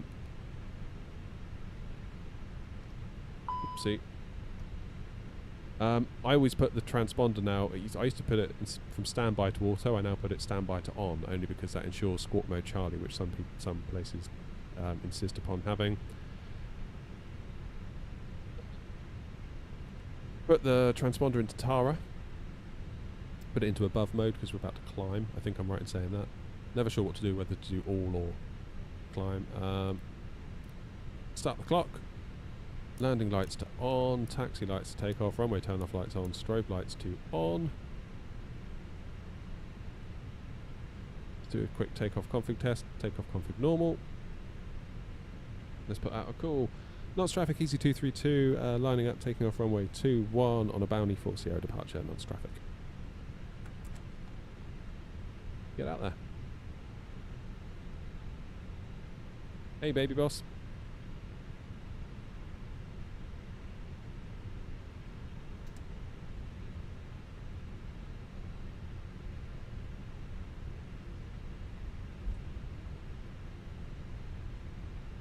Do I fly VR? I have done, yeah. Pimax have been very kind. They sent over a Pimax Crystal Light for us to borrow, and more recently a Crystal Super, which is flippin' amazing. You do need a beefy GPU for it though, so be ready for that. But my word, like I don't know, I was just shocked when I put that on. I was like, oh my goodness, like this is another level. I was a VR skeptic for a long time, and then Pimax reached out a couple of times in the past, and we spoke on email, but it never really came to anything.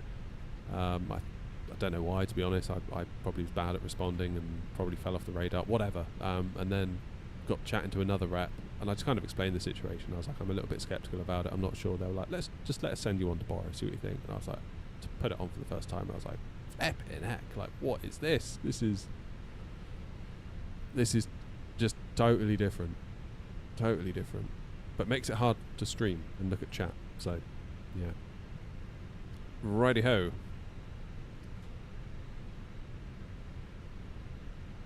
Shall we go? Let's bring those engines up. Soak in those sounds.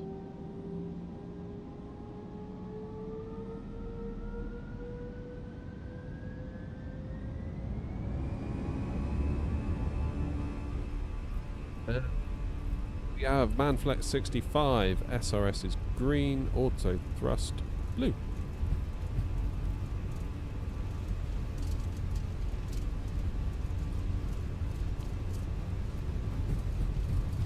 This bit of runway terraforming by France VFR. To behind departing company aircraft lining up runway 21, waiting behind. V1, rotate.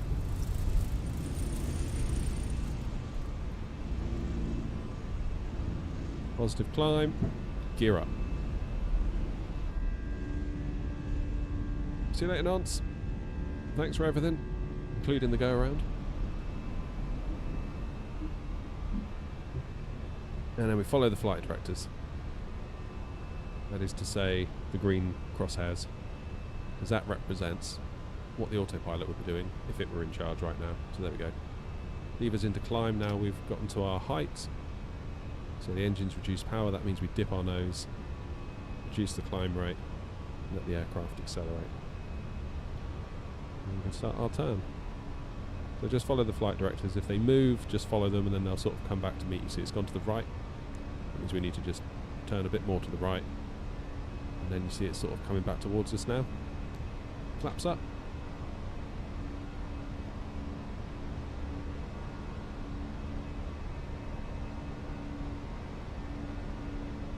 There we go. Caught them. So if you follow the flight directives, you are basically getting the plane to do the exact same thing as the autopilot would do if the autopilot was on.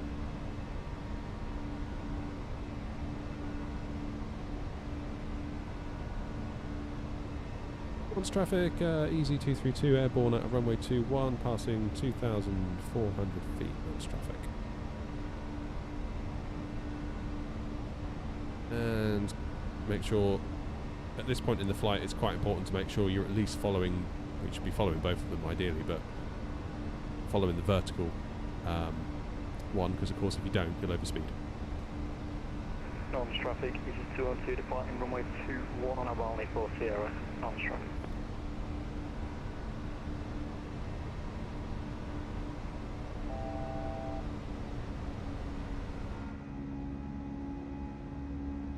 I think that weather's coming back through, don't you? That was a super fun approach though into Nantes, I'll say that.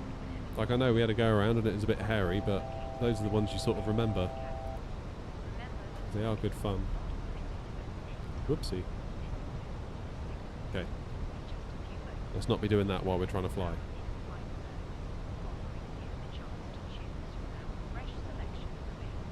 Let's go 310.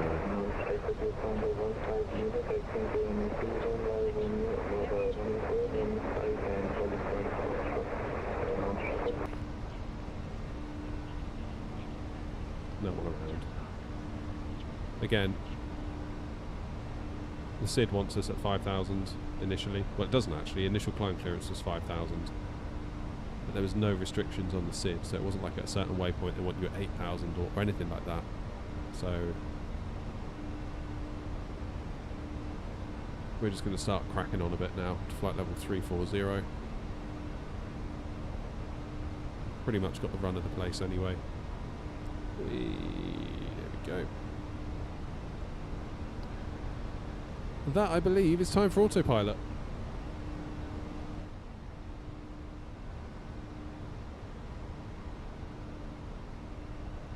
Hi Max, yep, they're awesome, and I've got a Super and a 5090.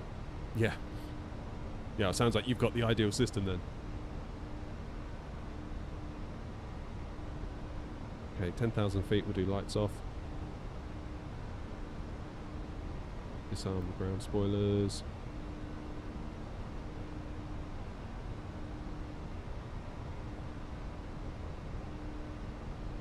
There is 10,000. Let the passengers out as well.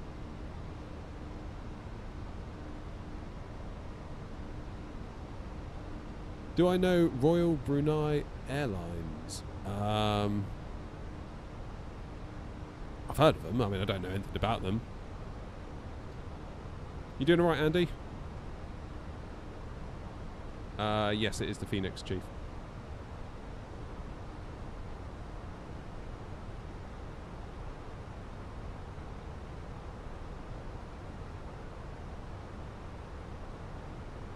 There we go. So now we've passed 10,000 feet. The 250 knot speed restriction's gone, so the plane has now dipped its nose to accelerate to reach a faster speed, and then once it gets there, you'll see the climb rate is starting to increase.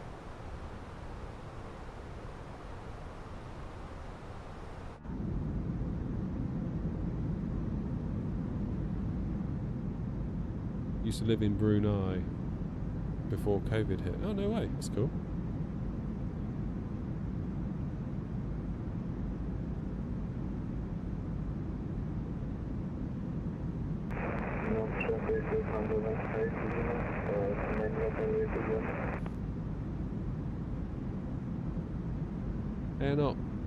Question I have: when they give you a squawk code, how do you put that in? You go over here. So I've just set myself to squawk 2000 because I don't really have a squawk because there's no controller, but yeah, you just press clear button, then type in the numbers, and then it's done. Tara, on, and then you can select either above, below or all for what you want the system to detect. I'm climbing, so I've got above on at the moment. When I get to cruise, I think you put it into below and it remains in below then all the way down. Hi, is the Neo 2 in 24 any good? Not really tried it that much, just because we've been flying the Phoenix, which is just way better.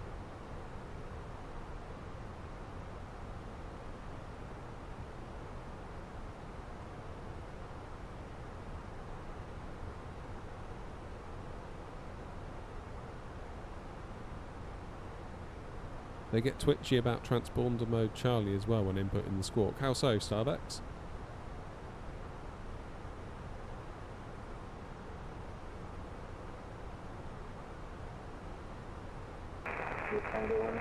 We should be into Bristol at 2:30. Exactly.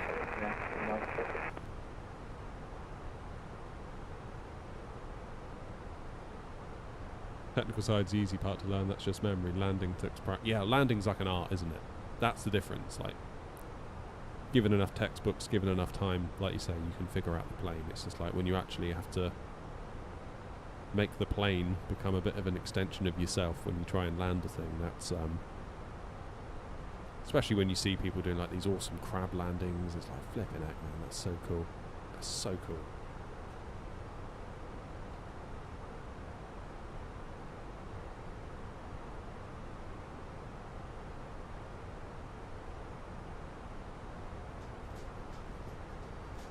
So what time is it now? 13:02.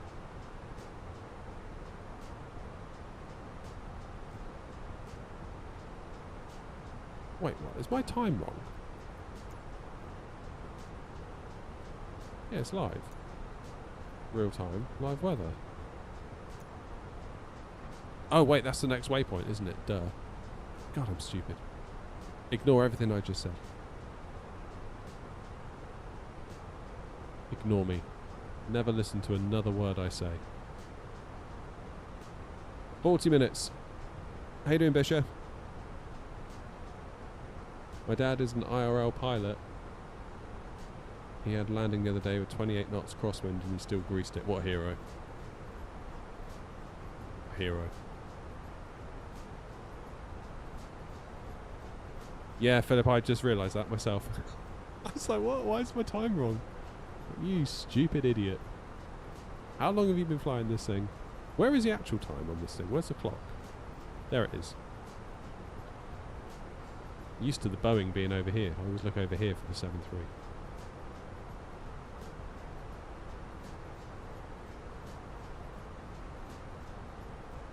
Well, if you ordered, Joanna, have you ordered the throttles?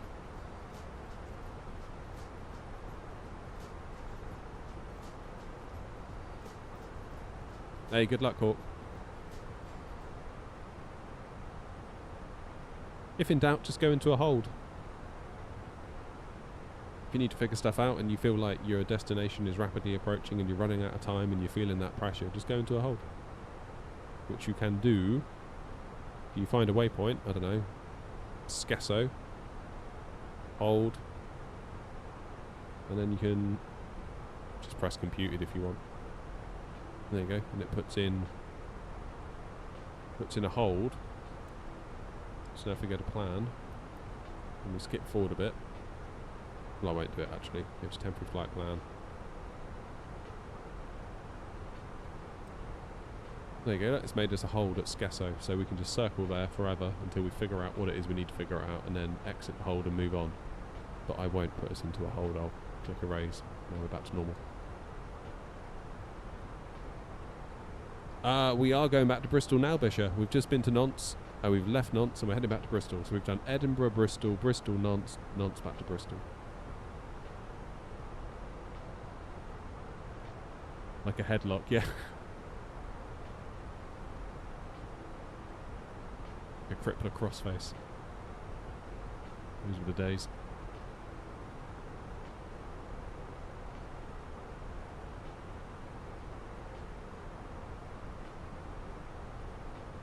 Madeira had something like a 32 knot crosswind from the west-south. My dad had to crab it all the way down with an egg. Yeah, last one of the day. Bishop. EFIS, FCU, throttle, and the stick. Flipping heck. You should get like Customer of the Month award. We've ordered everything. It's a very good time to be into Airbus, isn't it? Right, as much as I love the PMDGs, and I adore the PMDGs, the hardware ecosystem isn't quite there, is it, in the same way?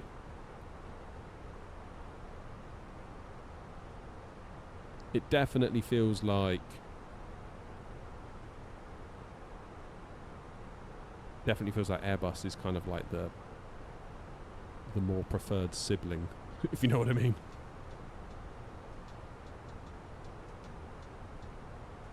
Yeah, that's the way, Joanna. Left-handed all the way. Which is why, and I'll say this again, Moser, if you're watching, make a left-handed version of this stick, please. It's such a good stick, and it's so well priced compared to having to buy this FS Project stick. You just made a left-handed version.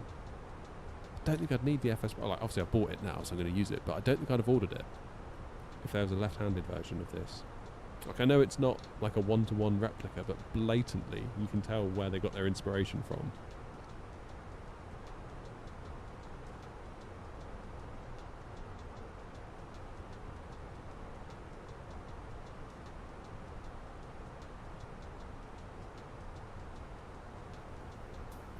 The private pilot's license, 200-ish landings, and still have terrible landings. You'll never perfect them, they just get less bad.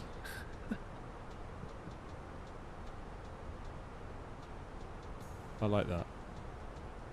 Less bad.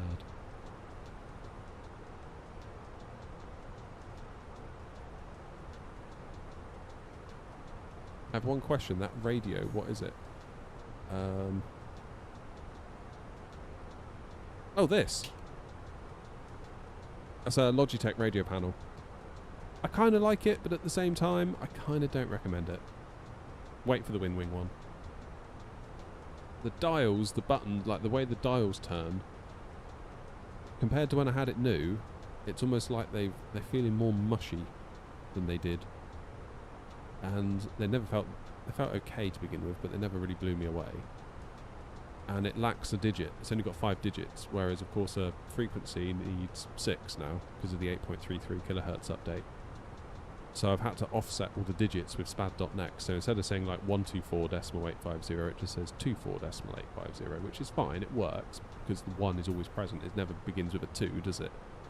I got impatient at January time and just bought them, and I kind of wish I didn't. TBH.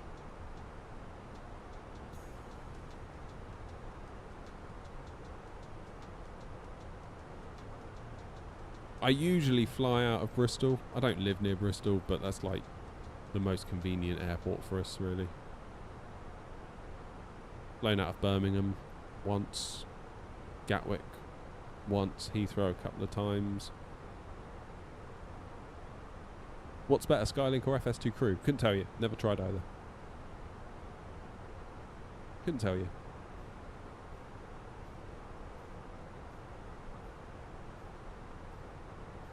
Yeah, wait for the Wing Wing one.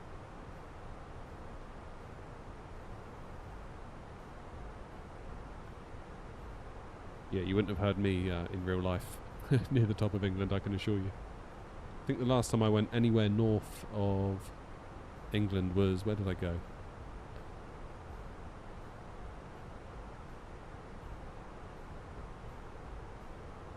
I mean, most recently, the furthest north I've been is Sheffield.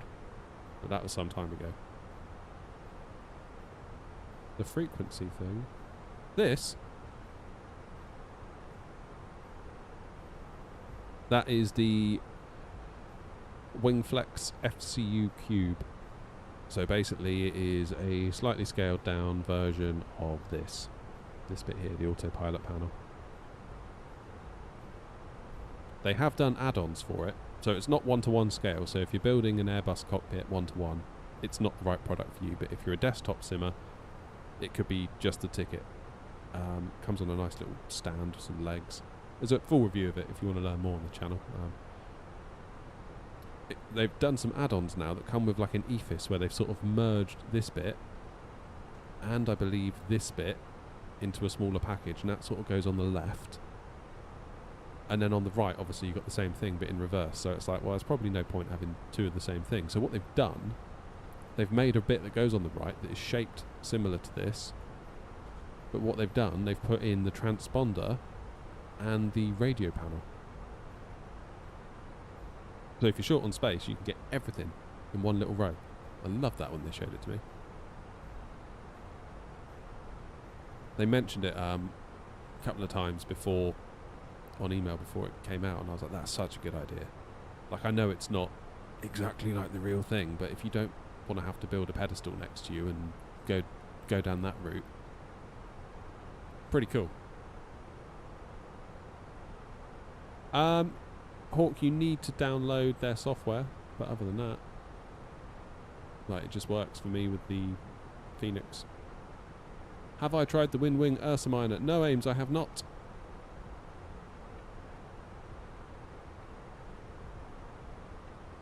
I have not.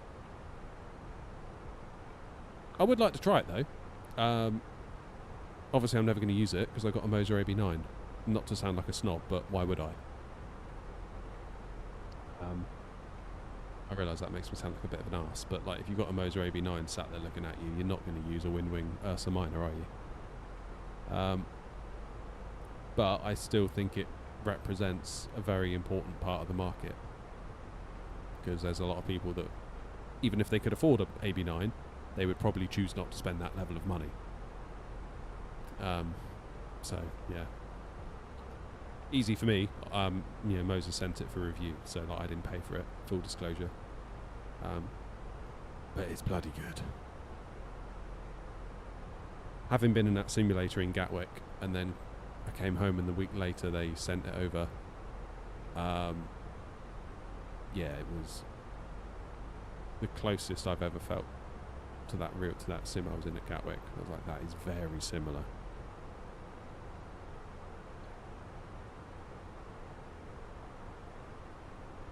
The shipping's almost the same price as the joystick itself. Really?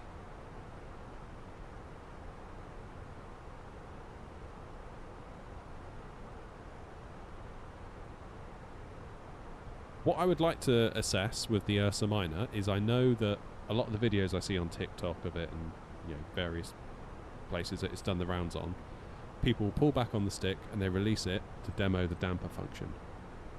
And that's really good. I like that.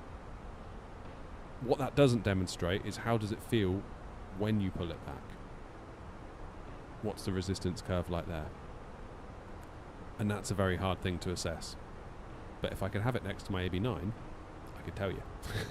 Because we can basically assume that the AB9 is as close to the real thing really as you're ever going to get for a simmer at home.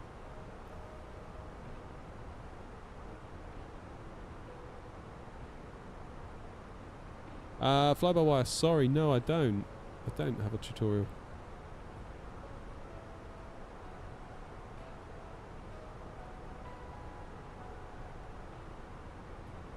Is it expensive, that sim? What, 24? I mean, it can be if you buy the premium deluxe version, but you don't really need to buy the premium deluxe version. Keep in mind that I just bought the standard one on Steam, and everything you see on this channel has been done with the standard version. I thought about the deluxe one when it all came out, you know.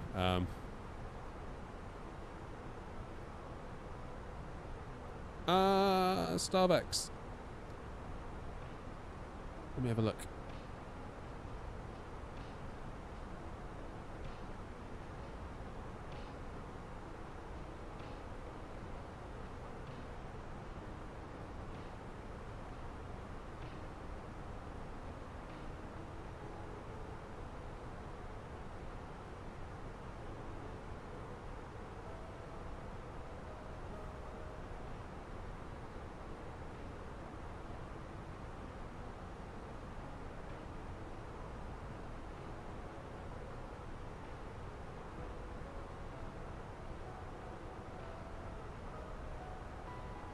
So looking on their site, flight experiences, a 1 hour session is 199, a 2 hour session is 375, or a 4 hour session is 549.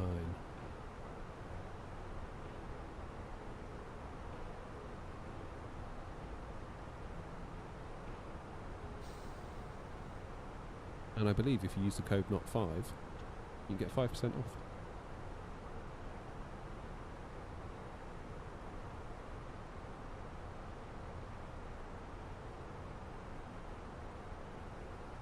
So yeah, it ain't cheap, but also it's not cheap for them to build and operate either. So they spent about over £250,000 developing it. So yeah, that's kind of why it's priced the way it is.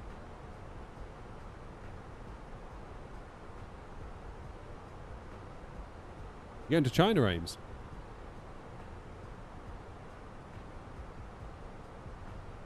What website is what, Hawk?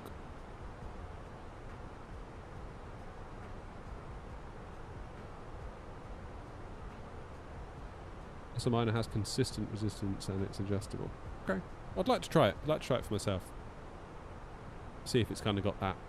Because when you introduce dampers, if it's not done properly, if it's done on the cheap, you can almost get like almost rather than friction, you get stiction.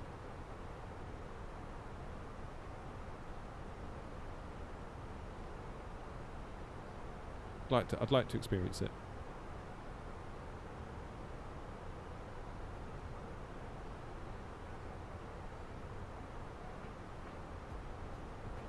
Yeah, go on, Ames. You can be my man on the ground. As soon as you get into China, you need to get over to Win Wing and be like, right.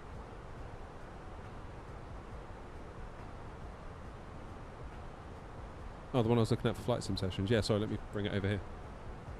This is them, Infinity Sim Wings at Gatwick. So there's a video on the channel if you scroll back. I think I released it in about April time. I went up there for the day and made a video about their sim. So there it is. Very, very cool. The thing that struck me the most actually was those throttles, how heavy they felt. Really, really heavy throttles. Which again, when I get to try the Win Wing ones, that's going to be in my mind. It's like, we can assume that this is flipping amazing, the one that's here. How close does it get? You know? How close does it get? Alright, that's the radar. What's going on at Bristol? Anything? Nantes. Yeah, but that Heathrow's busy, isn't it? No, not as busy once you zoom in, but it is still a bit busy, I suppose. Ireland's done well today, look.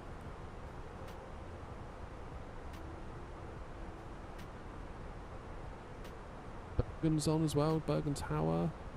Should have gone Bergen.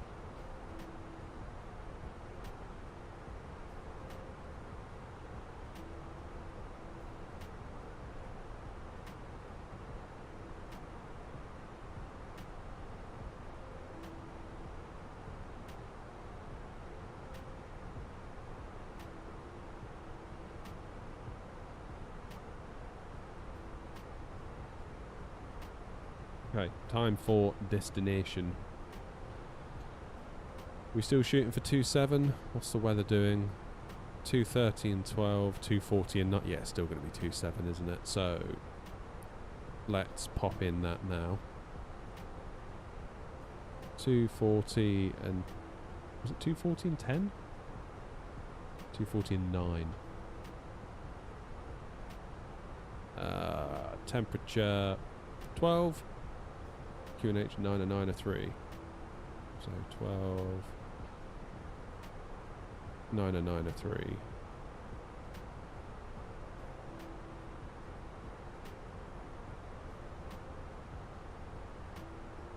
And minimum is 801 in the Barrow field. I got that from the charts. You can see there.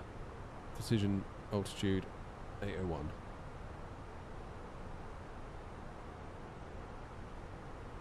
My only issue is my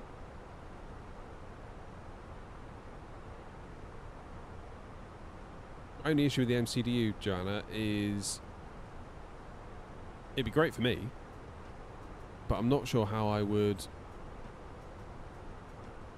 show you what I'm doing on it unless I have a camera like mounted super close to it with another light.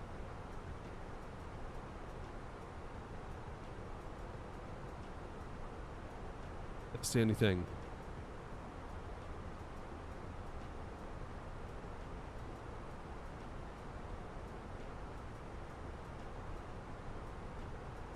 Mate, do you know who I am?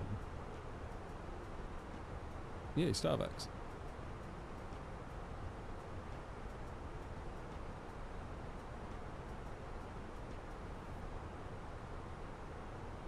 Yeah, if I could find a way to get a decent camera system on it, but I don't have a lot of room here. Like, what you see here pretty much represents all of my available real estate.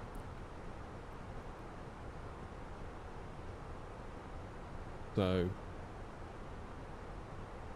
I don't know where I'd put it. Maybe I could squeeze it in there or something. But I kind of feel like for a stream, looking down here and you being able to see it like that is probably better than you seeing something that's like this big in my little camera view. Because otherwise I'm just going to end up tapping stuff into it and you're going to be like, oh, I don't know what he's doing. That's the only thing that concerns me.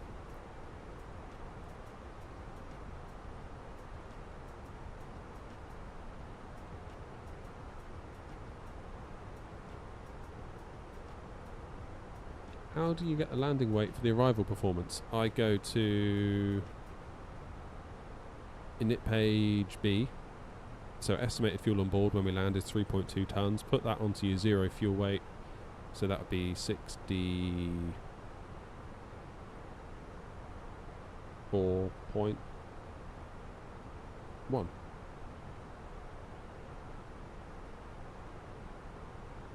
64.1. Auto brake medium will get us stopped. Maximum will get us stopped. Low will not get us stopped. So medium. It is. There we go. It's done. You got that PC built then, Starbucks, did you? Ryanair have some 738 sims at Stansted I can get into via a friend. They're level D. Nice. That'd be cool.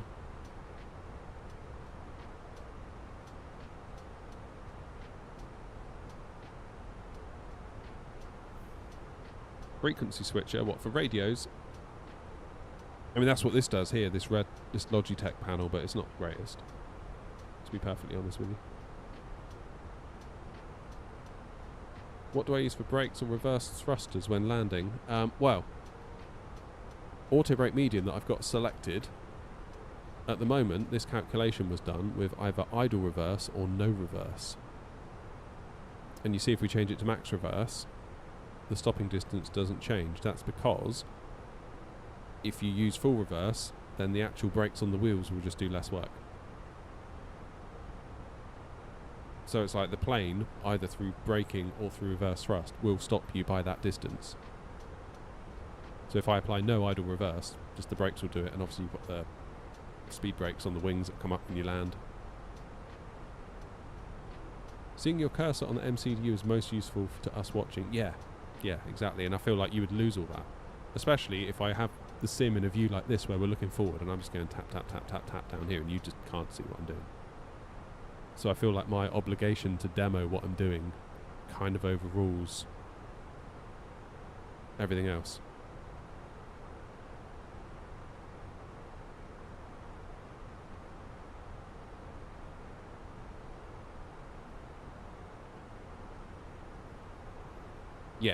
Yeah, so I never credit reverse. I always go idle, no reverse. Because obviously, it can only get better, can't it, with reverse? It's worst case scenario.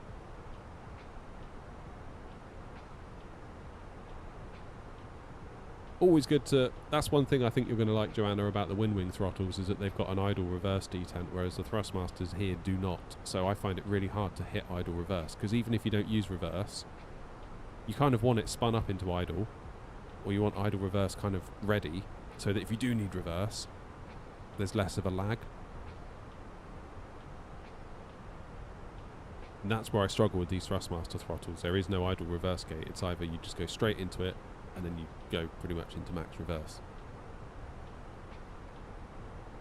That alone could be enough to tempt me to get the Windwings.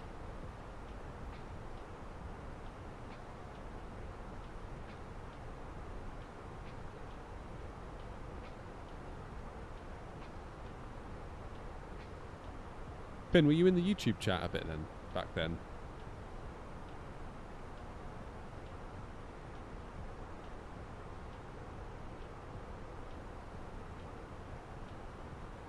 Oh, yeah, the HOTAS, it's only got the one, isn't it? Yeah. Oh, you're going to love that wind wing stuff then.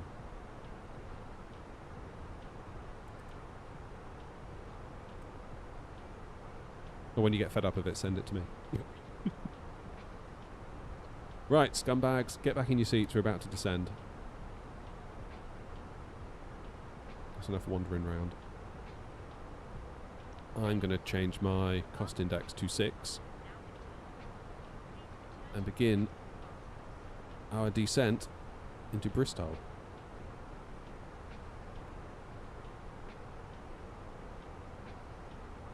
There we go.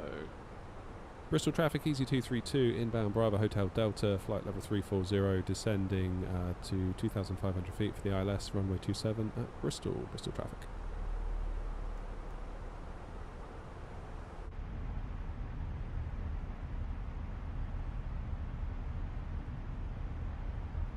Oh, I've done that twice today already, Joanna. Like, I think Edinburgh to Bristol, Bristol to Nantes, they were strapped in all the way. Probably someone sat there busting for the toilet the whole way. Never mind. What did you end up getting, Finn?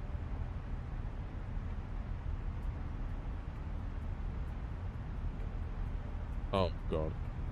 Oh, no. I thought my sim had crashed then. It has not.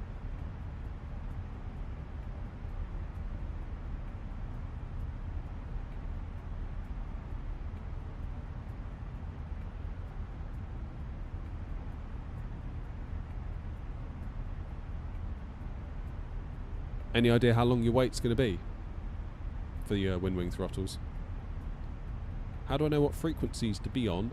Well, at the moment we're on Unicom, which is 122.8. It's always 122.8 wherever you are, because there's no one online. If we were going over here, look to Ireland, if you sort of click onto it, you can see their frequency is 134.260. If you are about to stray in, like let's say we were this plane here, American Airlines 74 Whiskey.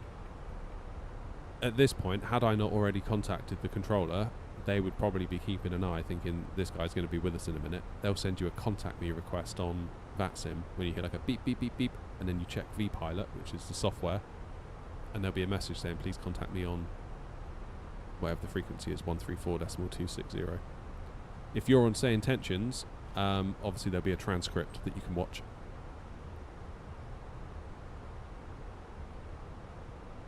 Ended up the 5070 and a 7800 X3D. Nice. That's a nice balanced system.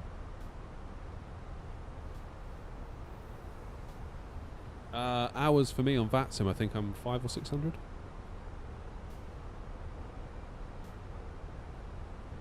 I do believe.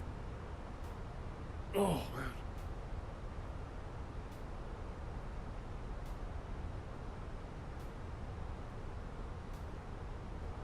When you order, you get an email saying they've got your pre-order. We'll be back later to ask you to pay. Oh. Yeah, but Hawk, I still think of myself as the new kid on VATSIM. I really do. I thought that feeling of like, you know, don't mess up, don't be the new guy, don't be the guy that doesn't know what's going on. I thought that feeling would go away. But it hasn't. Which is probably good. Because that means like every time I connect, I'm like on my game. Like, I'm never just like phoning it in, which keeps us flying at our best, I think. Do I prefer 2020 or 24? Probably 24 at this point. The only thing that's missing is the PMDG 737. Once that comes over, which hopefully won't be too long, because they said it's going through what was the phrase they used? A quick and robust testing process. So hopefully it won't be ages.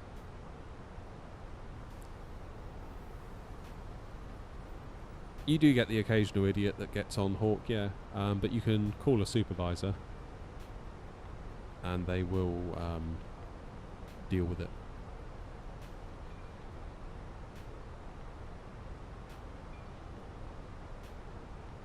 Yeah, Straps is there saying I just started VATSIM last weekend after 6 months of flying offline and I can never go back. VATSIM finally feels like it all has some meaning. That is so right. So right. That was the thing that I couldn't get over. It was just... Like, keep in mind, I started this channel a long time ago. Like 3 years ago. And for probably a good year and a half of that 3 years, I was just flying offline. Point A to point B. With a sim-brief flight plan. Yeah, taxiing wherever I wanted. Just flying the SID, flying the Star, landing, finding somewhere at random to park, being like, thanks for coming along guys, see you next stream, and that'd be the end of it. And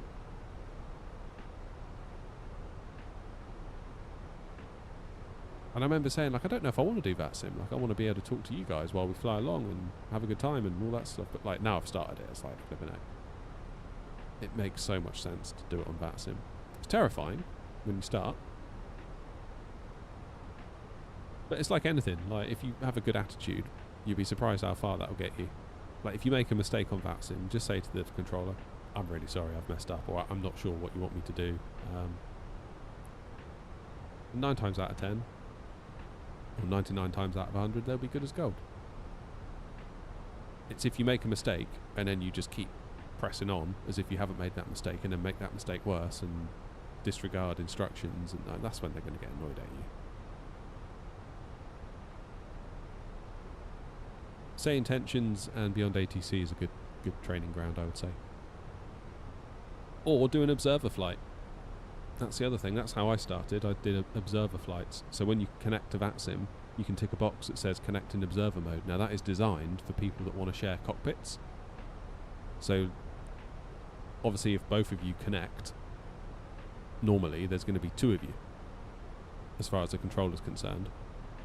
But if one of you connects in observer mode, obviously there'll only be one of you that the controller sees.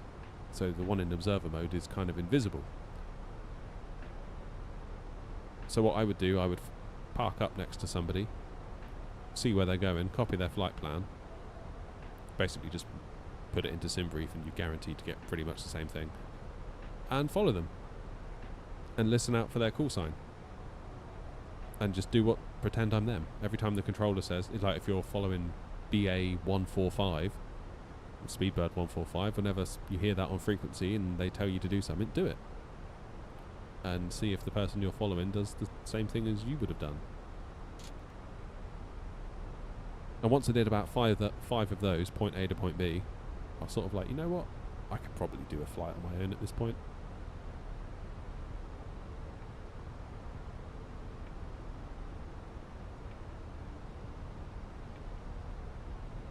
There is a VATSIM cheat sheet that I used as well. Just like a general rough flow of what you're likely to say, especially at the beginning when you get an IFR clearance, is quite handy. How you doing, Pablo? I've got 3,000 hours and I still got nervous when taxiing. Yeah. Taxiing's the thing. Like, if we were flying from Bristol to Madrid, all the way to Madrid, I'd be like, oh man, I'm going to mess up the taxi when I get to Madrid. Because that's like a maze, isn't it? Can you use custom call signs? Yeah. In fact, we've been using a custom call sign. Obviously today we're flying as EasyJet, but obviously I've got the AirNot virtual airline. And we use a custom call sign, X-Ray November Oscar. In fact, literally last night, we got accepted as a official VA partner. So now we are kind of official. But beforehand we were just using X-Ray November Oscar. And then in your remarks, when you submit your VATSIM flight plan, you would put callsign /AirNot or CS /AirNot, so that when the controller sees X-Ray November Oscar and they're like, what's that? I don't know what that is. They'll see that it's actually AirNot. And then you can use the callsign AirNot on frequency. At the start, in the early days, all the time it'd be sort of like last station calling call sign only. Basically they didn't know who we were and they were confused, which is fair enough. Whereas now I think most of the places we fly into, like Edinburgh, a lot of the controllers sort of know us. Gatwick, a lot of the controllers sort of know us, so it's a bit easier now.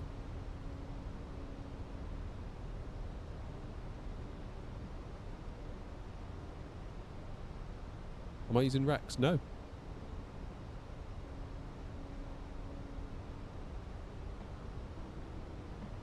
I mean, the best thing I use for taxiing is Navigraph, and I've got it on a separate little touchscreen monitor over here. Don't know if you can see it, maybe you can't. So when we get to Bristol, for example,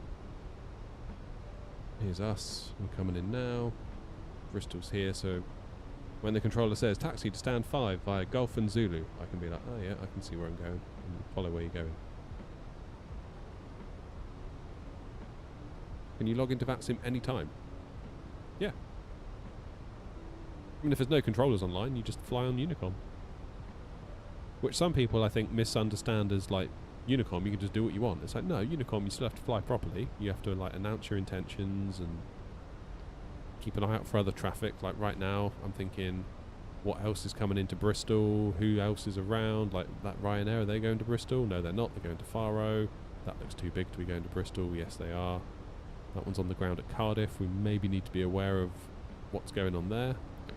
There's one on the ground by the look of it at Bristol as well. So you need to have quite a lot of situational awareness and then potentially negotiate with the other pilots. Like, you might need to get on frequency and say, like, I don't know, if this Ryanair 452 X-ray was coming to Bristol and we were looking like we were going to clash, maybe we would get on frequency and be like, Ryanair 452 X-ray, we'll hold at so-and-so, you go first. And just talk to each other. Don't just keep your head down and press on. And I think that's what a lot of people can sometimes do. And then you end up, like, cutting people up and causing all sorts of problems.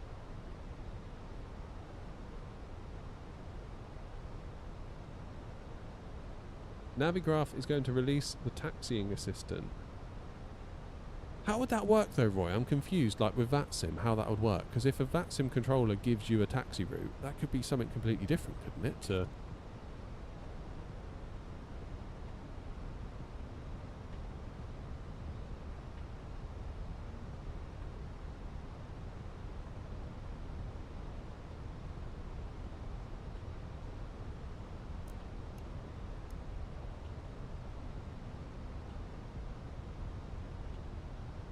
I'd like to try it. What frequency do we use as CTAF? Well, that varies by airport. That's a USA thing, isn't it? So in America, if you're at, say, like JFK and there's no controllers online, you wouldn't use Unicom, you would use CTAF. And that would be a frequency that is just for JFK that is to be used when there's no controllers online. So it's basically like a local version of Unicom for JFK.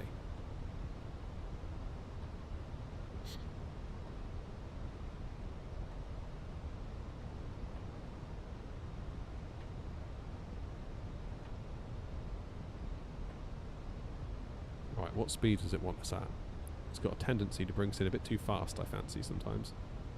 Oh no, it'll be alright. That's all looking fine.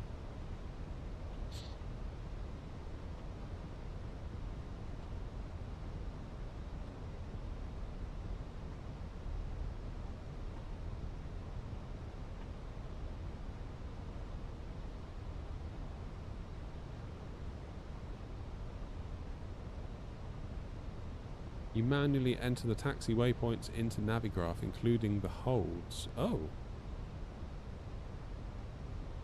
Roy says the system recognises the taxi route and assigns the runway, an assigned runway. The taxi route will then be plotted on the chart on your EFB. But then if the controller overrides that, then you have to manually input something. Is that right?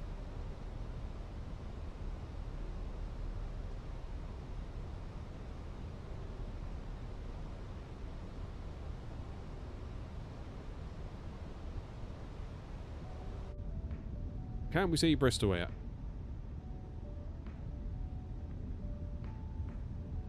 Right, can we?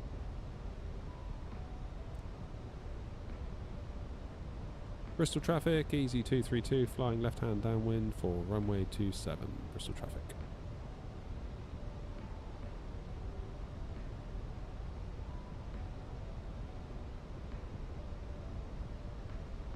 QNH changed. 993.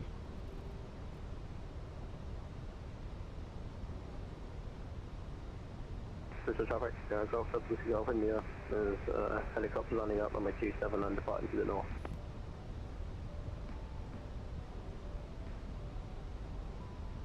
Roger, easy 232, thanks for the info.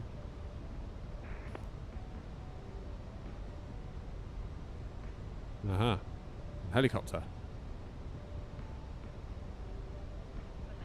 Thank you.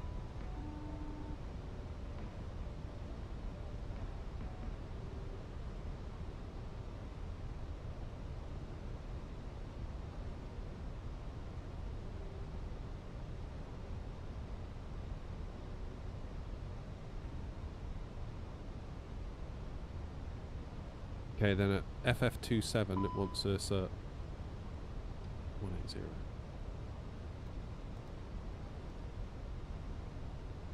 Get rid of that speed brake and get it armed.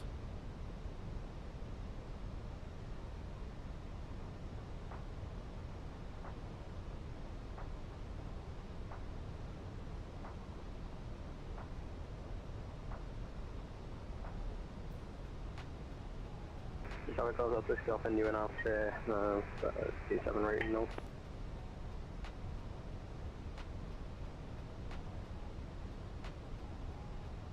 Cool.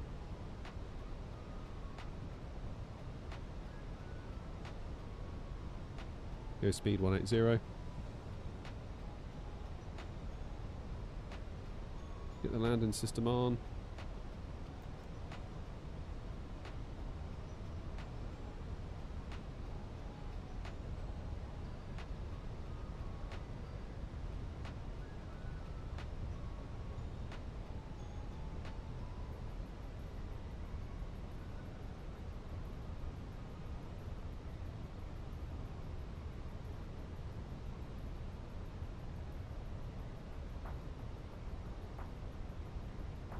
Here comes the ILS, that's always good.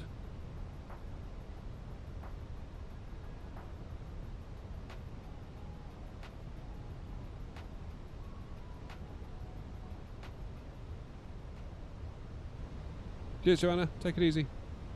Hope your Windwing stuff turns up.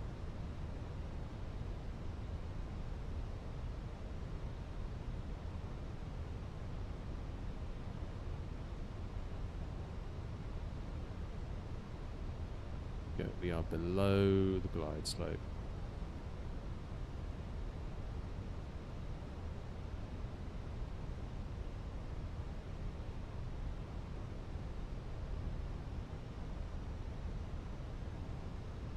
Bristol traffic, easy 232 on a 7.5 mile final for runway 27.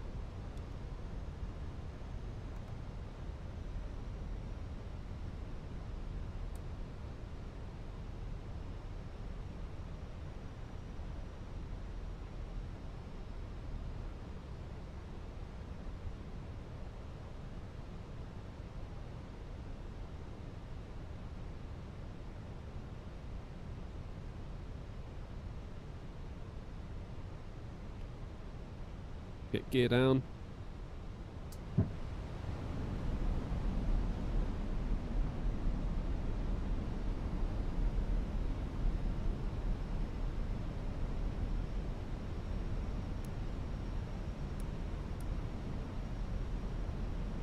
So, gear down, auto brake medium. Let's go to our final approach speed.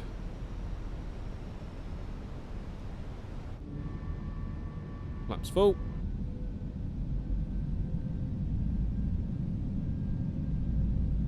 Well done, Starbucks.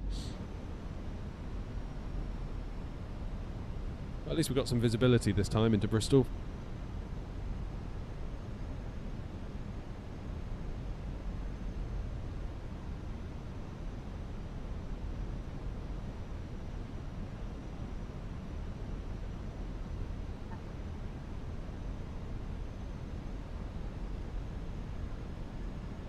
We are kicking with gas.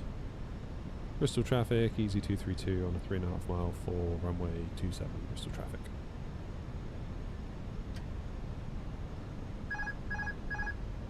Over to me then.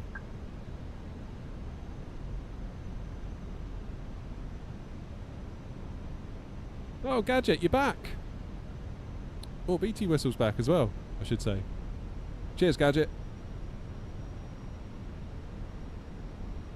See, now you've distracted me. The landing's going to be worse than it would otherwise have been. So, if you see anything you don't like, that's on you guys.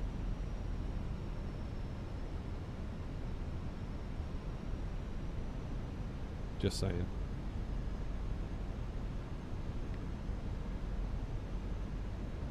Alright, fingers on lips. Everyone quiet.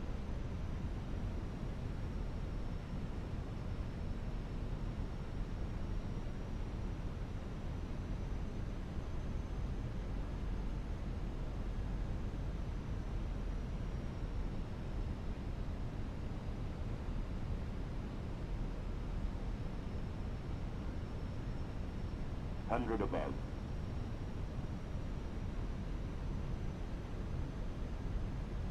Generally, I'd prefer 3 reds. Minimum. Continue.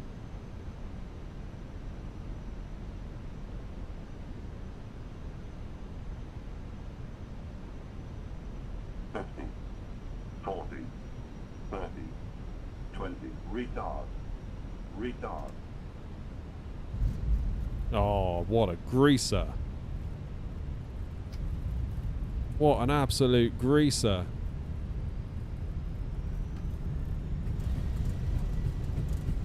Nice little wheelie as well, showing off.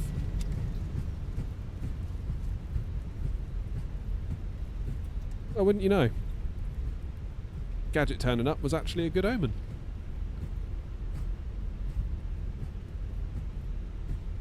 What did you say? What was the prediction? It's alright, Gadget, I'll let you off, don't worry. It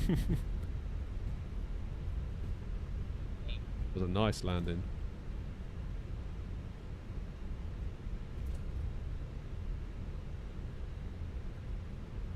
Beautiful. Right, ready for the speed ramp? Wait for it, wait for it, wait for it, wait for it, wait for it, wait for it, wait for it.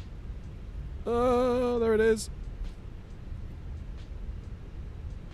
I remember once I was taxiing out of here, and as I went up that, my plane went 5 because it thought we'd gone in the air. Bristol traffic, easy 232, vacated runway 27. 162. Oh, gutted. What was it? Oh, that was bloody good, that. I needed that. I feel like my flying's been in the toilet the last few days. The last few weeks, come to that. Gets in your head after a while. I definitely go through phases. I don't know about the rest of you. I definitely go through phases of like feeling like I'm doing alright and then feeling like I am very much not doing alright at flight simming.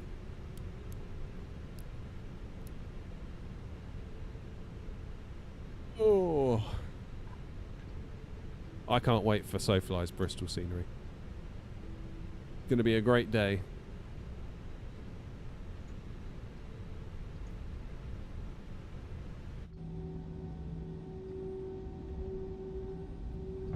Laps away. Right, where are we going to go? Shall we go back to stand 5? That's where we left from, wasn't it? Ladies and gentlemen, the cabin crew will shortly be leaving their seats to Yeah, let's get the train radar off, shall we? Let's save the poor people in the terminal building. ask that you remain seated until the fasten Never mind. sign has been switched off.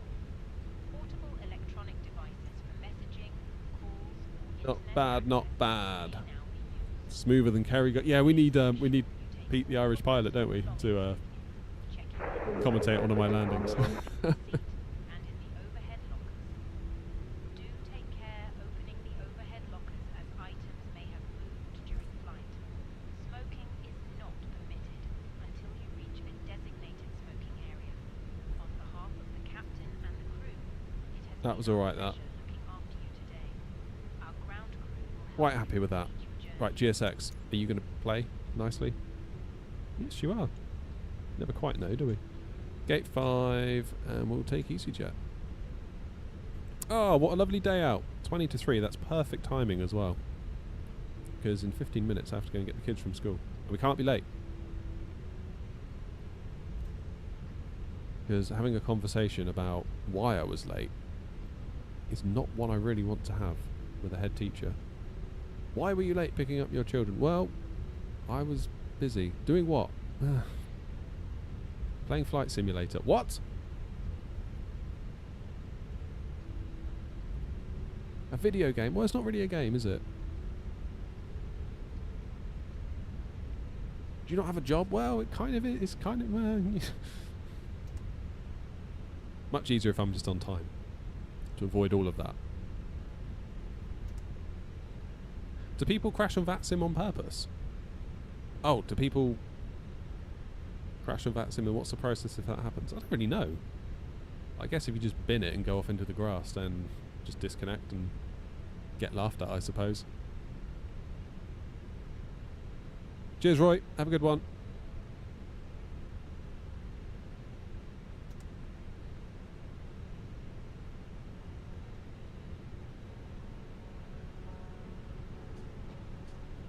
Question is, where do we go next for the next stream?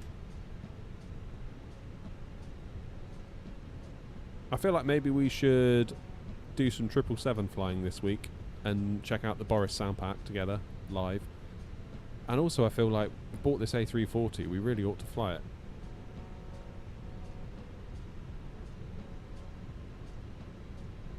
Do you know what I mean?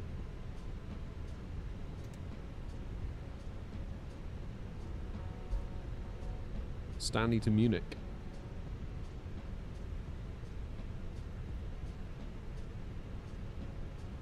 Cheers, Lachlan. Bristol traffic, easy to us with a 10 mile final, runway 27.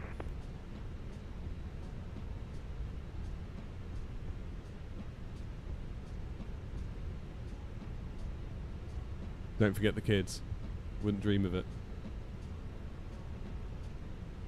Wouldn't dream of it.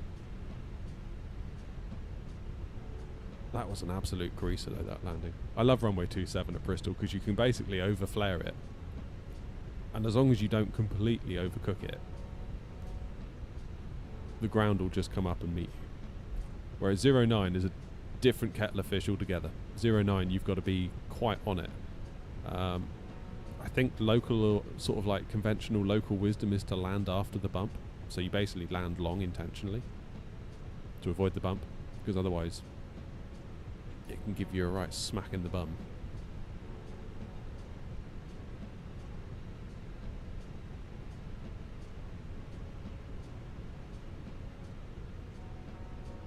Round we go. Whee! Look at that, right where we started. No worries, Hawk. Yeah, I've got to do the same as you in a second. I'll speak to you in the Discord, no doubt.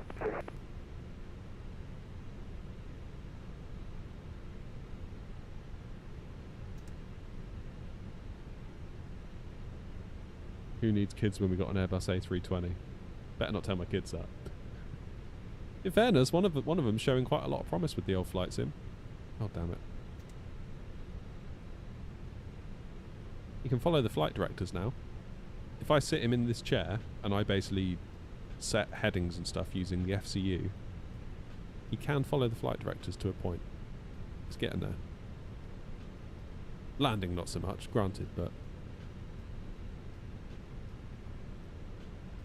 There we go. Right, parking brakes on, APU's on, engines off, beacon off, seatbelt lights off. Let's close the flight. Let's see what New Sky gave us before I have to run off.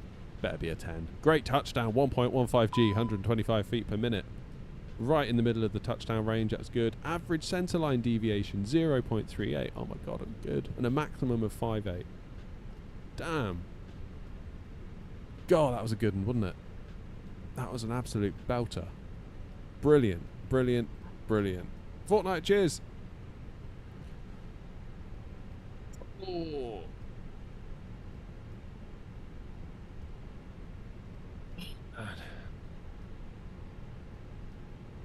How different is the simulator from real life? Passenger's bus is coming. This simulator is probably very different from real life. Like, this is just a home simulator, isn't it? To be quite honest. Yeah. It's all good. It's all good. Right, guys. Thank you very, very much indeed Thank you, all of you. Incredible support today as well. I really do appreciate it. I couldn't do it without you. So like, it's really, really awesome. Thank you very much indeed. I will see you all for the next stream. Not sure when that's going to be yet. I will schedule it. Worst case Thursday. Oh, Easy's just landed. Worst case Thursday. Best case before Thursday. Best thing you can do is get subbed, ring the bell. Then even if I am not very good at the old scheduling, you should still get a ping on your phone or your whatever, and you should be able to come and join the flying circus with us if you want to fly along or just watch with us. But thank you all very much indeed. Appreciate all of you very, very much indeed. And I will see you all next time. I've got to go get the kids, so I will see you later. Cheers.